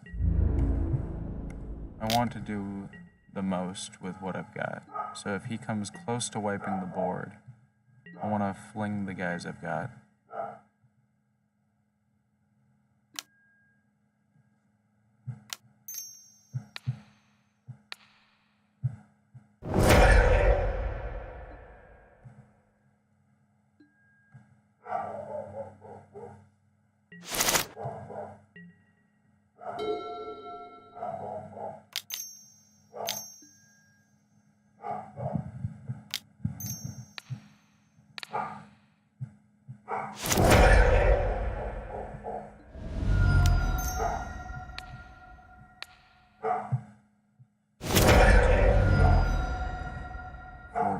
6, 7. I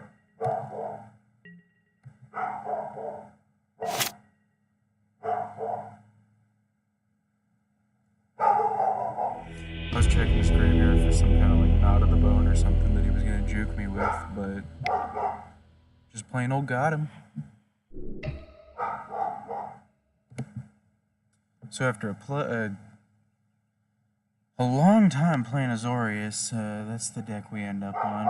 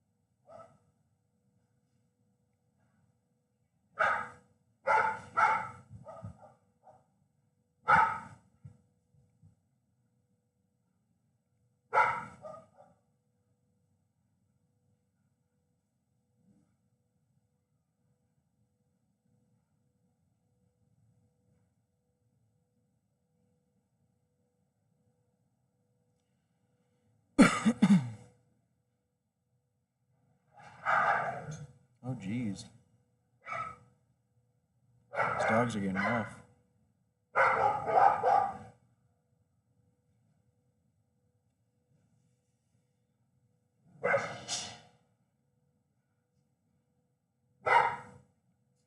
"18 lands" was a little bit tight. And the life gain was a little bit touch and go.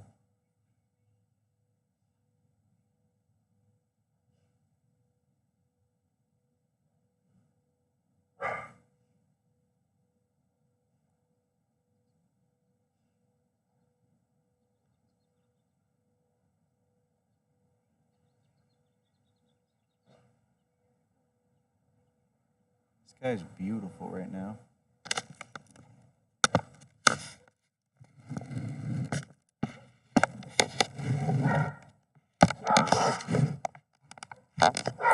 Let me see how much of this sky can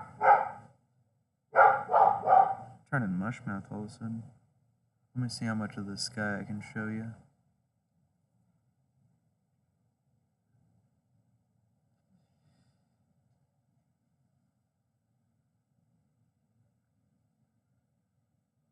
I'm mostly just pointing at the tree, huh?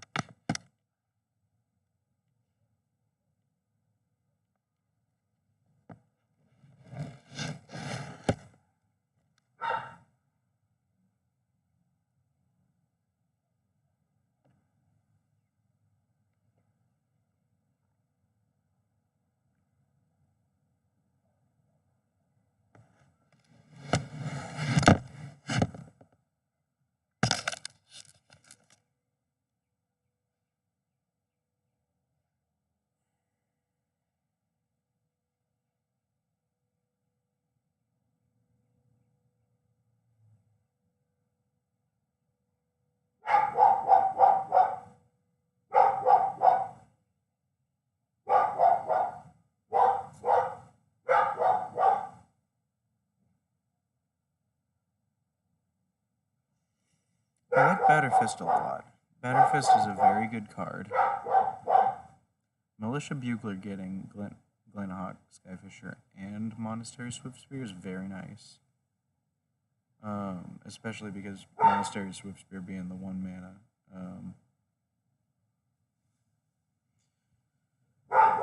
Can hopefully play it right after.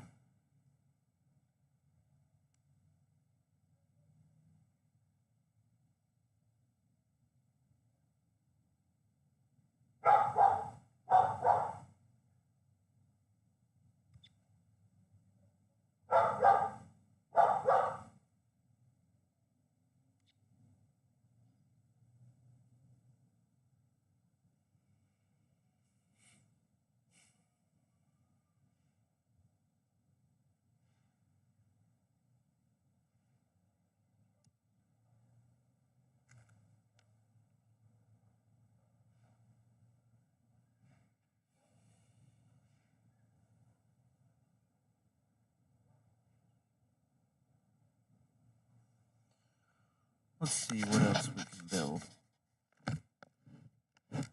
No more games for the day. Not that anyone's watching, but see what interesting build around cards I can look through.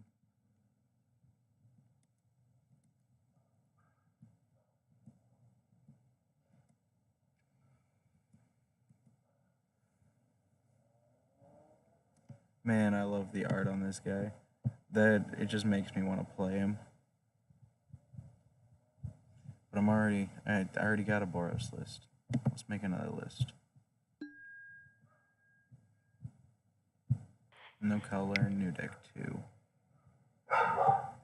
This guy is like,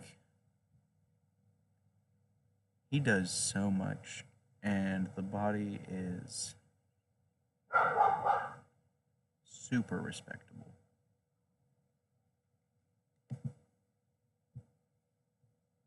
I think I want to try. This guy is also something I'm always looking for, or looking at, because that plane cycling 2 isn't bad. Like on turn 2, go get a land for turn 3.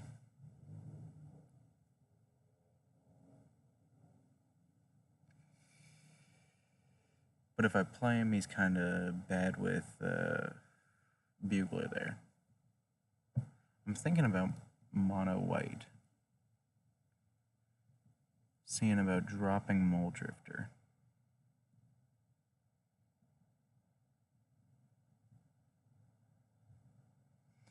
See, if I drop Mole Drifter, though, Ephemerate is purely defensive, and for Palace Sentinels. And that was the issue I was running into before, is I had nothing to, like, press for advantage. Whereas, if you watched, you can see that Mole Drifter Ephemerate really pulls for advantage.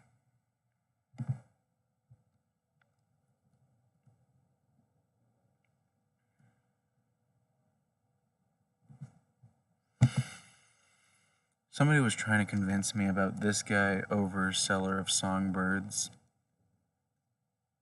Because if you predict Fumes, you can play him as a 3/2, but then you don't want to flicker him. And then if you flicker him, he's pretty much... Well, I mean, the second time that you flicker him, you can make him a 3/2, but then he's not attacking because you flickered him.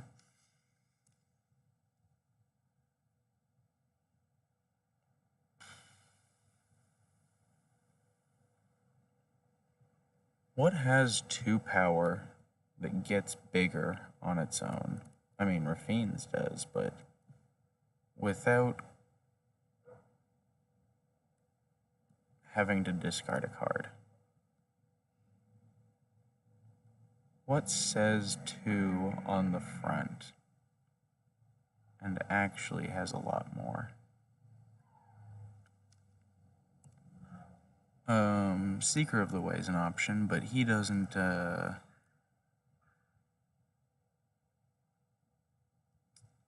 he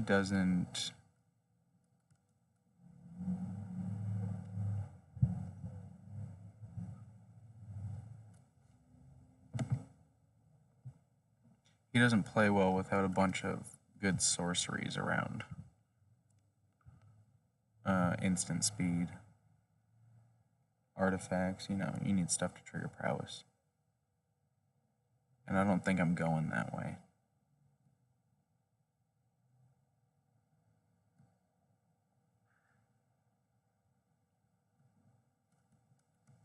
Coalition Honor Guard is an interesting, like, flicker target. When they play a removal spell, you just absorb it, I guess. That's not good. Not better than Mole Drifter.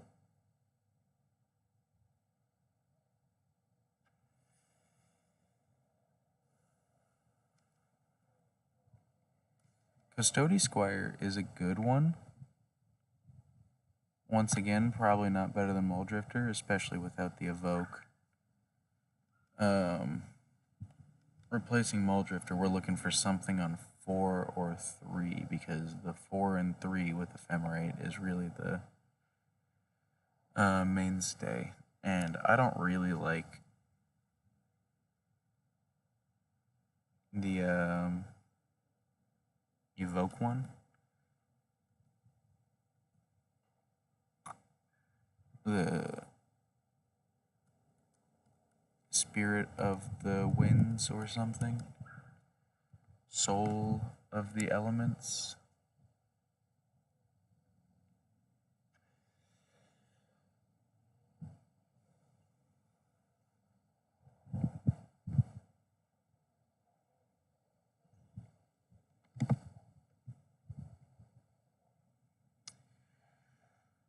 Let's go ahead and add the card draw creatures and see where that puts us. Let's just go with all the good ones.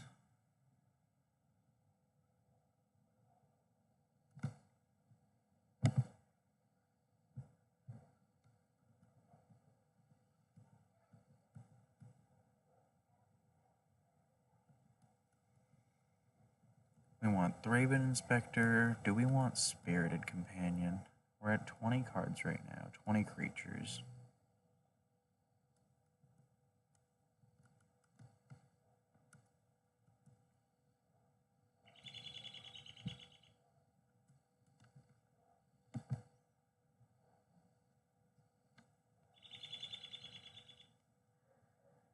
Let's see, with the 12 from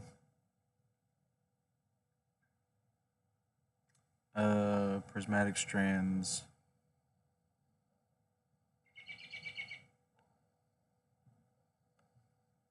Ephemerate, and Journey, we're at 36.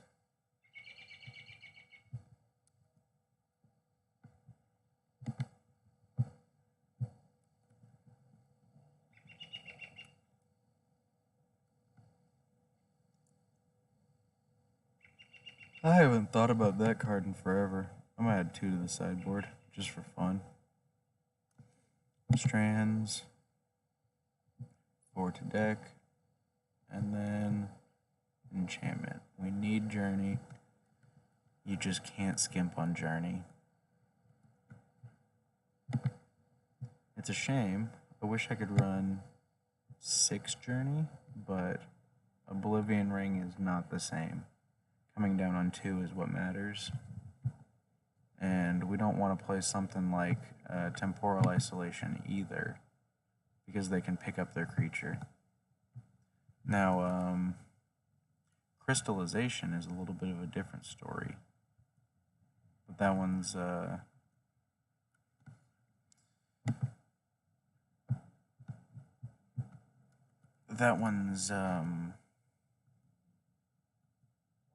you know, blue, green locked.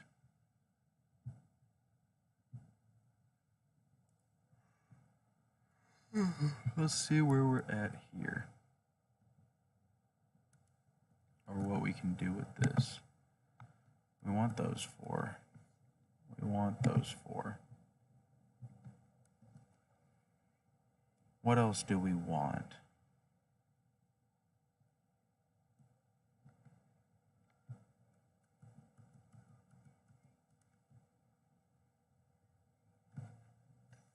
We have room for 16 more lands.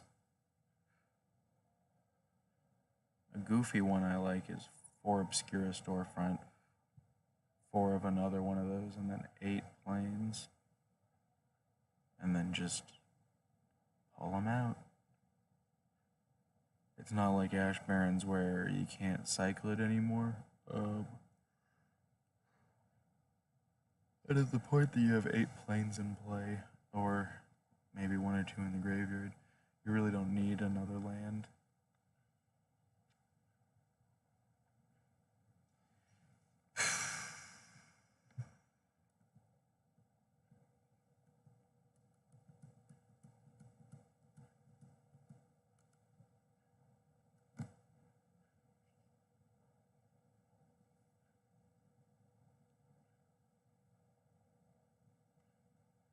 What if I went with like 6 Peru lands.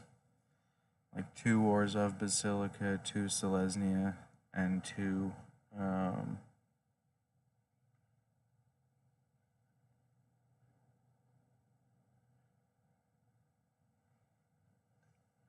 Azorius.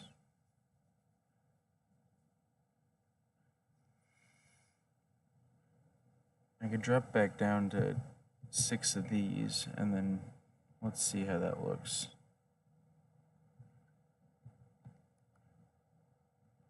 Just for funsies.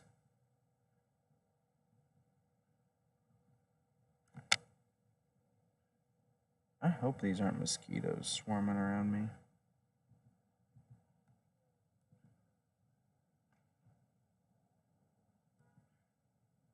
Though the more I think about it, the more they have to be, right? Let's see, or that's all the bank colors.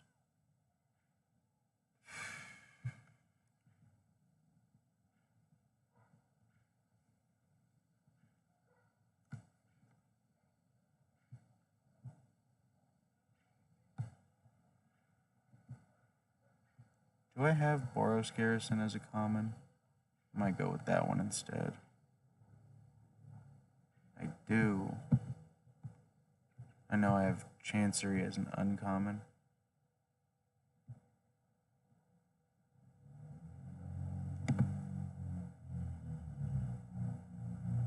No, not Ash Barons. Because everything should be plains. All the rest are plains. 10. 1, 2.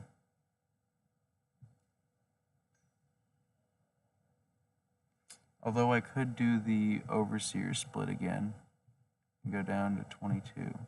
I kind of like that one a little bit more in mono white. And with this, because we don't have a high value target like Mole Drifter,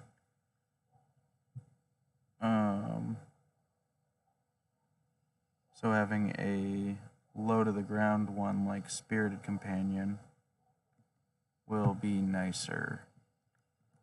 We're pretty vulnerable to fumes now with the Squadron Hawks, so we have to keep that in mind.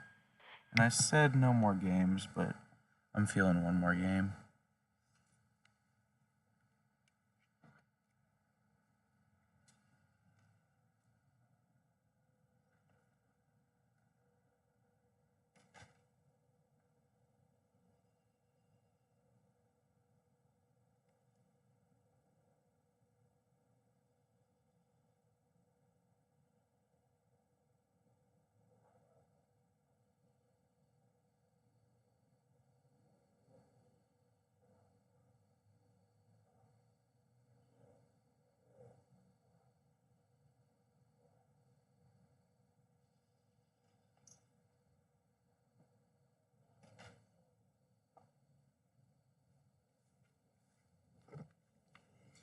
So worried these are mosquitoes.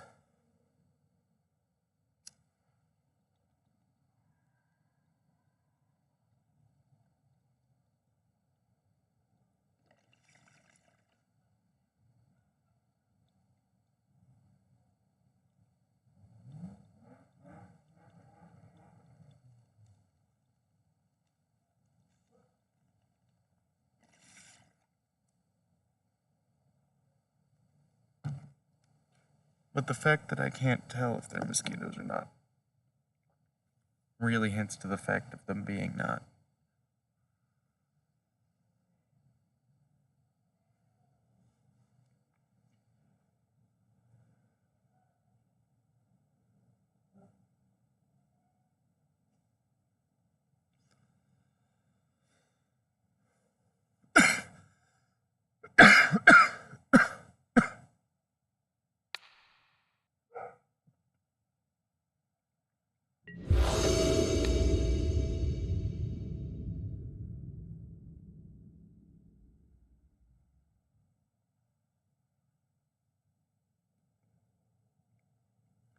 This looks decent. I like the looks of this. can even wait till 3 to play the Sanctuary, if I really want.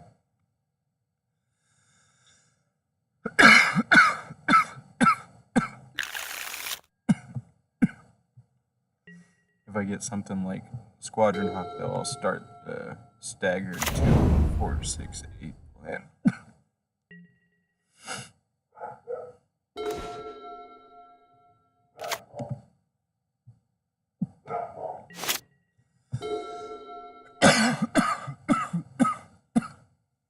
As is, I'll probably just draw a card on 2, draw a card on 3. Try and get up to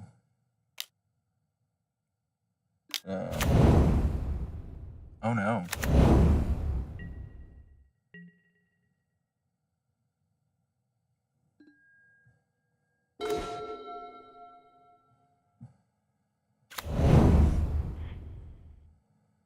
They kind of scare me for some reason. I don't know what the opponent's doing all of a sudden. Like a Bayou Groff would really shiver my timbers.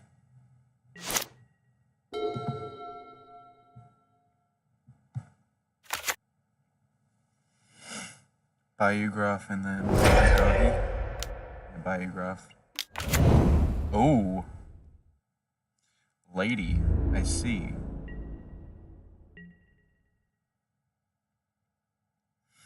I like Nest Invader as ramp. That's really cool.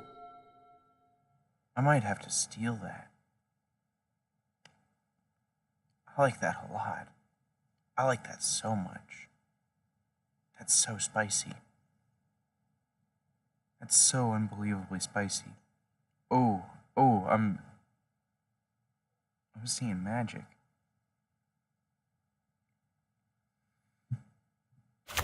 I want to get in the air because he's really not giving me much choice.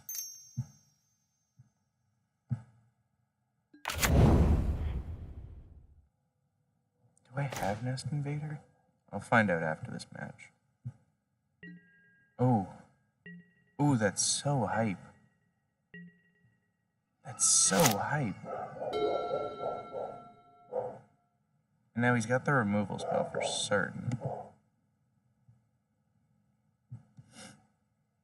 I wouldn't put it past him to have the snuff out so he can just play the initiative and then snuff out my flyer.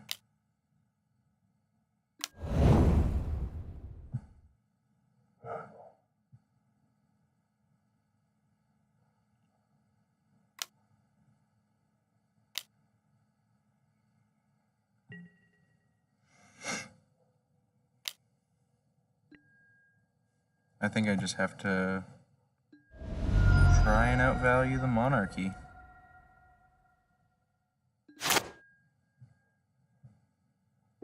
Which is definitely rough. Not the place you want to be.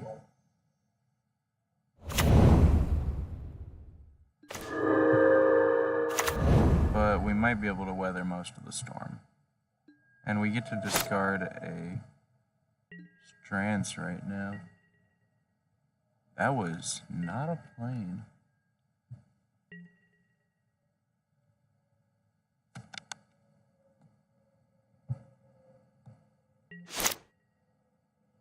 That's a wicked noise. No clue what it is.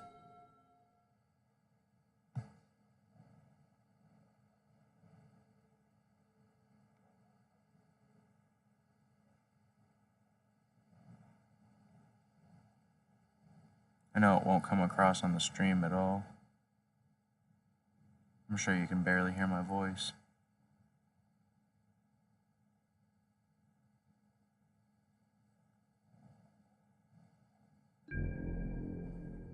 I'll get some proper equipment soon.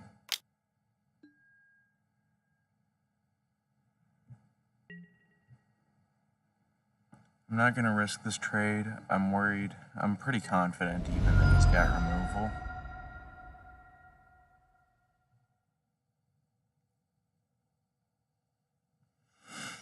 And if he doesn't, he's kind of in for a bad time.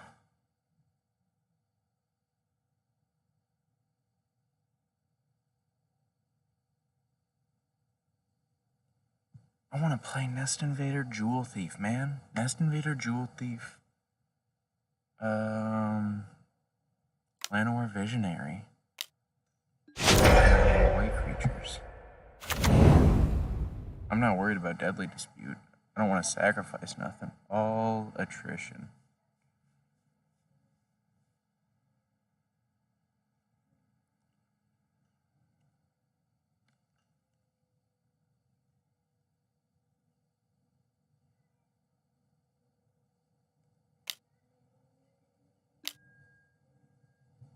Oh, okay. I get to take the Monarchy.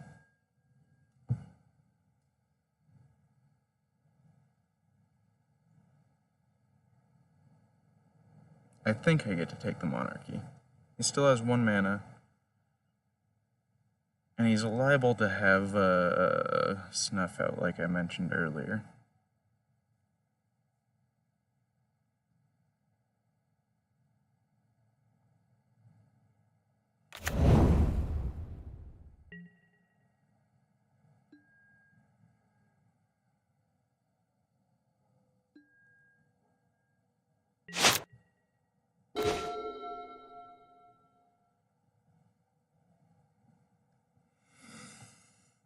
Oh, these Radiant Fountains are kind of hurting right now.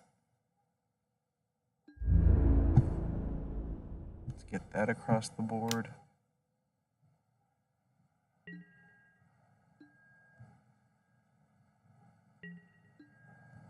Okay, it crosses the board. What do we put down now?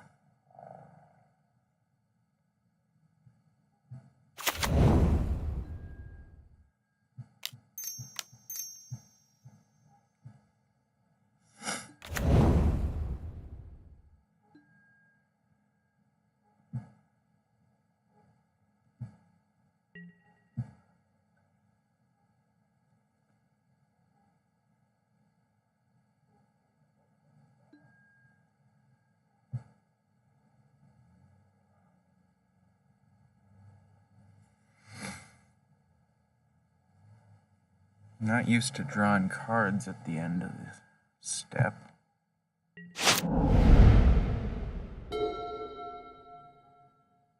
Still want to hold Ephemerate open.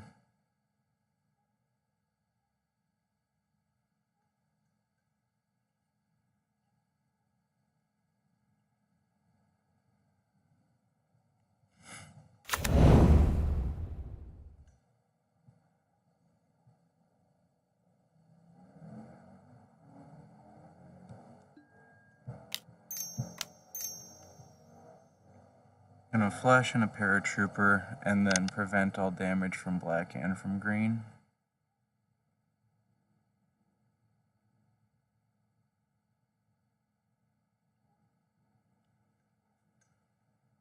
Just to use those strands up.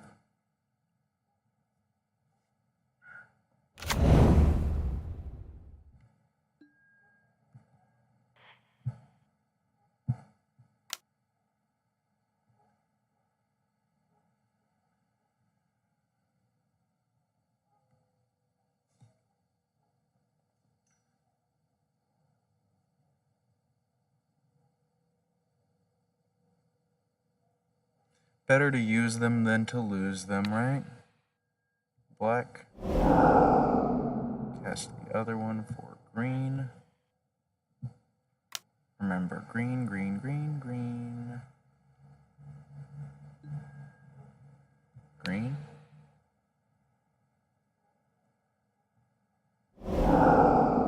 Now watch him,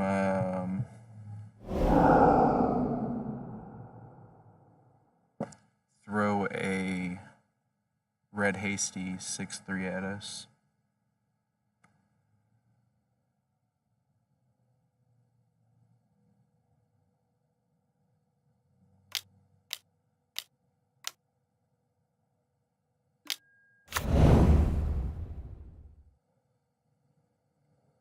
That's fun too.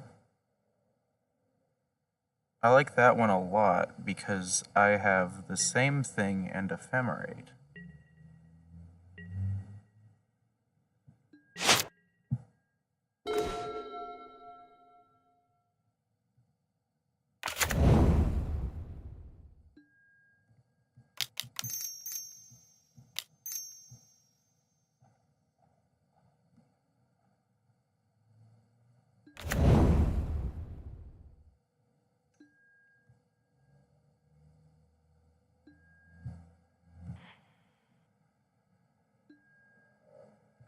Great, now I'm yielded exclusively to the basic land one.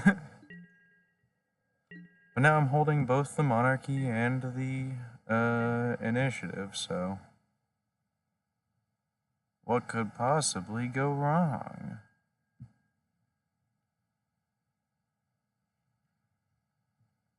That's funny that both the Selesnyas come up.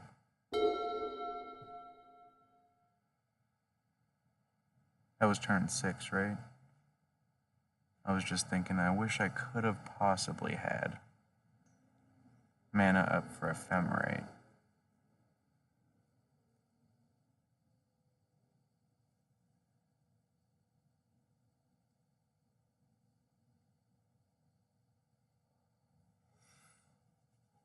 As is, I think I want to, if he were to swing,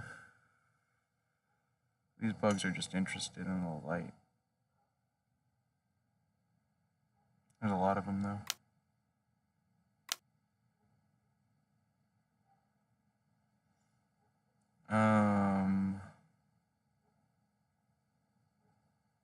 G. Crypt Rats.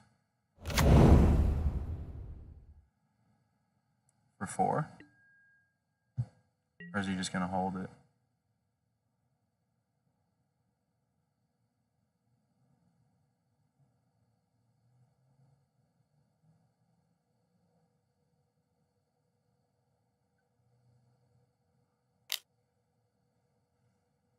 Okay, so everybody. And he's got 4 damage. 5 damage.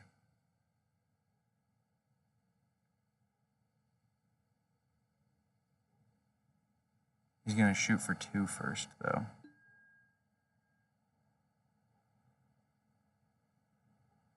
Make it so I can't block everybody.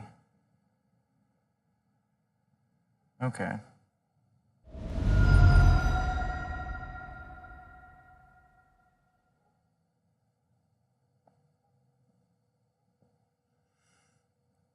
I can trade the Bugler for the Avenging Hunter and eat the Sorrow's Packmate. I'm waiting for him to have removal, too. Okay, blockers. Trade for the Hunter. And 3 plus 2 does not equal 6, so I can eat him.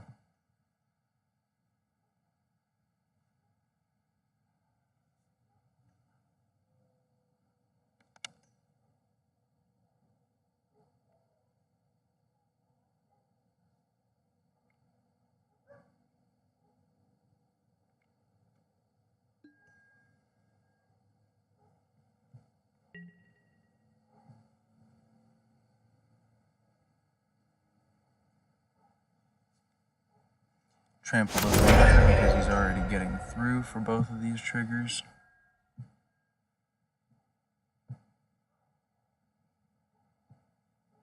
So he'll get to forge up Thorn of the Black Rose, which is annoying. But I can just chump it with Thraben Inspector. Even better, chump Ephemerate.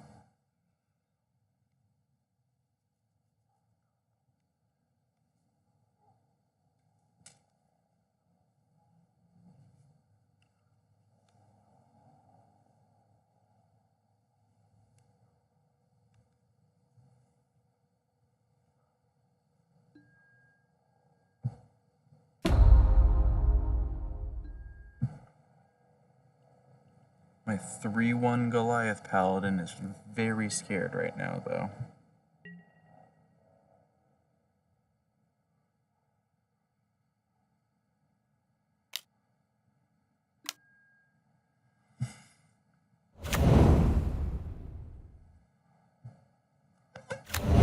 Just got a moth in my eye.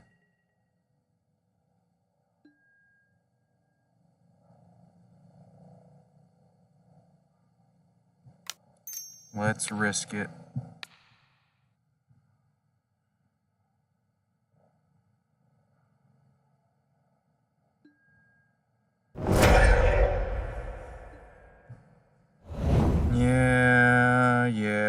Let's see what I get.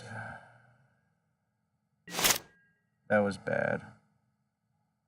I shouldn't have risked it. That was so stupid.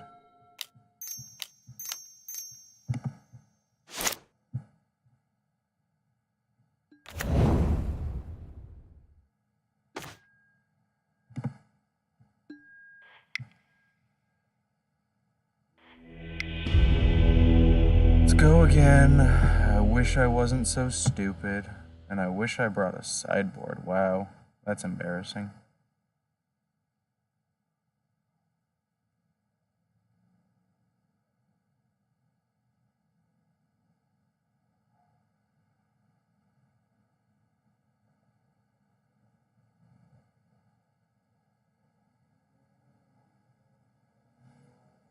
That's a tournament practice sideboard right there.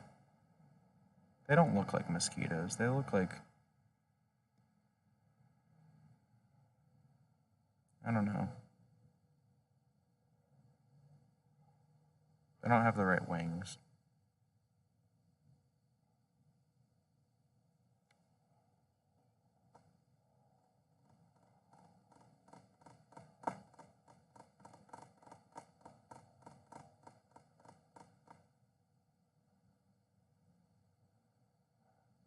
What could you possibly have? Is your whole sideboard fumes and cannonade? Are you trying to fit 8 board wipes in?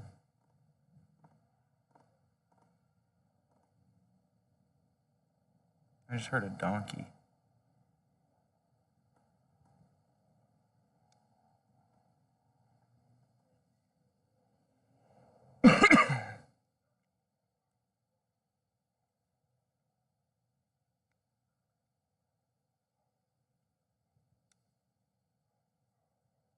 What is this, man? He's gonna concede.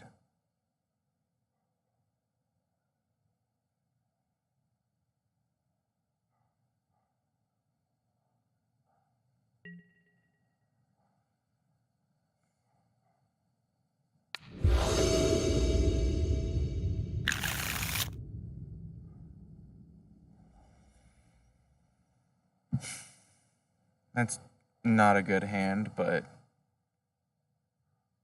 what do I know? It'll turn into a fine hand.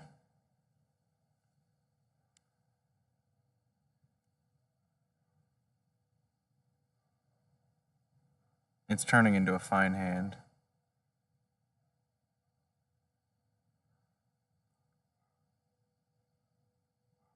He's looking for too much, in my opinion. What could he possibly need? What is, like, sideboard worthy versus me?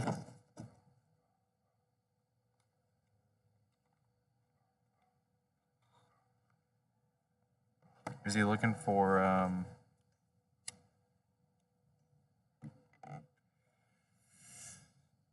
the, like, early cannonade? Because I'm not even going to be on the board early.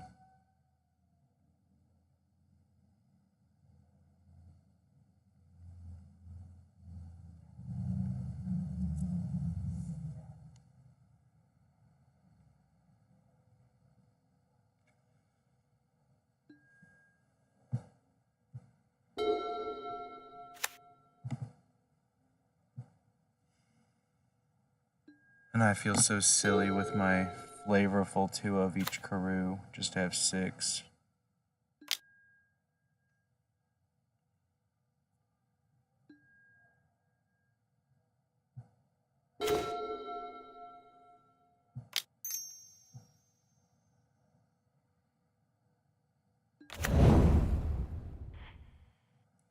Why would I even want 6, man? Land destruction's been everywhere today. Is that why I want 6? Because even though it takes me down a land, I still have the land in hand. See, I've got this sneaking suspicion that Karoo lands are good against land destruction? No, because I combined 2 lands. Right, no. I always forget about that part.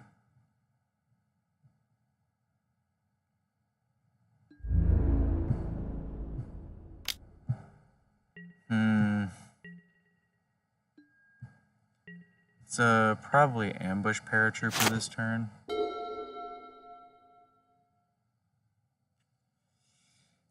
Get him on the back pedal just a little bit.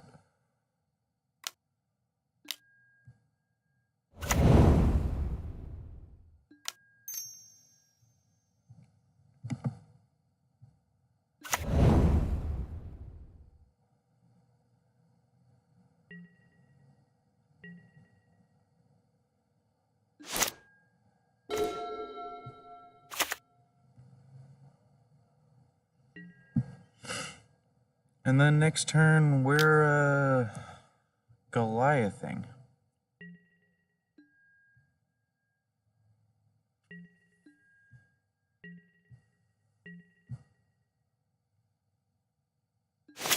He revealed... What did he reveal? Ah. So he got the forest.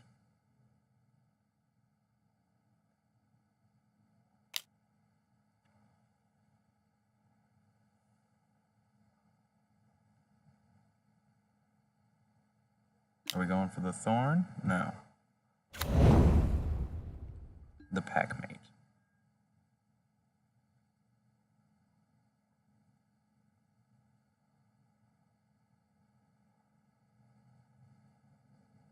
Why is my guy tapped? Oh, because I attacked.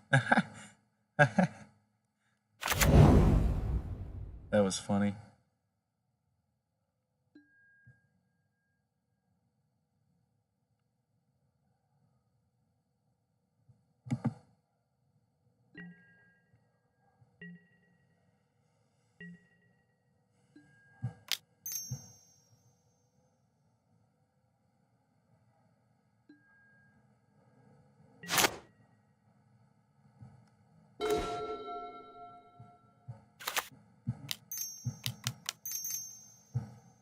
See, this is just incredibly decent, usually.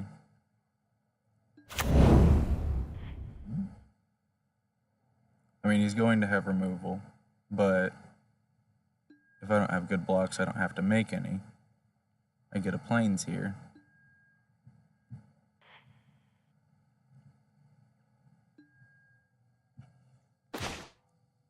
Next turn when I play it, and maybe take it, because I do have flyers. Yep, I know. But can you take out my flyer? Or put up a Valiant blocker?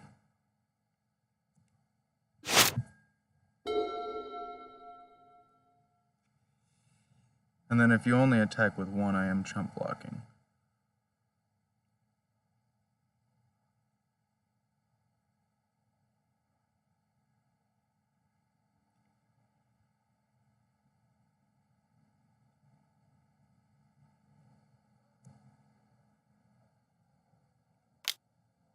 Against this guy with all his removal, I think I need to go down the Lost Well path.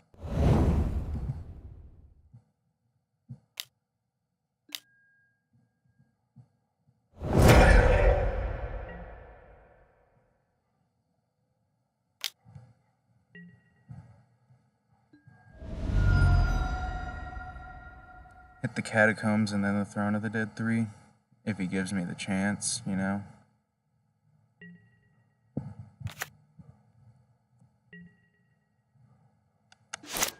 He's used so much removal that he's gonna forge up next turn. I think I just play these guys.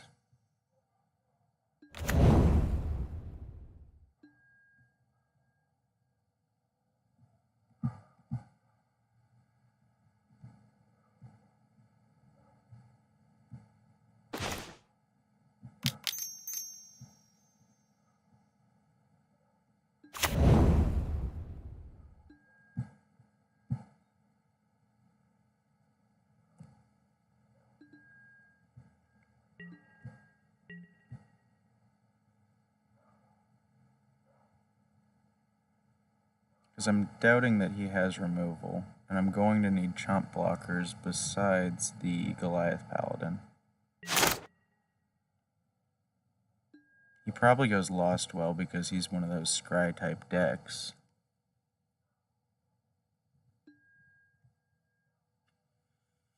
Yeah, he doesn't have the raw card advantage. Just go Forge and not worry about it.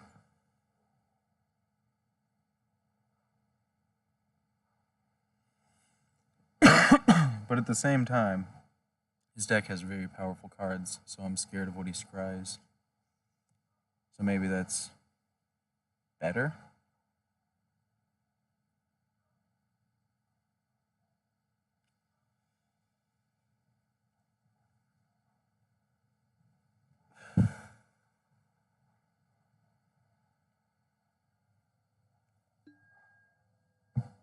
Like, I think he's looking for like a Nausea. 0 top 2 bottom. So he still drew a random card, but he picked not to draw 2 others. So he basically drew those, you know what I mean? Drew them and tossed them. Faithless Looting.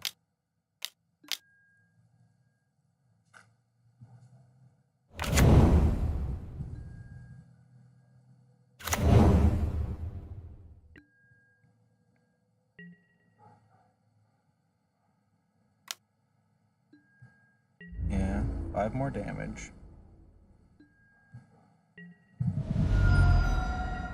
If I can take it and then just hold up strands for the guys that he's got right there, I really should.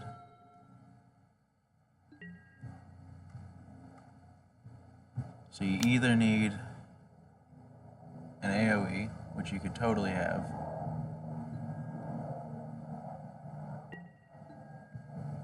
That's dope.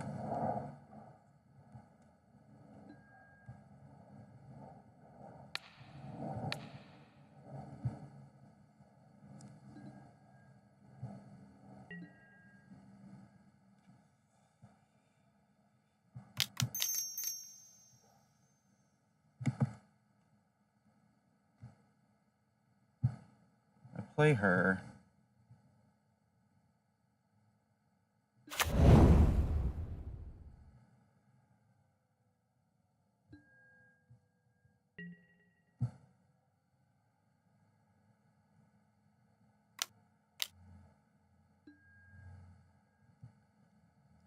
Deadly Dispute doesn't really concern me. I'm gonna toss a Hawk. I think I want all 4 of these strands. And I specifically planned to cast strands this turn.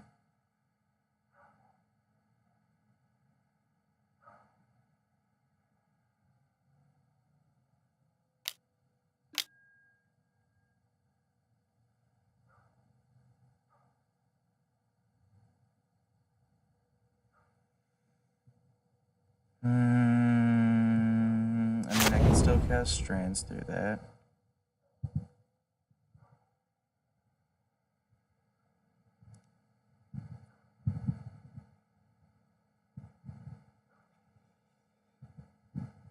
Is he just trying to play a cheaper Suffocating Fumes? Because his guys can handle it, I guess? It's not bad.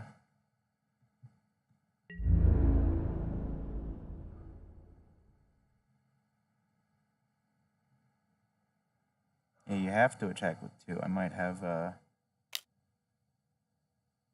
what's it called? As is, I just have strands.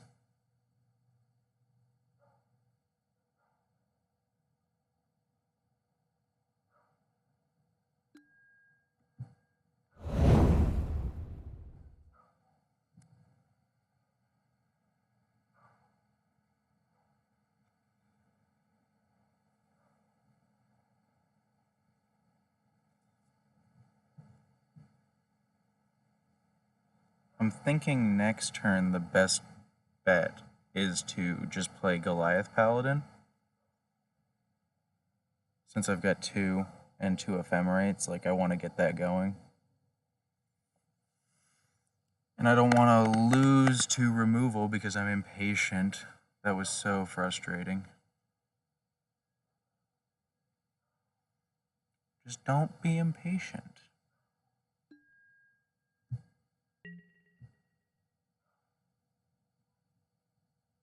I really do have him.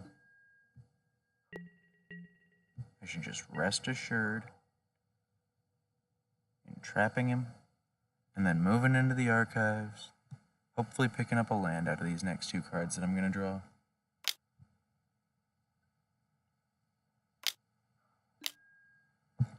We get another green card. That's what I like to see. How about another green guy? Now he's holding up cast down.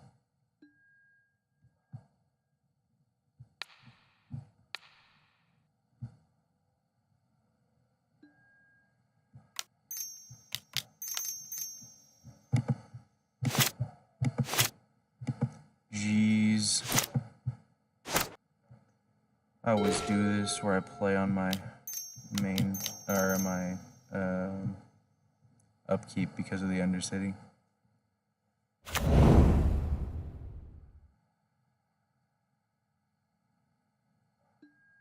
Give me a plains, please. That's decent.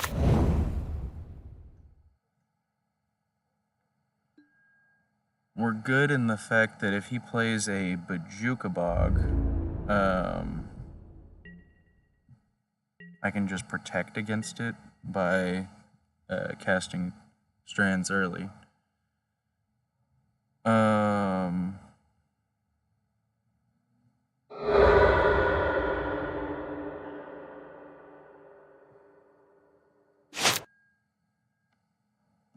Village rates. All right. I thought he was going to cast down my guy. I was almost hopeful that I could toss an Ephemerate on the Goliath Paladin. Hey, it looks like I got somebody here.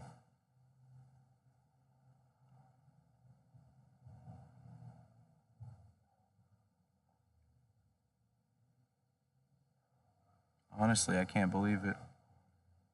Last time I said something about it, I was almost scared to say something about, oh yeah, they left.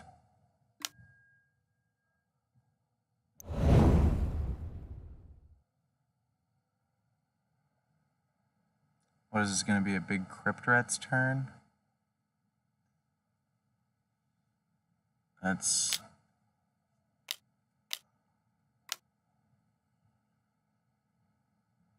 Huh.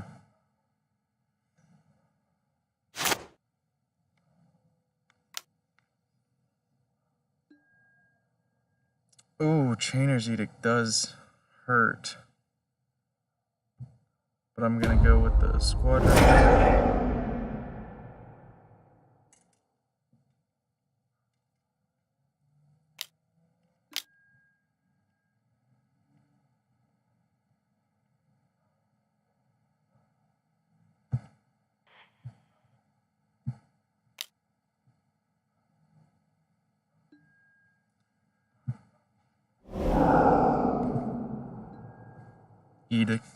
Edicts are pretty good, pretty decent. I can still cast my spell first, though.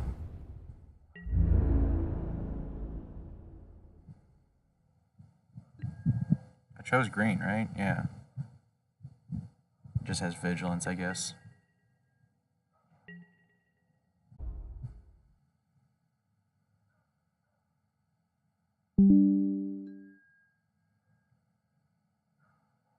That's halfway decent, though. Did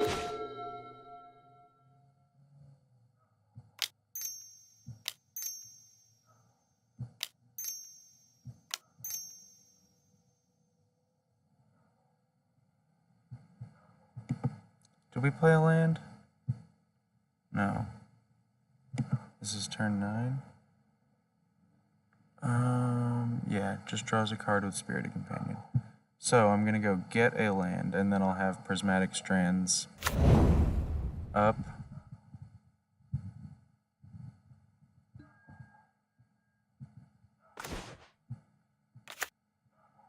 and some pretty decent blockers.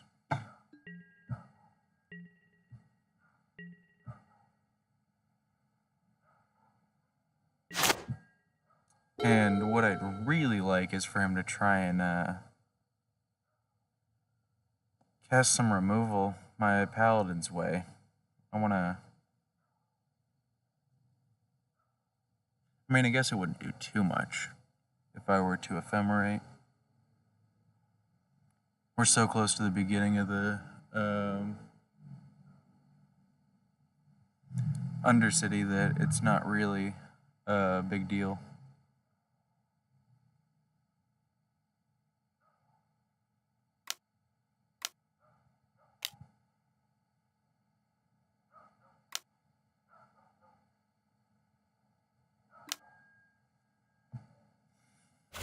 Yeah.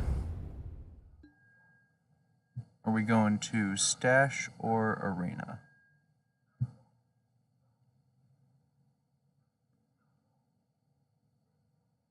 Avenging Hunter from them is pretty good. I do have the journey for it though, so I don't have to worry about it.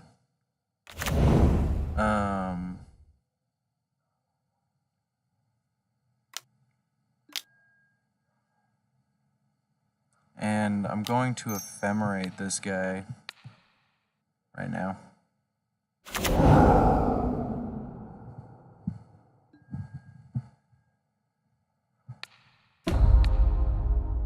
You can try and take it in combat, but I can also just have 3 blockers on the fly. I wanted to do that before he got the spawn out so that he doesn't get the 2 mana usable like he wanted. And he didn't attack in. I'm going to imagine that he's got the removal and not drop the ambush paratrooper. We're going to send him spiraling into the trap room.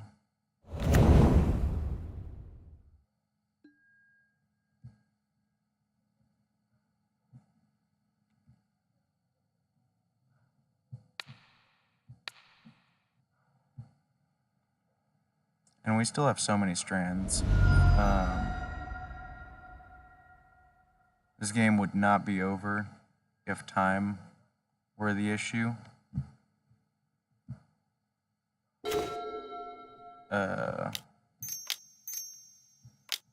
I'm just gonna get these paratroopers down. Get this last squadron hawk. And then hold up strands and ephemerate. No to that.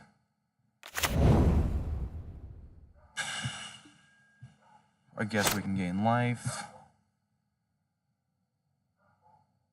And I mean, I don't really need to send the Spirited Companion because he can multi-block at 1 and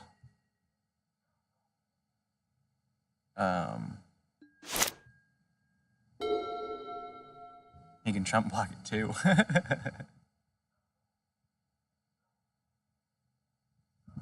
There's really not a reason. I'd much prefer to have it as a blocker.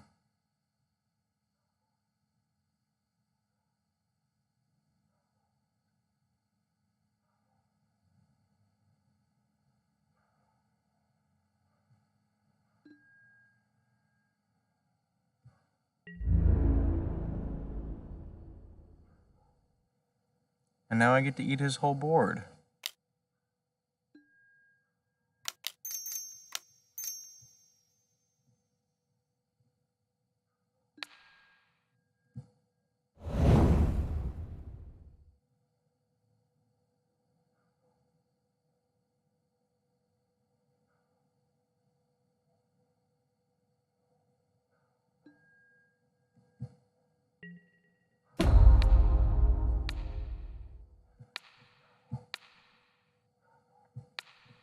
I guess not the whole board.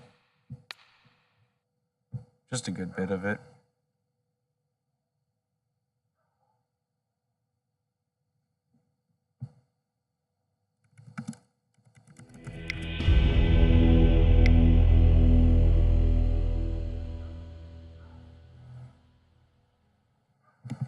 I'll go ahead and give him the concede.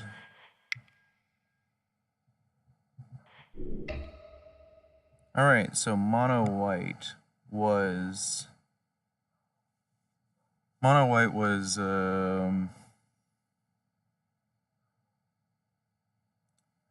didn't need Mole Drifter there at any given time, really.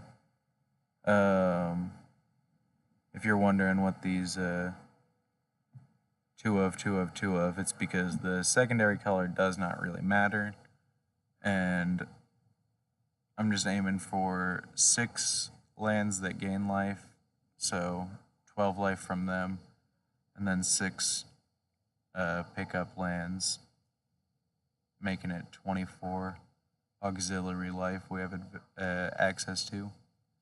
And it really does pile up.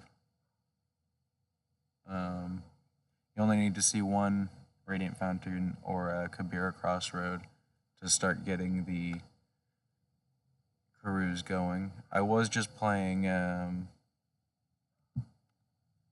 this list here, where I've got the 2 Kabira, 4 Radiant, and the 4 Chancery, and that's a lot of life. It is so much life that Burn has a lot of trouble getting past Prismatic Strands, for instance.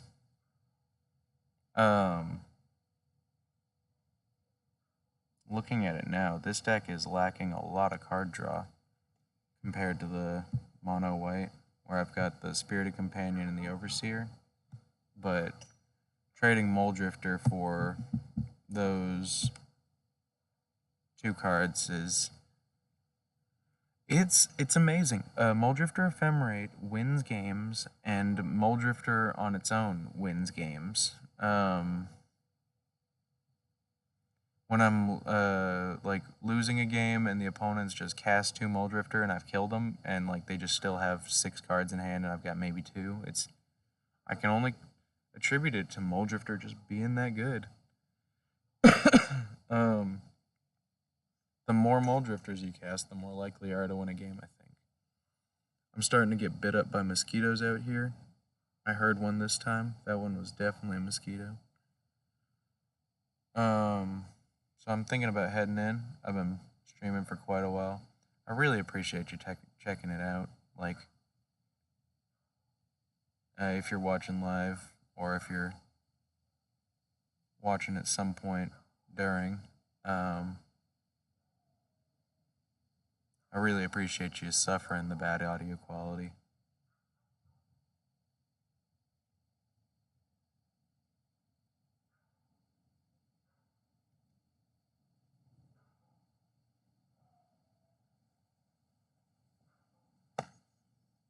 So, thank you for checking it out. But I'm going to close down for now. I've been streaming since about 8 a.m.